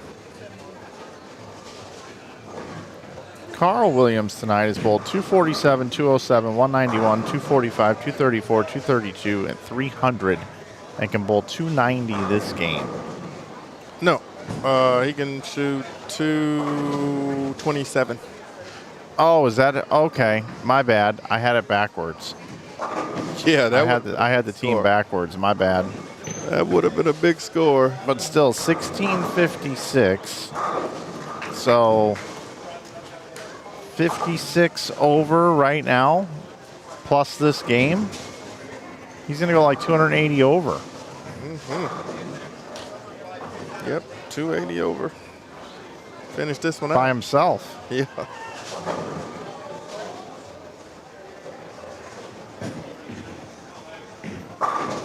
And his partner gave him what? 1759. 159 over? Yep. Okay. 159 and 280. That's enough.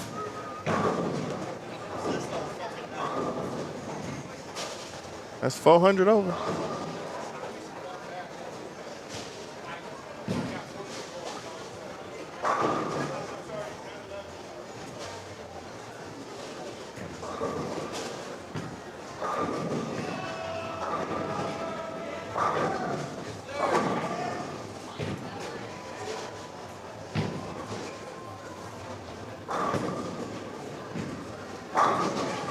Okay, Carl. Good shot.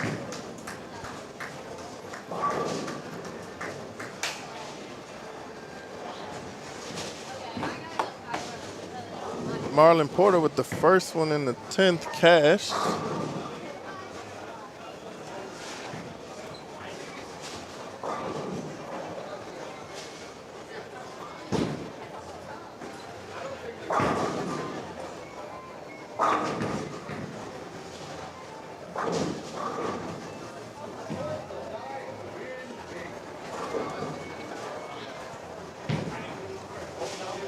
Marlon Porter. Ooh, 10 pin. Still a good game. Still a really solid game. Nice messenger there for Carl. Yeah, definitely nice message. 227. Great bowling. All right. Well, we're going to bounce out of there.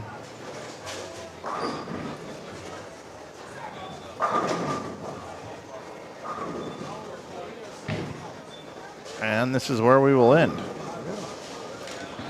Blake and Spencer.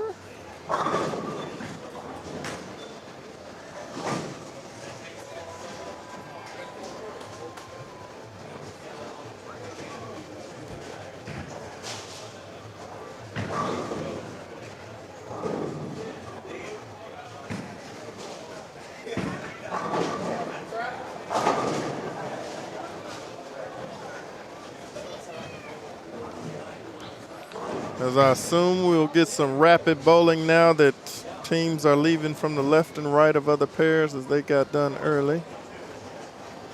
Eric Jones and Zach Wilkins are complete. They go 223, 220 last game for 443.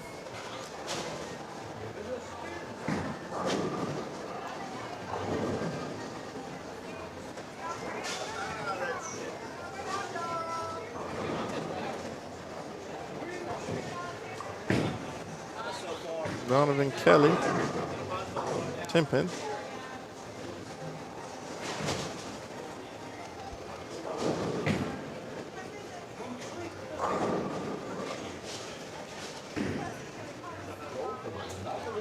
So 37.78 leads, 37.44 is second, 36.83 is third coming into this, then 36.82 is fourth, 36.67 is fifth, and then 36.61 is Brad Miller, Gene Perez. So they have sixth best score overall right now, without some other scores coming in that are going to leapfrog them. Okay. So, total combined, Dio Bernard and Joe Findling are still leading at 37.78, followed by Ryan Barnes and A.J. Rice. But Eric Jones and Zach Wilkins jumped to third at 37.33. They're 11 back a second after tonight's bowling. They made a move. That's for sure. Jared Thompson and Kyle Troop will be the next ones that will get up there in that 3,700 range, depending on what they bowl the last game. I think they have quite a bit going down there. No, actually not. So right now the number is 229 over. And Thompson and Troop are going to go around that number, but they're going to have a dead number, so that number stays the same. So then the next number is Blake DeMore and Spencer Robarge, who are at 3,100 after 7 games, which 3,100 would put them 300 over going into this game. So they need to have 29 over or better this game combined for them to pass Eric Deal and Dave Pafumi, which would then make the cut 35-42. Unless Greg Black and Nicholas Reed can bowl a big game here, or Richie Tharp and John Johnson. Oh, I hope so, because I got the team in the cutter. But Spencer and Blake are on a monster game right now. Blake has the front 4, and Spencer is on 69 pace, 68 pace now. Aaron Holloman and Carl Williams finished at 36-42. So they're tied for the last spot. No, excuse me. They're at 36-42. My bad. Sorry, they're not at 35-42. That's what I was looking at.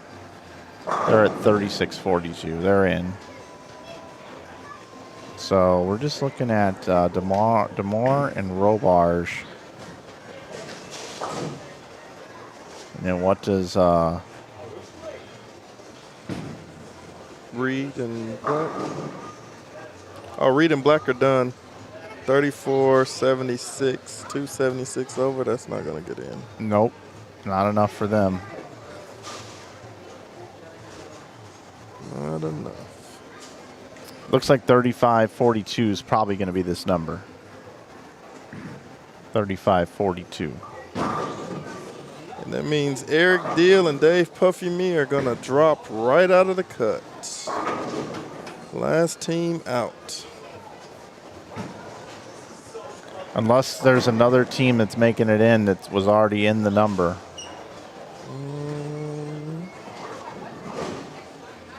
I don't see one.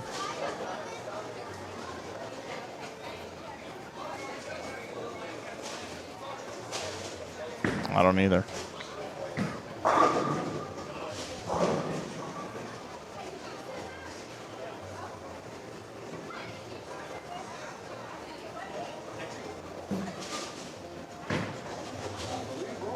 Got a big game by Chase Rhodes. It's not going to be enough. They're only at 98 over.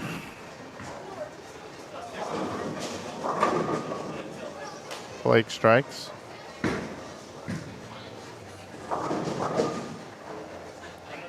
Blake is letter B. Spencer is letter A. Chase Rose and his partner get to 88 over last game.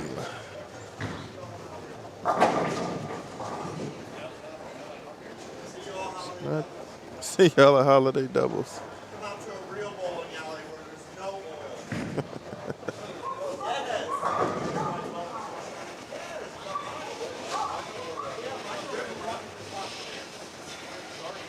Spencer.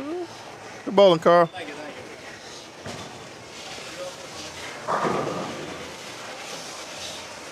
you. With this double.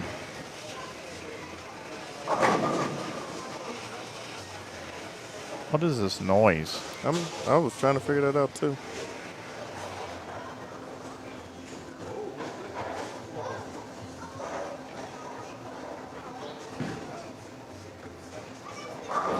Hey Marlon, what's your rev rate at? Where's that? Yeah, I don't know 100%. what do you think it's at? I don't know. It's up there. Yeah, It's always been up there. that's for sure. I did a poll in the chat. The chat said upper 400s, Upper 520, 620. Probably I'm 520. probably close about 5. Yeah. I'm about around 5. Blake leaves a 10. Good shooting. I appreciate it. Just got a couple pairs left. This is one of them here on the left. We got the troop pairs left with Chafin. 342 of them. Yeah. And Ruiz down there. They're going into the 10th frame, so this will be the last pair right here. Cliff did better this squad. Yeah. I left 34 single pins. Wow. Yeah. Didn't miss a single one except for the 3-pin in the 10th frame of one game where my ball just went straight up the lane. Are y'all done? Yeah. Oh. And I went 100 over. But my average first ball was 9.56. Wow. What did he go up? 60. Oh, he did better. Yeah, that's what I mean, he did better. He just needed me from the first one. Yeah. But again, I had a 9.5 first ball percentage. I had a 51% strike rate. Wow. Yeah. And I threw my 2-inch session. I threw my Fret Tour. I threw my I threw my Mania. I played anywhere from. If you start on the far left side, I played anywhere from 15 to 30. And I could do a 10-pin or a 7-pin from anywhere. Up there. Spencer leaves the 10. I paid $300 for spare practice. They are going to definitely get in here. It's just a matter of how much score they're going to get. They are definitely in. They are looking to be the last ones in. We only got a few teams left. As all the lanes are finishing up. We only got 3 lanes still bowling. And 2 are on the live pair.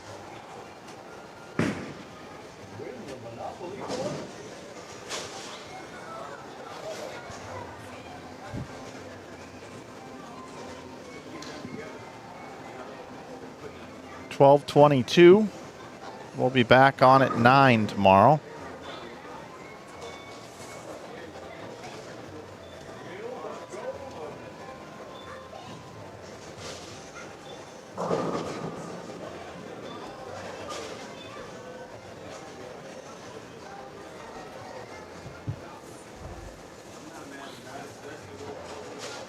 There is our schedule for tomorrow. We'll be on at 9 a.m. with the semifinals. The final should start about 1.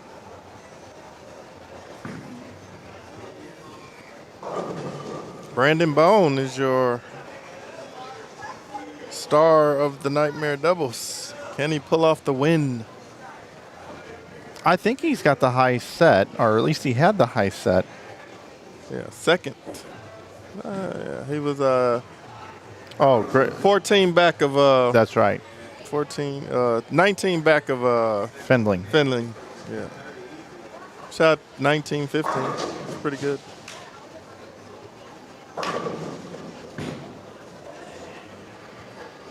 Finland said when Dio Bernard asked you to bowl, you show up. That's right.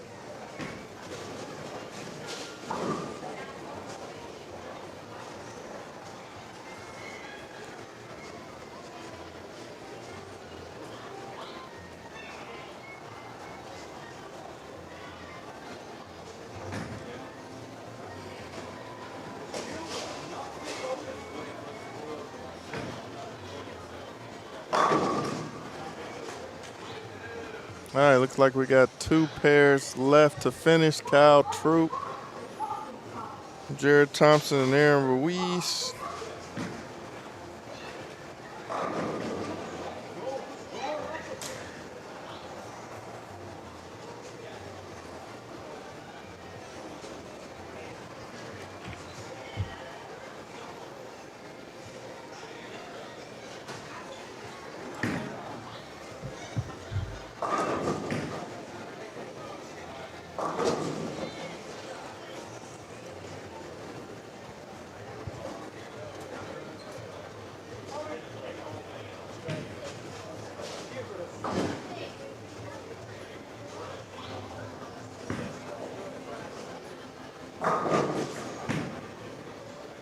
Yep, when all the scores come in, if you're looking at the standings, the results, and you go to all squads combined, you're going to see that Kyle Troop and Jared Thompson are going to move inside the number. And there'll be 2 of their scores inside the number. One will have to be deleted. Then you're going to see Spencer Robarge and Blake Demore get inside the number as well, which is going to push Pafumi out.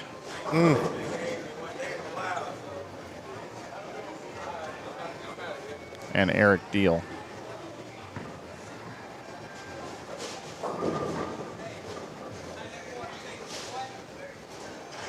Ocho Diaz, what we call that in Arizona, where Blake just left.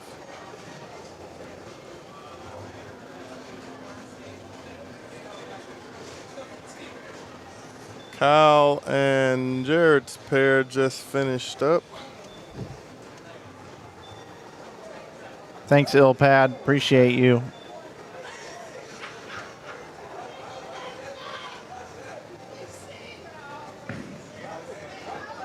What a day.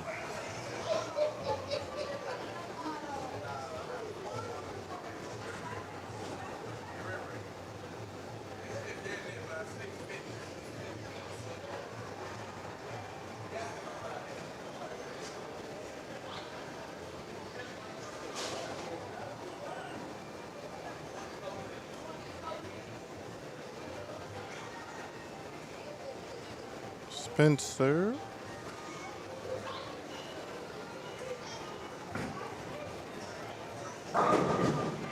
Wow. Below the rack.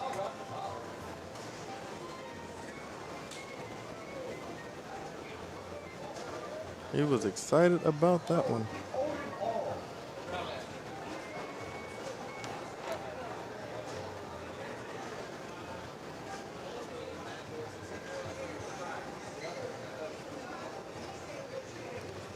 Still waiting on that Troops score to come in.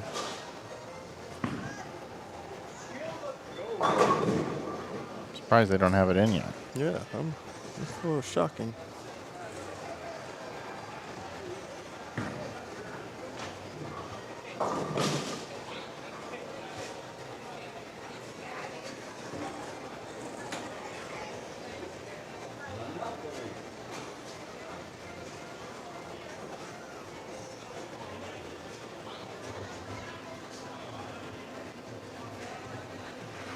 I think it just got in. Yep, they're 8th. Okay. Yep, they're 8th overall. So Eric Jones and Zach Wilkins finished at 37-33 off this squad. Then we had Brad Miller and Gene Perez at 36-61. And Jared Thompson and Kyle Troop at 36-59.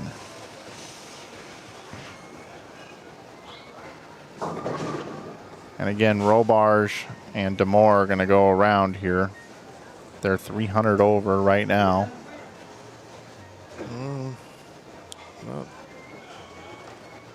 Not a little bit. Blake Demore can go 205. Well, open here makes it a little interesting. Yeah, 205. These guys need to get to 42 over. And they're at 300? Actually, excuse me, TQ. As I look at this, Kyle Troop and Jared Thompson are out of there right now. 35.29 is still the number. They have to get around 35.29. Okay. That's the number they need to get to. So they need to go 30 over. 30 over. Okay. 30 over. So, 99.29. So he just needs the first one? No, he doesn't need the first one. He doesn't even need the first one? He just needs good count? What did 204? 204. So he needs 226. So he just needs good count. 8 count or better. No, 7 count will work. Yeah, he just needs good count. That is it. That's enough. That's enough. 227 is what he's sitting at right now. That will put them at 31 over. Yep, which goes around by 2 pins. Wow. So they are in. So they knocked out Puffy Me and Eric Deal by 2 pins? Well, Wow. spare strike more than that. Can't leave it. Just leave it places. Oh. It always looks weird when he does that type of stuff. All right, I'm going to wrap this up. It's been a long day. I want to thank everybody for tuning in today to the DV8 Nightmare Doubles 2025 edition. C-Squad qualifying in the books. Scores will be updated at the link at the top of the chat. I encourage you to copy that, paste that into your browser to see all the final results. They'll have to eliminate the Kyle Troop, Jared Thompson score in there. It's in there twice. We'll be back tomorrow at 9 a.m. with continuing coverage here from the DV8 Nightmare Doubles. I want to thank DV8, Brooks Agency, Bowl 101, the Just Be team, Quis Touraments for all they've done, and of course the Bowlero Bartlett, our hosts here. I want to thank Corky Chisholm back there making things happen along with Brian Kennedy and the entire tournament staff here and everybody here at Bowlero Bartlett. And there is Spencer Robarge with those new pins, leaving a 710 on his final shot, and that's going to end our broadcast for today. For TQ, my name is Mike Flanagan. Thank you for tuning in to today's broadcast. Can't wait to see you tomorrow for the finals. And until then, you guys have a great night. We will see you tomorrow here from Bowlero Bartlett, just outside of Memphis, Tennessee. Have a good night, everybody.